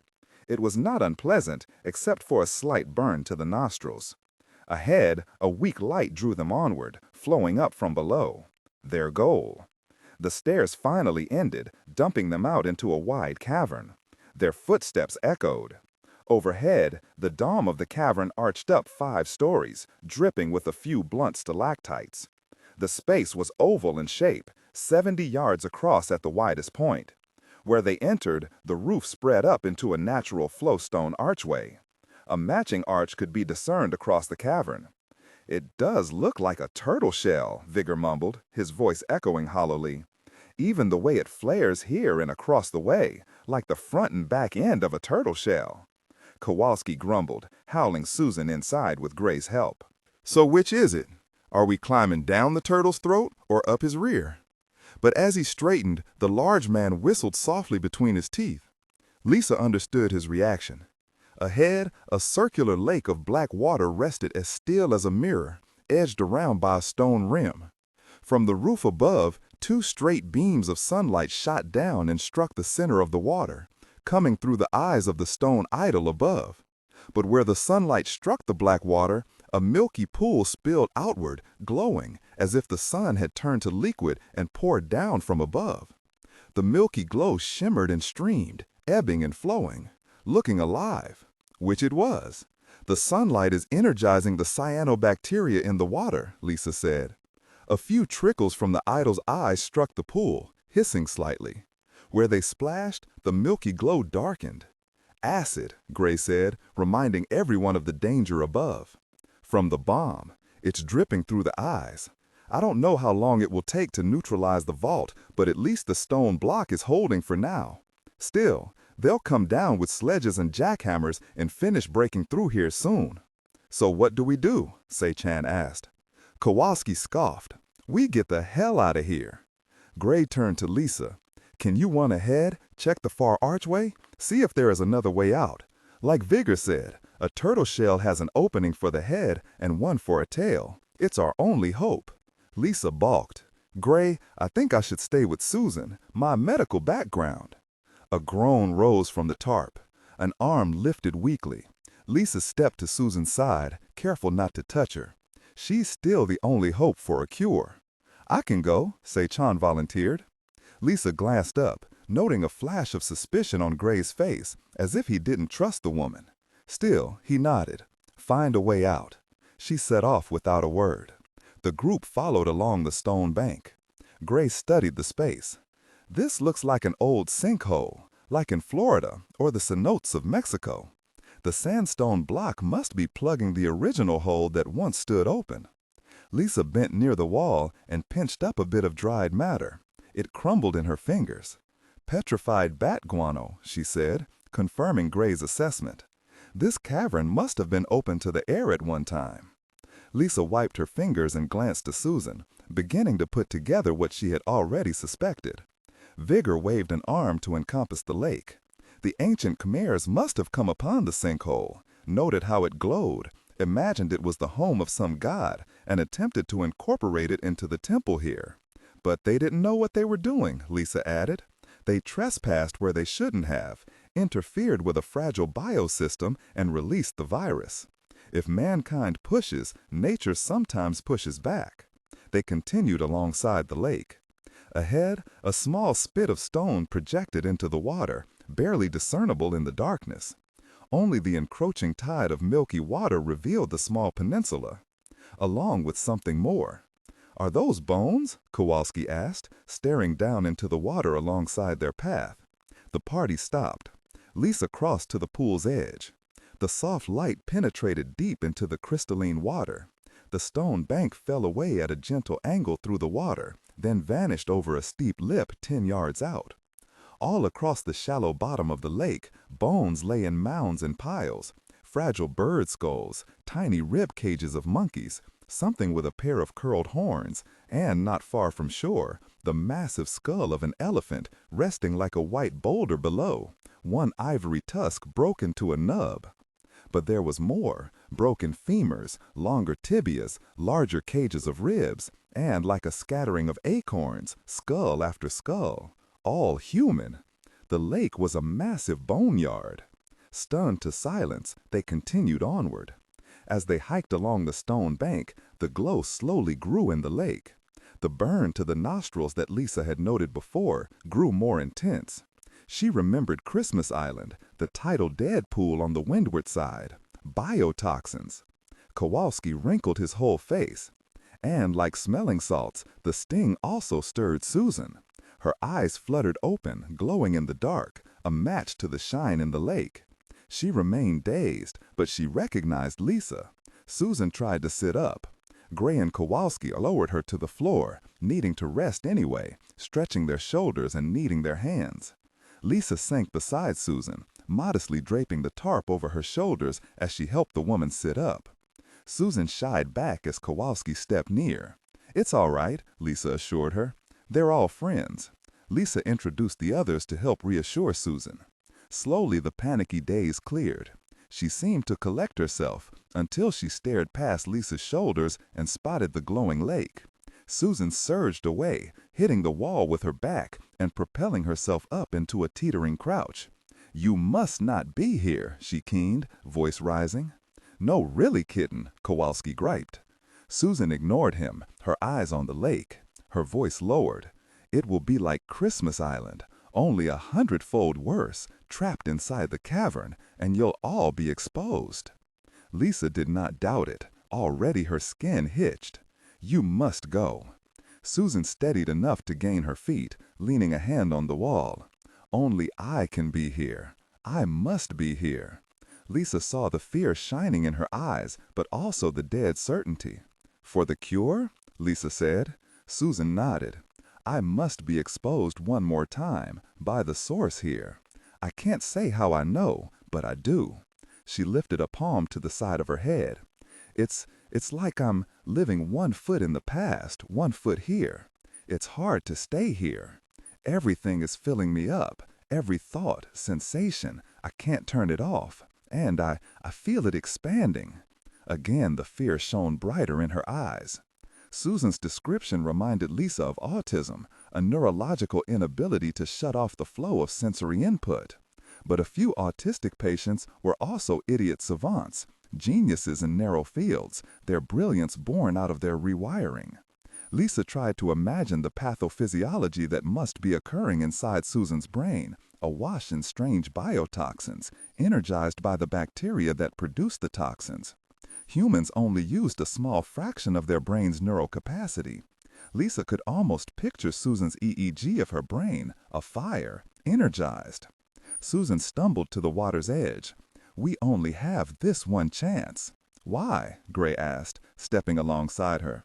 After the lake reaches critical mass and erupts with its full toxic load, it will exhaust itself. It'll take 3 years before the lake will be ready again. How do you know that? Gray asked. Susan glanced to Lisa for help. She just knows, Lisa answered. She's somehow connected to this place. Susan, is that why you were so urgent about getting here? Susan nodded. Once open to sunlight, the lake will build to a blow. If I missed it, then the world would be defenseless for 3 years. No cure. The pandemic would spread around the world. Lisa imagined the microcosm aboard the cruise ship expanded across the globe. The horror was interrupted by Se-Chan's return, pounding up to them, breathless, her face shining damply. I found a door. Then go, Susan urged, now. Se-Chan shook her head, couldn't open it. Kowalski pantomimed. Did you try giving it a hard shove? Se-Chan rolled her eyes, but she did nod her head. Yes, I tried shoving it. Kowalski threw his hands high, surrendering. Well, that's all I got. But there was a cross carved above the stone archway, Se-Chan continued, and an inscription, but it's too dark to read. The words might offer some clue. Gray turned to the Monsignor. I still have my flashlight, Vigor said. I'll go with her. Hurry, Gray urged. Already the air was getting difficult to breathe. The glow in the lake had spread far, sliding along the length of the spar toward shore. Susan pointed to it. I must be out on the lake. They headed toward the peninsula of rock. Gray paced Lisa. You mentioned a trespassed biosystem earlier. Mind telling me what in the world you think is really going on here? He waved to the glowing lake, to Susan. I don't know everything, but I'm pretty sure I know who all the key players are. Gray nodded for her to continue. Lisa pointed to the glow. It all started here, the oldest organism in the story, cyanobacteria, precursors to modern plants. They've penetrated every environmental niche, rock, sand, water, even other organisms. She nodded to Susan. But that's getting ahead of the story. Let's start here, this cavern. She nodded. The cyanobacteria invaded this sinkhole, but remember, they needed sunlight, and the cavern is mostly dark. The hole above was probably even smaller originally. To thrive here, they needed another source of energy, a food source. And cyanobacteria are innovative little adapters. They had a ready source of food above in the jungle. They just needed a way to get to it. And nature is anything if not ingenious at building strange interrelationships. Lisa related the story she had once told Dr. Devesh Patanjali about the lancet liver fluke, how its life cycle utilized 3 hosts, cattle, snail, and ant. At one point, the liver fluke even hijacks its ant host. It compels the ant to climb a blade of grass, lock its mandibles, and wait to be eaten by a grazing cow. That's how strange nature is. And what happened here is no less strange. As Lisa continued, she appreciated being able to talk through her theories. She took a moment to explain Henry Barnhart's assessment of the Judas strain, how he classified the virus into a member of the Bunya virus family. She remembered Henry's diagram, describing a linear relationship from human to arthropod to human. But we were wrong, Lisa said. The virus took a page out of the Fluke's handbook. 3 hosts come into play here. If cyanobacteria are the first hosts, Gray asked, what's the second host in this life cycle? Lisa stared toward the plugged opening in the roof and kicked some of the dried bat guano. The cyanobacteria needed a way to fly the coop, and since they were already sharing this cavern with some bats, they took advantage of those wings. Wait, how do you know they used the bats? The bunya virus. It loves arthropods, which include insects and crustaceans. But strains of bunya virus can also be found in mice and bats. So you think the Judas strain is a mutated bat virus? Yes, mutated by the cyanobacteria's neurotoxins. But why? To drive the bats crazy, to scatter them out into the world, carrying a virus that invades the local biosphere through its bacteria. Basically, turning each bat into a little biological bomb, laying waste wherever it lands. If Susan is correct, the pool would send out these biobombs every 3 years, allowing the environment to replenish itself in between. But how does that serve the cyanobacteria if the disease kills birds and animals outside the cavern? Ah, because it utilizes a third host, another accomplice. Arthropods. Remember, arthropods are already the preferred host for bunya viruses, insects and crustaceans. They also happen to be nature's best scavengers, cleaning up the dead, which is what the virus compelled them to do, by first making them ravenously hungry. Lisa's words stumbled as she remembered the cannibalism aboard the ship. She fought to stay clinical, to be understood. After stimulating this hunger, ensuring a thorough cleanup, the virus rewired the host to return here, to this cavern, to haul their catch and bring it to the pit, to feed the bacteria pool. They had no choice. Similar to the fluke and the ant. A neurological compulsion, a migratory urge. Like Susan, Gray said. Lisa grew grim at the comparison. She pictured in her head the life cycle she had just described. Triangular rather than linear. Cyanobacteria, bats, and arthropods. All joined together by the Judas strain. Susan is different, Lisa said. Man was never supposed to be part of this life cycle. But being mammalian, like the bat, we're susceptible to the toxins, to the virus. So when the Khmer discovered this cavern, we inadvertently became a part of that life cycle, taking the place of the bats, spreading via our 2 legs instead of wings, sickening the population every 3 years, triggering epidemics of varying severity. Gray stared toward Susan. But what about her? Why did she survive? Like I said, I don't have all the answers. She remembered her earlier discussions about Black Plague survivors, about viral code in human DNA. Our neurological systems are 1,000-fold more complex than any bat or crab. And like the cyanobacteria, humans also have a great capacity to adapt. Throw these toxins into our more advanced neurological system, and who knows what miracle might churn out. Lisa sighed as they reached the spit of land. As she turned, she noted a strange sight above. Puffs of smoke streamed out of the pair of the idol's eye holes, brightly lit by the sun's fire. The neutralizing powder, Gray said, spotting the same and hurrying them along. Nasser must be finalizing the upper vault's decontamination. We have no more time. 11:39 a.m. At the top of the stairs, Vigor knelt beside the low stone door. Satan held the flashlight behind him. An archway of limestone framed a slab of hewn sandstone, a mix of natural and man-made. Above the door, set into the limestone's arched lintel, was a bronze medallion. Impressed into it was a perfect crucifix. Vigor had examined it, sensing Friar Agrier's hand here, and it was confirmed below. Vigor ran his fingers over the stone door. The solid slab had been inscribed with writing. Not angelic, Italian. It was the last testament of Friar Agrier. In the year of the incarnation of the Son of God, 1296, I set to stone this final prayer. The curse was set upon me when I first arrived, and caused me great suffering. But I arose like Lazarus from a deadly slumber. I do not understand what bedevilment has befallen me, but I was preserved, marked in some strange manner, feverish bright of skin. For such succor I ministered to those few who survived the great pestilence. But now a strange compunction has come over me. The waters below already begin to boil with the fires from hell. I know it is to my death that I am driven. With great effort I did convince and oversee the construction of this seal. And I go with only one prayer on my lips. More than my own soul's salvation, I pray this door to be forever sealed with the Lord's cross. Let only one strong in the Spirit of the Lord dare open it. Vigor touched the carved signature at the bottom. Friar Antonio Agrier. Sechan spoke behind him. So after Marco left, they exposed the friar to the disease. But rather than dying, he survived, like the woman below. Maybe the other glowing pagans who offered the cure to Marco's Kazi could tell Friar Agrier would survive. That is why they picked him. But the date, 1296. He lived here for 3 years. The same time span Susan described between eruptions. Vigor glanced behind him. She was right. Sechan waved to the door. There's more writing under the name. Vigor nodded.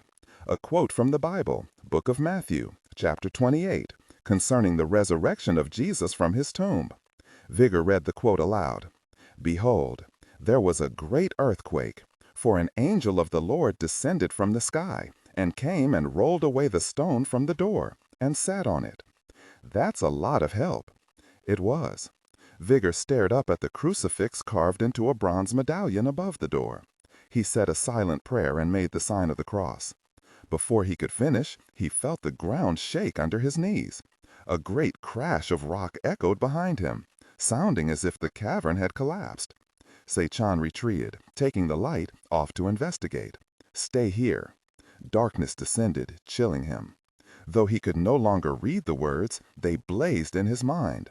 Behold, there was a great earthquake. 11:52 p.m. Gray knelt over Lisa as the resounding shock rattled through the cavern. Kowalski sheltered her other side. One of the stalactites broke away from the roof and plunged into the pool's depth. From where it had broken off, a scatter of deep cracks radiated outward, spanning the limestone roof.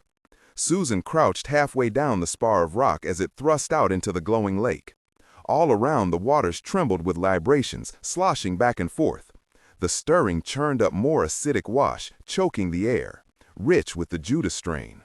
Smaller concussions struck above, pounding like cannonballs against the roof of the cavern. "What's happening?" Lisa yelled. "Nasser's bomb," he gasped out, ears ringing.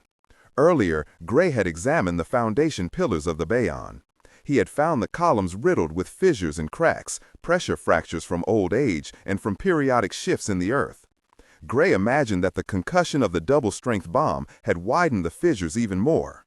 And then the wash of acid splashing outward and flowing into all those cracks had dissolved the hearts out of the pylons. "One of the foundation pillars must have collapsed," he said, taking down a section of the temple with it. Gray stared up. The tumbling of stone blocks had stopped, but for how long? He swung around to Susan. She stood up, slowly, warily. She glanced back, plainly wanting to return to shore. But instead, she turned and continued onward. Past her shoulders, the twin beams of sunlight glowed even brighter as the noon hour struck, the full face of the sun baking down atop the ruins. "Will it hold long enough?" Lisa asked, staring out at Susan. "It'll have to." Gray had no doubt that if another foundation pillar collapsed, the temple's weight would flatten this limestone bubble like a pancake. He pulled Lisa to her feet. They couldn't stay. Even if the pillars held, the lake was near to erupting. The entire pool now glowed, from shore to shore. Where the twin beams of sunlight struck, the waters had begun to bubble, gasping out more toxin into the air, more of the Judas strain. They had to leave. Down the spur of rock, Susan reached its end and sat down, hugging one knee. She kept her back to them, perhaps fearful if she saw them she would lose her nerve and come running back. She looked so alone, so frightened. A racking cough shook through Gray. His lungs burned. He could taste the caustic toxin on his tongue. They could wait no longer. Lisa knew it too. Her eyes were bloodshot, weeping heavily from both the sting of the air and from the fear for her friend. Susan had no choice, neither did they. They headed toward the distant archway. A flickering light halfway ahead revealed Sai-Chan running back, alone. Where was Vigor? Another crack of rock blasted above. Gray cringed, fearing another avalanche. The reality was worse. The stone plug shattered out of the rooftop, raining down chunks of the block. Sunlight blazed down. A large slab, bearing a corner of an upturned lip, splashed leadenly into the water, swamping Susan. More pieces struck like depth charges. Triumphant voices echoed from above. Gray heard Nasser's voice call out, "They have to be down there." But Nasser wasn't the worst danger at the moment. The full face of the sun blazed unfiltered upon the lake, combusting the pool. Already primed, close to critical mass, the bubbling became an instant boil, erupting in vast expulsions, coughing up gouts of gas and water. The pool was blowing. They'd never make it to the stairs. Gray backpedaled, dragging Kowalski and Lisa with him a few steps. He yelled at Sai-Chan, "Drop flat, now!" He obeyed his own advice, waving Lisa and Kowalski down. Gray grabbed the abandoned tarp they'd used to transport Susan. He dragged it over all three of them, trying to trap as much air as possible. "Pin your edges close to the stone," he ordered the others. Beyond the tarp, he heard the crackles of boiling water, furious, hissing, angry. Then a deep, sonorous whoop, as if the entire lake had jumped a foot, then dropped. Water washed his ankles, then swept away. The air under the tarp turned to liquid fire. The three of them huddled, gasping, coughing, choking. "Susan," Lisa finally croaked out. 12 p.m., Susan screamed. She didn't cry with mere lungs or the flutter of vocal cords. She howled out of the core of her being. She could not escape the agony.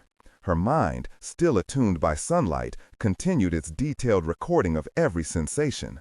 Forbidden from oblivion, her being scribed every detail. The sear of her lungs, the fire in her eyes, the flaying of her skin. She burned from the inside out, propelling her cry to the heavens. But was there anyone to hear? As she expelled all of herself upward, she finally found her release. She fell back to the stone. Her heart clenched one last time, squeezing out the last of her. Then, nothing. 12:01 p.m. "What about Susan?" Lisa gasped. Gray risked a peek from under a flap of tarp, craning back toward the rocky spar. The lake still boiled, burning under the fiery sun. The air above the lake shimmered with an oily miasma. But the worst flow of gases spiraled upward through the opening, drafting up the flue of the Bayon's central spire, turning tower into chimney. Gray knew it was the only reason they lived. If the cavern had still been sealed. Out on the spar, another of their party had not fared as well. Susan lay sprawled on her back, as still as a statue. Gray could not tell if she was breathing. In fact, it was hard to see her shape against the glare of the sunlight. And that's when he realized it. The rocky spar did not extend fully into the stream of sunlight. Susan still lay in shadow, but she no longer glowed. The brightness in her had blown out like a candle. What did that mean? Overhead, screams echoed down from the temple, now awash with the pool's toxic expulsion. Gray also heard more stones striking the roof of the cavern. The caustic gas had further weakened the precarious balance of stone above their heads. "We have to get out of the cavern," Gray said. "What about Susan?" Lisa asked. "We'll have to trust she had enough exposure. Whatever she needed to happen, hopefully happened." Gray rolled to his knees, coughing hard. They all needed the cure now. He stared over to Kowalski. "Get Lisa to the stairs." Kowalski pushed up. "Don't have to tell me twice." Lisa clutched Gray's wrist as he stood, keeping the tarp over their heads. "What are you going to do?" "I have to get Susan." Lisa pinched around to see, then covered her mouth. The lake still roiled heavily, popping with gas. "Gray, you'll never make it." "I'll have to." "But I don't see her moving. I think the sudden explosion was too much." Gray remembered Marco's story of his forced cannibalism, drinking the blood and eating the flesh of another man to live. "I don't think it matters if she's alive or dead. We just need her body." Lisa flinched at the callousness of his words, but she didn't object. "I'm going to need the tarp," Gray said. Kowalski nodded, clutching Lisa by the arm. "Fine by me. I'm taking the girl."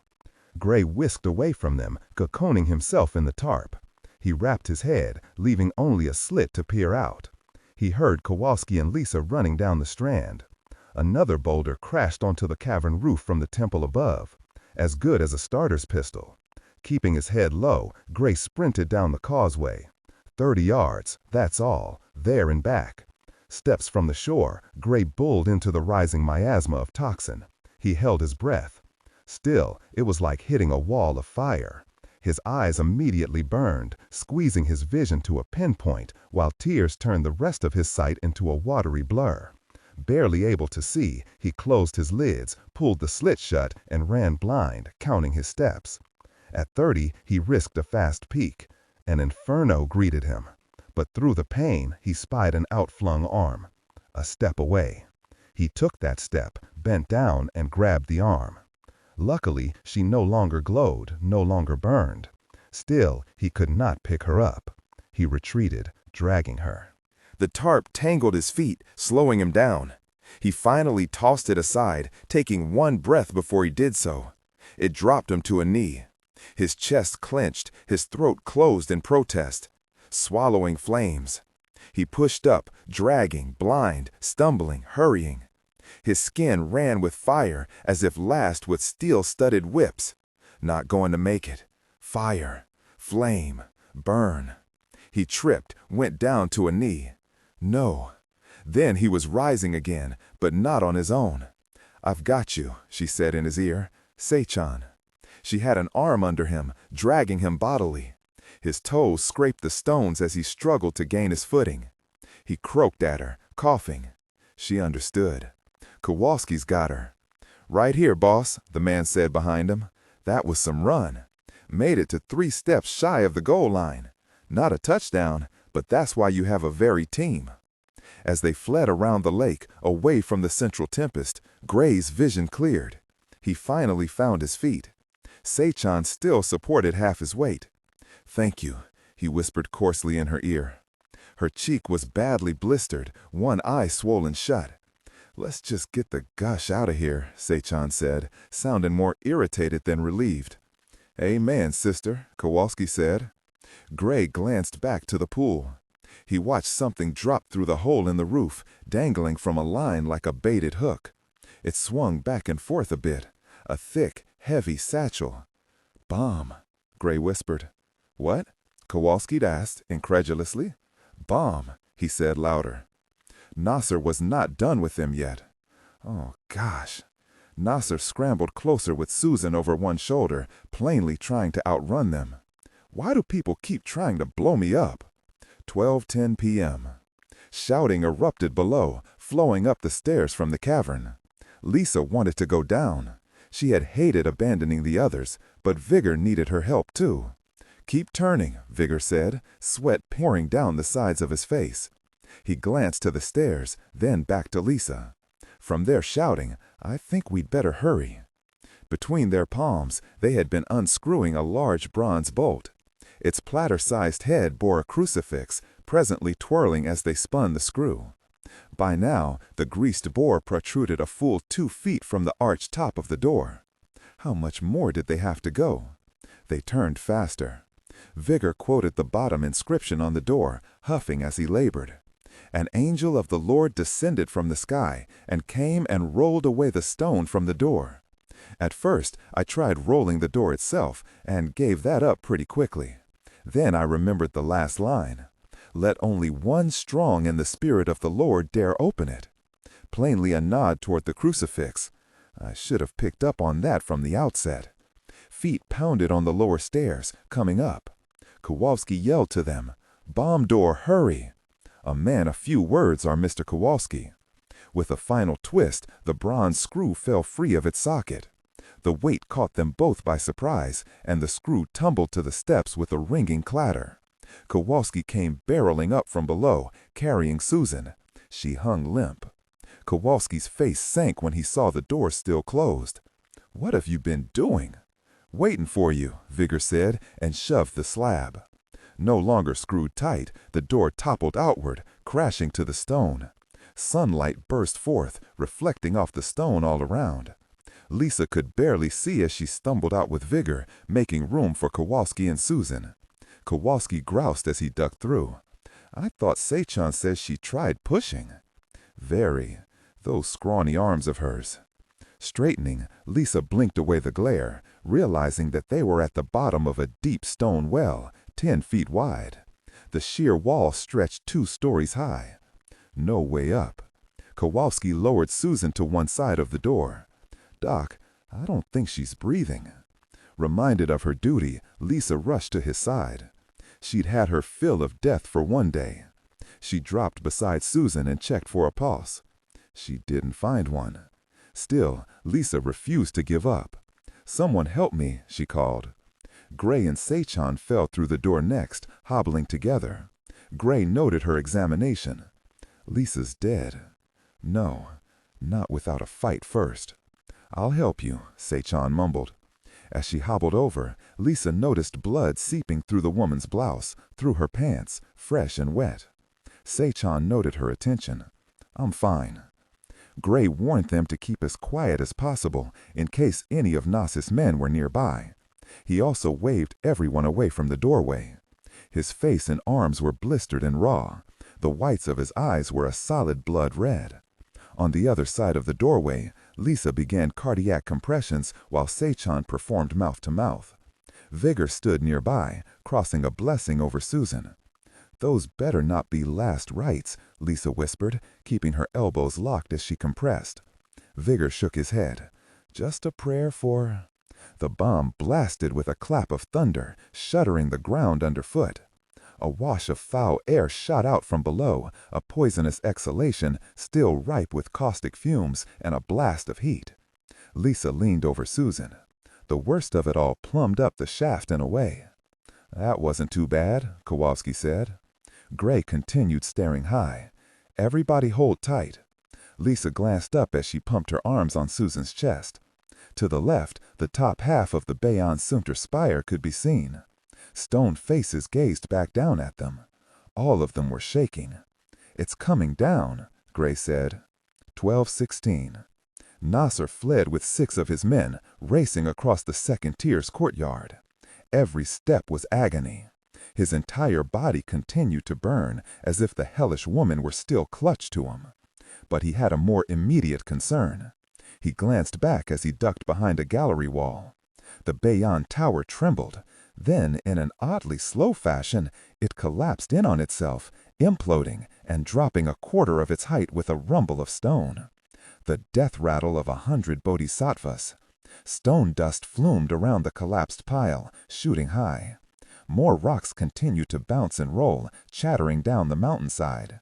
His demolition expert had warned against the size of the charge, warned this might happen. But Nasser could not risk Commander Pierce escaping with the prize. As he turned away, he noted a second plume of smoky dust rising off to the side. It twisted up like a gray smoke signal. Nasser's eyes narrowed. Did it mark another exit to the cavern? 12:17. Gray choked on the dust, barely able to see anyone else in the confined space of the well.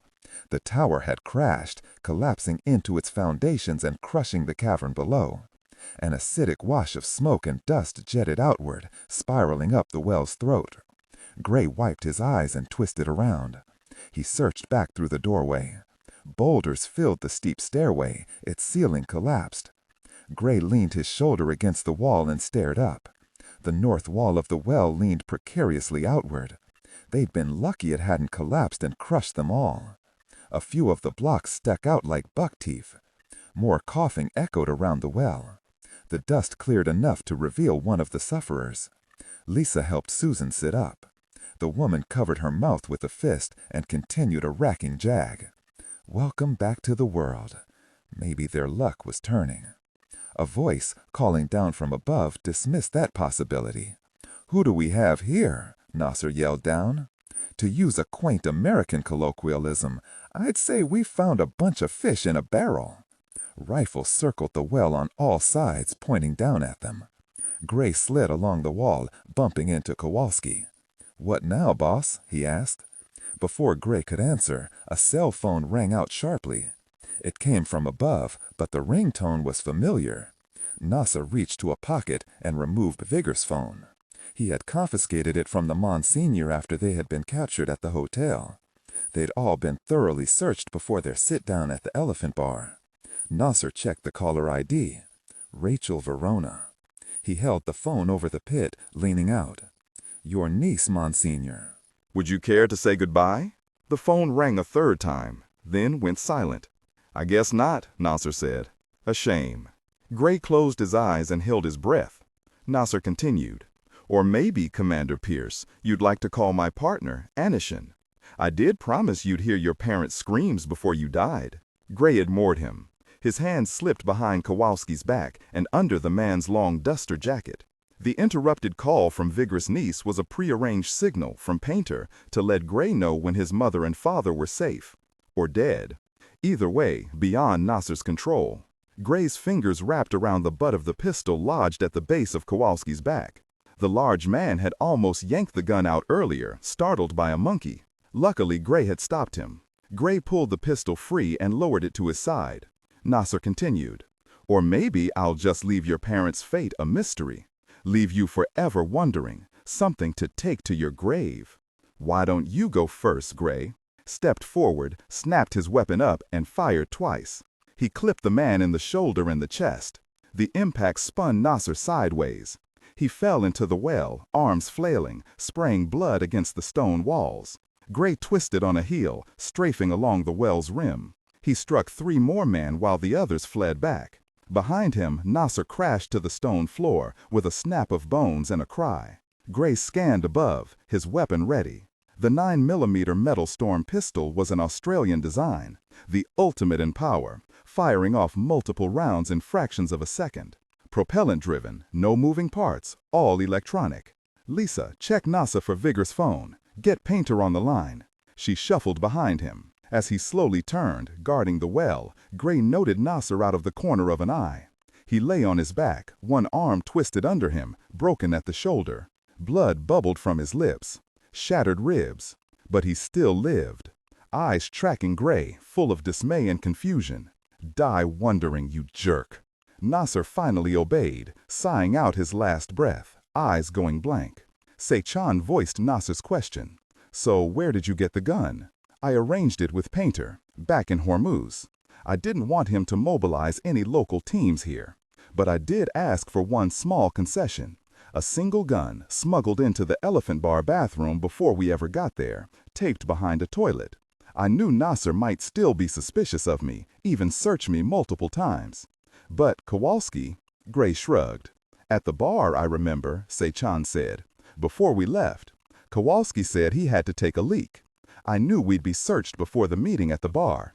It was the easiest way to get a gun to us afterward, to keep it close until my parents were safe. Kowalski grunted.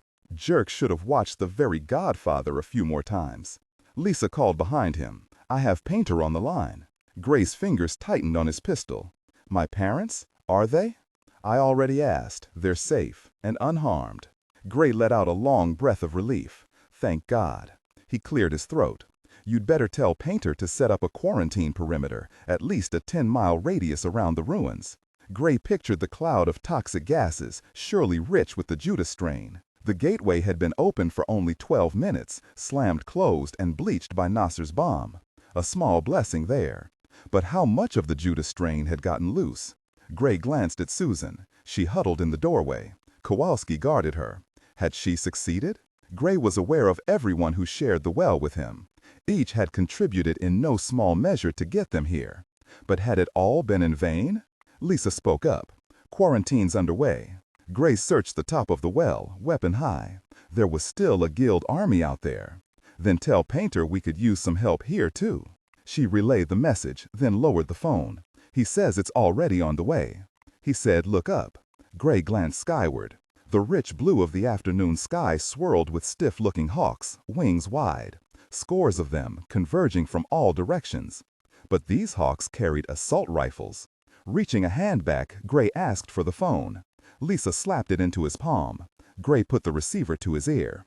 I thought we agreed not to mobilize a local response. Commander, I don't exactly classify 40,000 feet in the air as local. And besides, I'm your boss, not the other way around. Gray continued to watch the skies. The strike team plummeted toward the ruins, spreading out in an attack pattern. Each soldier had a fixed-wing glider harnessed to his back, like miniature wings of a jet fighter, allowing for high-altitude deployment. They dove downward, spiraling and spiraling. Then, on one signal, each man pulled his ripcord, all shedding wings in unison. Glide chutes deployed, snapping wide for the last stretch of their descent. Like a choreographed dance, they swooped in from all directions. Others noted the dramatic approach. Gray heard boots pounding on stone, most heading away. Gray imagined black berets were being stuffed into garbage cans as the guild's mercenaries hightailed it out of here. But not all were so craven. A few spats of rifle fire echoed, slow at first, then furiously. A firefight raged for a full tense minute. A glide chute swept overhead, the pilot firing on the fly. Then another, his legs lifted high as he prepared to alight on the ruins. Body studded, landing all around the well, probably zeroed in on the phone in Gray's hand. A man suddenly lunged over the well's low wall, a bit too quickly. Gray came close to shooting him until he recognized the jumpsuit. U.S. Air Force. "You blokes all okay?" he called down in an Aussie accent, unhooking his chute. Lisa shoved past Vigor, her voice full of amazement. "Ryder?" The man grinned down at her. "That man of yours, painter, bonds or bloke.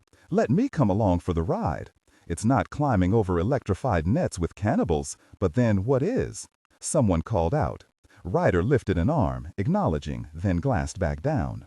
"Hold fast, ladders on their way." He rolled away and vanished. Gray continued to keep guard over those here, his weapon ready. It was all he could do. That and one last thing. He lifted the phone to his ear again. "Director?" "Yes?" "Thank you for not listening to me, sir."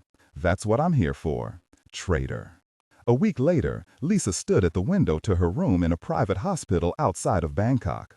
Tall walls surrounded the small two-story facility and its lush gardens of papaya trees, flowering lotus, sparkling fountains, along with a few quiet statues of Buddha wrapped in saffron robes, trailing thin spikes of smoke from morning prayer sticks. She had said her own prayers at dawn this morning, alone. For Monk. The window stood open, the shutters thrown back for the first time in a week. Their quarantine was over. She took a deep breath, inhaling the scent of jasmine and orange blossoms. Beyond the wall, she heard the slow bustle of village life, the lowing of oxen, the chatter of a pair of elderly women passing the gates, the heavy tread of an elephant dragging a log, and best of all, unseen, but as vibrant as sunshine, the laughter of children. Life. How close had they come to losing it all? "Did you know," a voice said behind her, "that standing in front of the window, the sun shines right through that hospital gown? Leaves very little to the imagination. Not that I'm complaining." She turned, swelling with joy. Painter leaned against the doorframe, holding a paper-wrapped bundle of yellow roses, her favorite. He was dressed in a suit, no tie, clean-shaven and scrubbed. He had a slight tan after a week in the tropics, out of Sigma's subterranean lair, setting off the spark to his blue eyes and dark hair. "I thought you weren't going to be back here until late tonight," she said, stepping away. He entered the room. Unlike the sterility of most hospital accommodations, the private facility had rooms lavishly appointed in teak. It was also adorned with vases of flowers, even a pair of fish bowls swimming with tiny orange and crimson goldfish.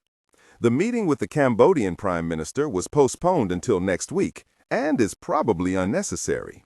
Even the quarantine there will be ending within the next few days. Lisa nodded. Crop dusters had spread a weak solution of disinfectant over the outlying areas. The ruins of Angkor Wat had been soaked thoroughly. The refugee quarantine camps had revealed some cases, but they were responding to treatment. The cure had worked. Susan was in another wing of the hospital, under the strictest guard, but even that was proving an unnecessary caution.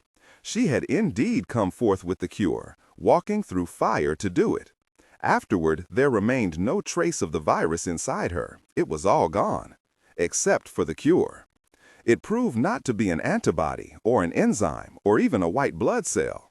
It was bacteria, the same cyanobacteria that had made her glow. The second toxic exposure had altered the bacteria yet again, churning the life cycle fully around. Like healthy lactobacillus in yogurt, the bacteria, when ingested or inoculated, produced beneficial compounds that destroyed any toxic bacteria generated by the Judas strain and scavenged away all trace of the virus itself, digesting it. The cure produced symptoms equivalent to a mild flu. Then you were immune from further reinfection. The bacteria also appeared to act as a vaccine in healthy subjects, offering immunity against exposure, similar to the Salk's vaccine against polio. But best of all, the bacteria also proved easy to culture.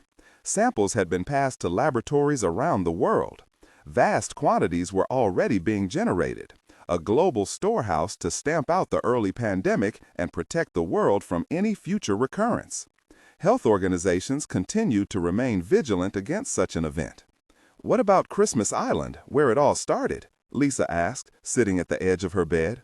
Painter replaced some wilting flowers with his roses. "Looking good.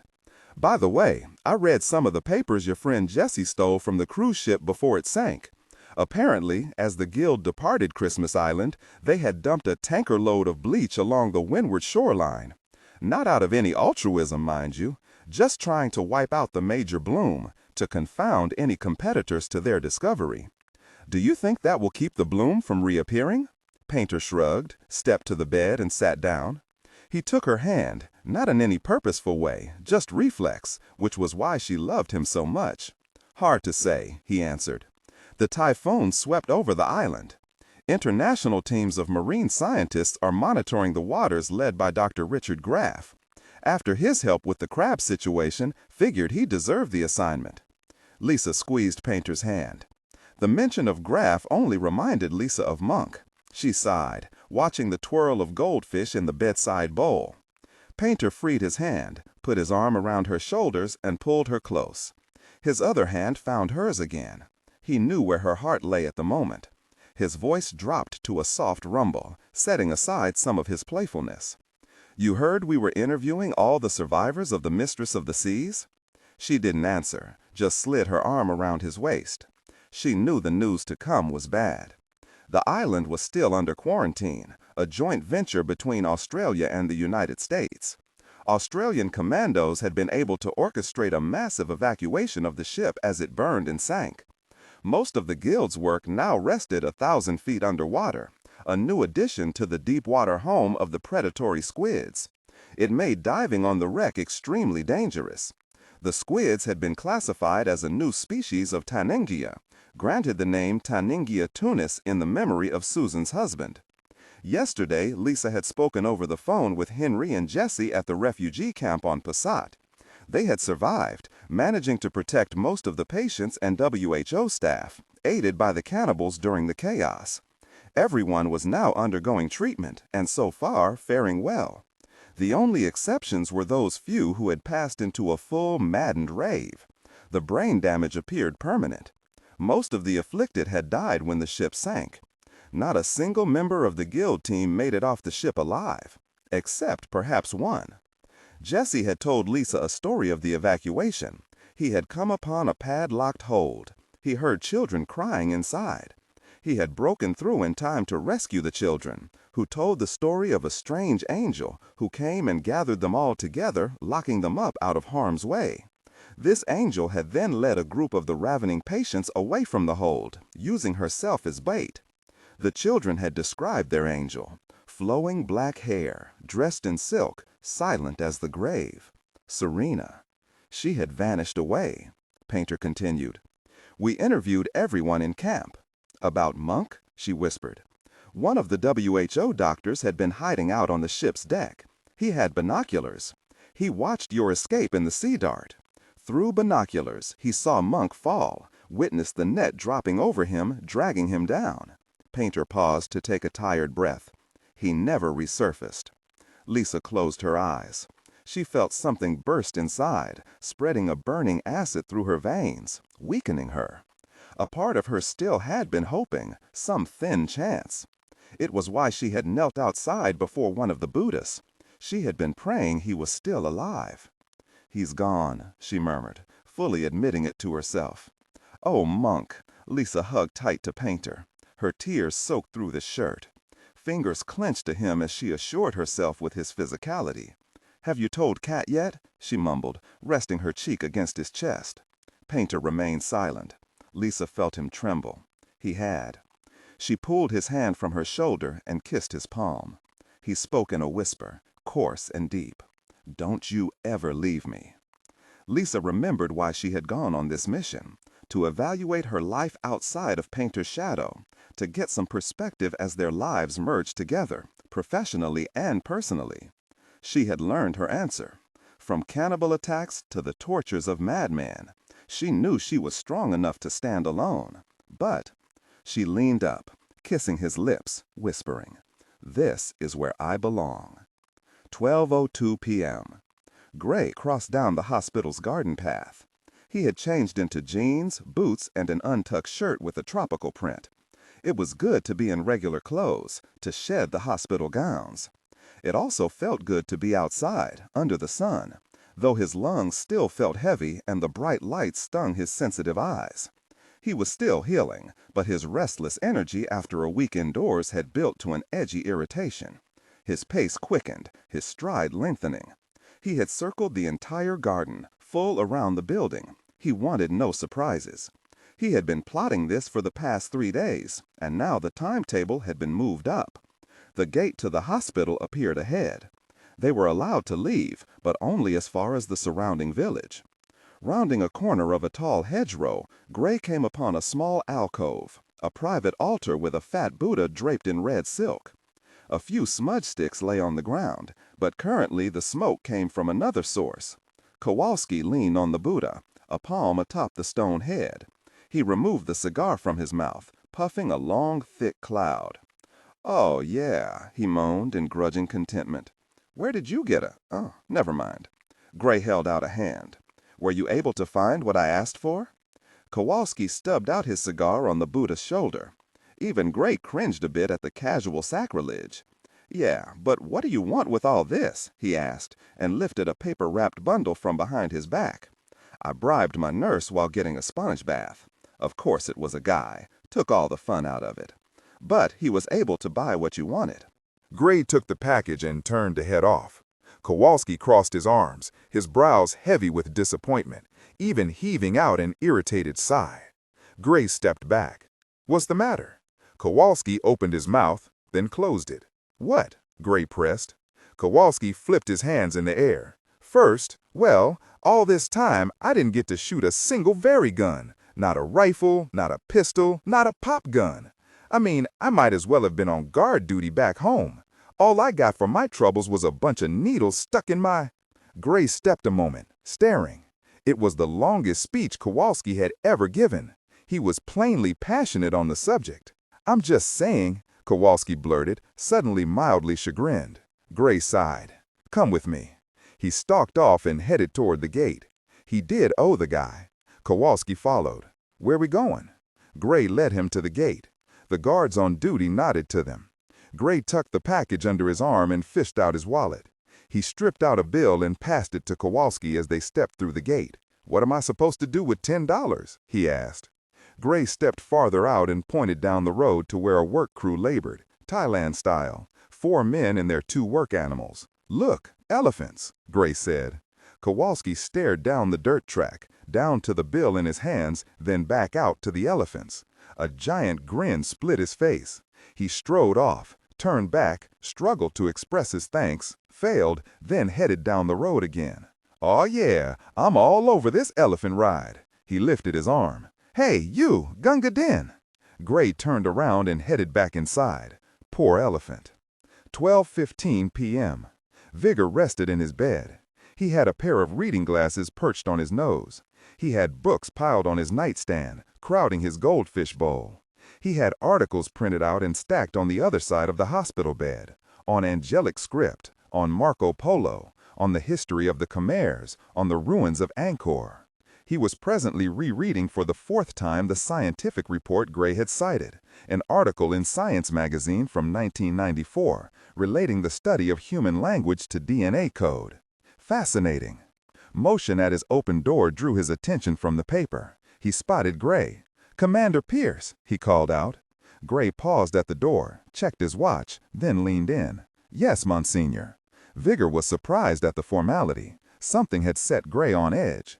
He waved the man inside. "Come in for a moment. I have just that a moment." He stepped inside. "How are you feeling?" "Fine." Vigor waved away such matters. I read this article. I didn't realize that only 3% of our genome is active, that a full 97% is junk and codes for nothing. Yet, when this junk is run through the cryptography program testing for language, even such random garbage also reveals a language. Amazing. Vigor took off his glasses. Gray, what if we could understand that language? Gray nodded. Some things may be forever beyond us. Vigor scowled gently. Now, I certainly don't believe that. God didn't give us these big brains and not want us to use them. We were born to question, to search, to strive for a fuller understanding of the universe, both external and internal. Gray checked his watch again, subtly, a flick of his eyes down to his wrist, not wanting to appear rude. Vigor decided to quit torturing the young man. He plainly was busy. I'll get to my point. Remember back in the barrel vault beneath the Bayon, I mentioned how the angelic script, the possible written form of this unknown genetic language, could be the word of God mapping out something greater in us, maybe something buried in that 97% of our genetic code that is considered junk. What if it's not junk? Maybe we even caught a glimpse of that greater part of us. How do you mean? The woman Susan. Maybe her transformation was a peek into the true translation of the angelic script. Vigor read the disbelief in the commander's face and held up a hand. I talked to Lisa earlier this morning. She mentioned how she believed Susan's brain was fully excited by the energies of the bacteria when exposed to sunlight, awakening those parts of the human brain that are otherwise dormant. I find it interesting that only a tiny fraction of our genetic code is active, and at the same time, we only utilize a small portion of our brain. Don't you find that odd? Gray shrugged, non-committal. I suppose. Vigor continued. What if all that angelic script maps out our full potential, that which still remains hidden in all of us, waiting to be awakened? According to the book of Genesis, God made us in His image. What if that image is yet to be fully realized, buried in dormant sections of our brain, hidden within the angelic language of our junk DNA? Maybe all that script written on the walls under the Bayon, glowing in the dark, maybe the ancient writer was attempting to understand that potential too. You mentioned yourself how it was incomplete, sections missing. That's true, Gray conceded. And you raised some interesting conjectures worth exploring, but I don't know if we'll ever know the truth.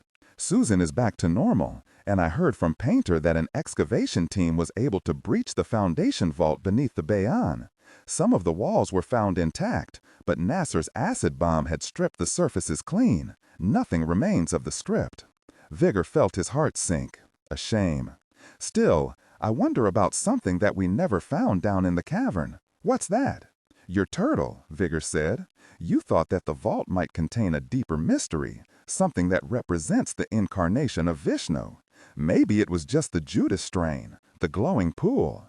Even you mentioned how the ancient Khmer probably stumbled upon the glowing cavern and attributed it to some god's home, maybe Vishnu's.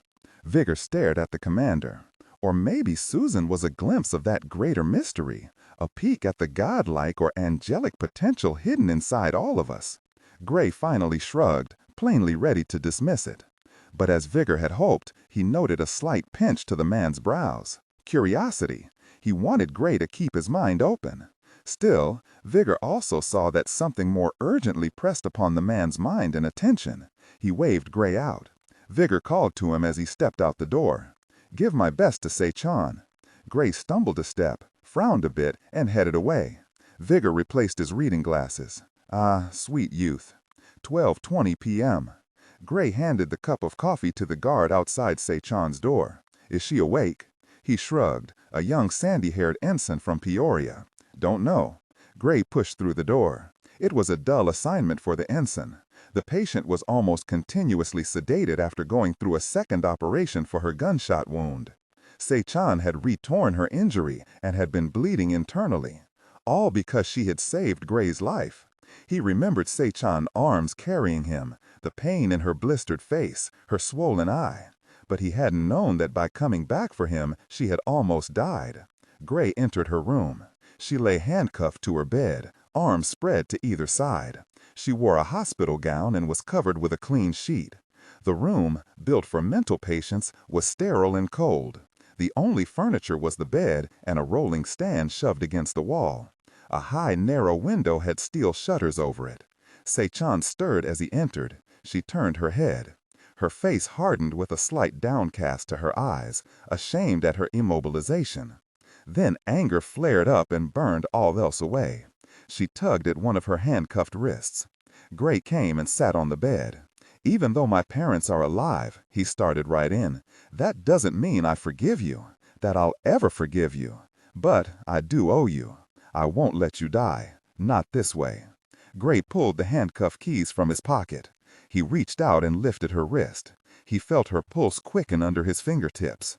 "They're sending you to Guantanamo Bay in the morning," he said. "I know." And like Gray, she also knew it was a death sentence if she wasn't immediately executed. The Guild would assassinate her to silence her, or one of the other intelligence agencies would. The Israeli Mossad still had an open kill order on her. He slipped in the key and turned the lock. Her cuff snapped open. Sai-chan sat up, still wearing a glint of suspicion. She held out her palm for the key, testing him. He gave it to her. As she undid her second cuff, Gray placed the package Kowalski had obtained on the bed. "I have 3 sets of clothes, a nurse's uniform, local attire, and something in camouflage. There's also local currency. I couldn't do anything about ID, not on this short notice." Sai-chan's other handcuff snapped free. Turning, she rubbed her wrists. The soft sound of a body hitting the floor sounded past the door. "Oh, and I drugged the guard." She glanced to the door, then back to him. Her eyes sparked. Before he could move, she lunged, grabbed his collar, and pulled him to her. She kissed him hard, her mouth parting, tasting sweetly medicinal. Gray instinctively pulled back. He hadn't come here to, "Oh, really?" He reached to the small of her back and cupped her tightly to him. Never releasing, she maneuvered him, shifting her weight and position. He twisted, falling back. He heard the snick of shackles. She pushed off of him. His right wrist had been handcuffed to the bed. He glanced up in time to see her elbow swinging toward his face. His head cracked back. He tasted blood on his lips. She leapt on him, pinning him to the bed, sitting on his chest. She raised her fist. He lifted his free arm to block. She cocked her head. "This has to look convincing, or you'll be the one sitting in Guantanamo for treason." She was right. Gray lowered his arm. She struck him hard, splitting his lip. His head rang with the blow. She shook the stain from her hand, then raised her fist again. "And this is for not trusting me," she said, and lashed out again. Blood spurted from his nose. He felt himself drift away, then back again. She leaned down near his ear. "Do you remember that little promise I made to you at the very beginning?" "What's that?" He turned to the side and spat. "That I'd reveal the mole to you after this was all over. But there was no mole." "Are you certain of that?" Her eyes hovered over his. Suddenly, he wasn't so sure. She sat back and whipped out with her elbow, a glancing blow to his eye. "Christ, that'll swell fine." She rubbed her lips, studying him, like an artist over an oil painting in progress. Then said, "I'm the mole, Gray." "What? A mole planted inside the Guild?" She slammed a fist into his other eye. His vision went black for a breath. "I'm one of the good guys, Gray. Haven't you figured that out yet?" Gray lay there dazed, from her words, from her blows. "A double agent?" he coughed out, incredulous. "2 years ago, you shot me, point blank in the chest." She cocked her fist again. "I knew you had on liquid body armor. Didn't you ever wonder why I was wearing the same? Catch a clue, Gray." Her fist hammered down, rocking his head back. She then pinched the bridge of his nose, plainly wondering if she should break it. "And the anthrax bomb," he said, "at Fort Detrick? Already sterilized, a dud. I was planning on blaming the bomb's designer. But the curator in Venice?" he sputtered out. "You killed him in cold blood." She slashed her fingernails down his left cheek, digging deep furrows of fire. "If I hadn't, his whole family would have been slaughtered, including wife and daughter." Wincing, Gray stared up. She had an answer for everything. Sai-chan leaned back, cranking the heel of her hand up to her ear, eyeing his nose. "And I'm not stopping, not after 5 years, not when I'm this very close to discovering who leads the Guild." She punched down, but he caught her wrist this time. She leaned her weight, pressing down on him. "Sai-chan." She stared down at him, muscles straining, eyes fiery, as if in pain. Their eyes met. She searched his face, looking for something.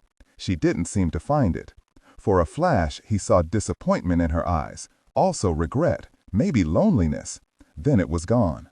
She slammed him with her elbow, a blow to the ear, scattering stars across his vision.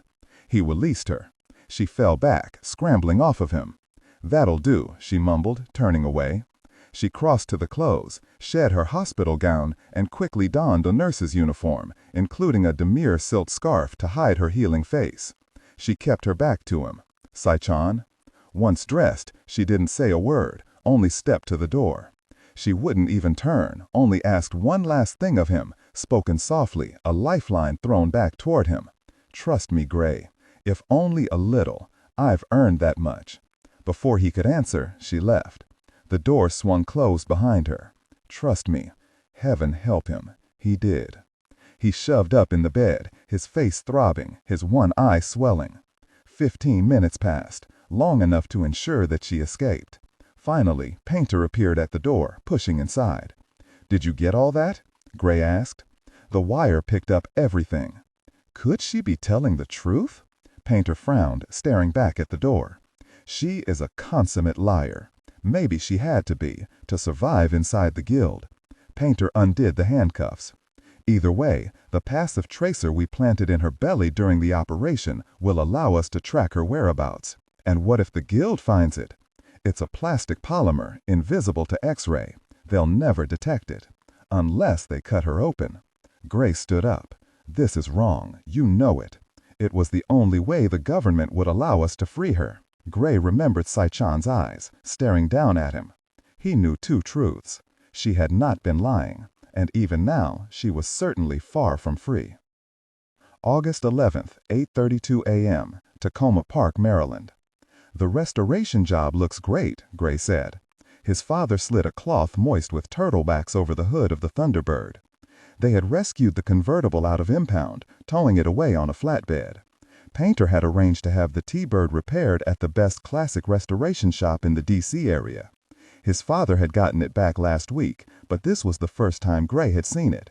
His father stepped back, hands on his hips. He wore an oil-stained undershirt and long shorts, showing off his new leg, another courtesy of Sigma, DARPA-designed, exceptionally realistic. But it wasn't the leg that concerned his father at the moment. "Gray, what do you think of these new rims?" "Not as nice as my old Kelsey wire wheels." Gray came around to stand next to his dad. They looked the same to him. "You're right," he said anyway. "These suck." His father said non-committally. "But they were free. That Painter fella was pretty generous." Gray could get a sense of where this was leading. "Dad, your mother and I talked it over," he said, still staring at the wheels. "We think you should stay with Sigma." Gray scratched his head. He already had his letter of resignation in his pocket.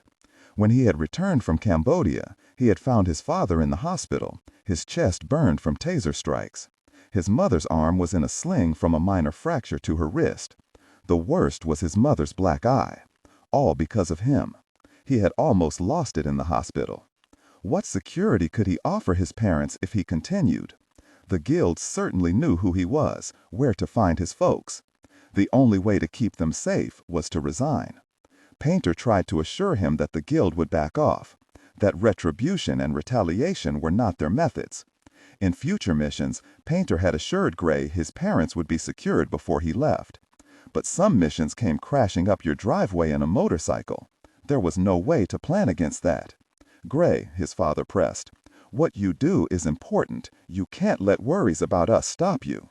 "Dad," he lifted his hand, "I've said my piece. You make your own decision. I have to figure out if I like these rims or not." Gray started to turn away. His father reached out, grabbed his shoulder, and pulled him into a one-armed hug. He gave him one squeeze, then pushed him away a bit. "Go see what your mother is burning for breakfast." Gray crossed to the back door and met his mother coming out. "Oh, Gray, I just got off the phone with Kat. She said you were heading over there this morning." "Before I go to the office, I have some of Monk's stuff on the front porch. Dad's letting me borrow the T-Bird so I can run some errands for Kat this afternoon, too. I know the funeral isn't for another 2 days, but I have some pies. Could you take those over, too?" Pies? Gray asked doubtfully. Don't worry, I bought them from the bakery down the street. Oh, and I have some toys for Penelope. I found this cute jumper with elephants. And he just kept nodding, knowing eventually his mother would stop. How is Cat holding up? She finally finished. Gray shook his head. Good days and bad, mostly bad. His mother sighed. Let me get those pies. Last time I saw Cat, she was thin as a rail, that poor girl. Gray soon had a paper grocery bag stacked with boxed pies. He headed through the house to the front porch. He pushed outside and crossed to the stack of boxes. They contained everything from Monk's locker and a few things kept at Gray's apartment. Gray also had a box to take to the funeral home. Ryder Blunt, the billionaire, had returned Monk's prosthetic hand, having to cut through the wing strut of his seaplane to free it. Cat had refused to even look at it, and Gray didn't blame her. But she did ask that the hand be added to the empty casket that would be lowered into Arlington National Cemetery. They were each supposed to also bring tokens of remembrances to include in the casket. Gray had found a copy of Monk's favorite movie. The man had left it at Gray's apartment after a pizza and popcorn night. Sound of Music. Monk knew all the words, singing along as he bounced Penelope on his knee. Monk had the biggest heart of any man he knew. He would have made a great father. Gray crossed to the porch swing. He pulled out his letter of resignation, folded into threes, crumpled a bit. He straightened the crinkles between his thumb and forefinger. He wished he could talk to Monk about this. As he sat, he heard something scratching among the boxes. The neighborhood squirrels were fearless. Oh, gosh. The pies grabbed up and crossed to the stack. But the noise wasn't coming from the bag of pies. He frowned. He shifted around until he found the right box. What the hell? Gray removed the top. Painter hadn't only commissioned the repair to his father's leg and trashed T-Bird. He had not wanted to send Monk's hand into the ground, all charred. So he had the prosthesis meticulously restored. It rested in a foam mold. Only now one of the fingers was digging at the foam. Gray lifted the hand. The index finger wiggled in the air. Gray felt a shudder pass through him. What if Cat had seen this? Must be a short in the wiring. He set the hand down on the porch chair. The finger continued to move, tapping at the wooden seat. Gray turned away in disgust. He tugged out his cell phone, ready to blast whoever messed up its Sigma. But as he dialed, his ear stayed morbidly attuned to the tapping. As he listened, Gray realized it drummed out a pattern. In Morse code, a familiar distress call. SOS. Gray swung around, staring down at the hand. It couldn't be. Monk? 2:45 p.m. Cardamom Mountains, Cambodia. Susan Tunis climbed the steep ravine of the jungle-shrouded mountains, following the brilliant cascade of a waterfall. A fine mist hung in the air, scintillating in the dappled sunlight. A pileated gibbon chattered in protest at her passage, hanging from a vine by one arm, its black face framed by gray fur. She continued onward, moving purposefully through the rainforest. The Cardamom Mountains formed a border between Cambodia and Thailand, an inhospitable land of dense forests and inaccessible hills. On her fourth day into the mountains, sleeping in a hammock under mosquito netting, she had spotted an endangered Indo-Chinese tiger, with its stocky body and tightly drawn stripes. It slipped through the forest, uttering a low growl. Otherwise, she hadn't seen anything larger than a howling gibbon, certainly no people. Due to the isolation and difficult terrain, the mountains had once been the last refuge of the Khmer Rouge guerrillas, who retreated here because of the harsh terrain. Landmines were still a great risk, but Susan suspected she was days past where even the guerrillas dared to tread. She reached the crest of a ridge and followed the stream across a forested plateau. Ahead, a few small shapes slipped into the water from perches on logs. Batagar basca, Asian river terrapin, one of the most endangered species on the planet, also known as the royal turtle, revered as guardians of the gods. Here they made their home. Just past their mud nests and hibernating burrows, Susan came upon a collection of jars by the river, cylindrical clay pots standing 3 feet tall, scribed with lichen, carved with intricate designs. Ancient burial jars. They contained the bones of kings and queens. There were such sites scattered throughout the mountains, considered very sacred. But no one visited this particular site, the most ancient of them all. Susan left the river and passed through the cemetery. The burial jars eventually thinned as the forest abutted against the cracked cliff face. She knew where she had to go, knew from the moment she had been revived by Dr. Cummings. She had gained more than just the cure for the world, but she had told no one. It was not the time. Susan reached the cliff and crossed to a lightning bolt-shaped crack, gaping 2 feet wide at the base. She wiggled out of her pack and turned sideways to push into the fissure. She took tiny steps, sliding deeper and deeper. Behind her, the sunlight faded, growing thinner and thinner. Soon, she was in total darkness. Susan stretched out a hand, reaching her arm forward. A glowing fire, wheeled from within, ignited at her fingertips and spread down to her shoulder. She raised her arm like a lamp. Here was another secret she had kept, but not her greatest. Lighting her own path, she headed deeper. She didn't know how far she traveled, losing the firm passage of time, but it was certainly well into the night. Eventually, a glow appeared, flowing back to her, welcoming her, a match to her own. She continued at her same pace, sensing no need to hurry. At last, she entered a great vaulted space. The source of the light became clear.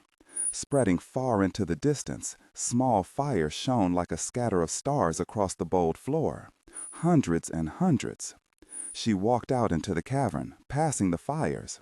Each was a figure, spread-eagled on the floor, ablaze with an inner fire, burning flesh to a crystalline translucency. She stared down into one. All that remained visible was the nervous system, brain, spinal cord, and the vast tangle of peripheral nerves. The open arms, flowing with filamentous fibers, looked like unfurled wings, feathered with tufts of fine nerve bundles. Angels in the dark, slumbering, waiting. Susan marched onward. She reached a figure who wasn't as consumed, who still showed the beat of a heart and the flow of blood, where bones still hinted at form and function. Susan found an open spot at his side and lay down. She stretched her arms. Her fingertips brushed her neighbor. The words reached her in an old Italian dialect, but she understood. "Is it done?" She sighed. "Yes, I am the last. The source has been destroyed. Then rest, child. For how long? When will the world be ready?" He answered her. "It would be a very long sleep. What am I to do? Go home, my child. For now, go home." Susan closed her eyes and let that which needed to sleep drop away. All else, she slipped into the bubble that composed the entirety of her life and stepped through it to what lay beyond. Light blinded, as if she stared into the full face of the sun. She lowered her gaze, blinking away the glare. The world filled back in around her. The gentle rock of the boat under her bare feet, the cry of a lone gull, the hush of waves against the hull, and the sweep of wind over her skin. Was this a dream, a memory, or something more? She inhaled the salt air. A beautiful day. She crossed to the ship's rail and stared out at the blue expanse. Green islands dotted the distance. A few clouds drifted. She heard the tread of feet on the stairs leading up from the cabin. As she turned, he climbed into view, pulling up with his arms, dressed in shorts and an Ocean Pacific t-shirt. He spotted her with a startled expression. Then he smiled. "Oh, there you are." Susan rushed to Greg, wrapping her arms around her husband. Downstairs, Oscar barked. A grumpy voice yelled back at the old dog. Susan snugged against her husband, listening to the beat of his heart. He hugged her back. "What is it, Susan?" She stared up into Greg's face, raised a finger to the 3-day stubble on his chin, then tipped up on her toes to reach his lips. He bent down to meet her, and she knew she was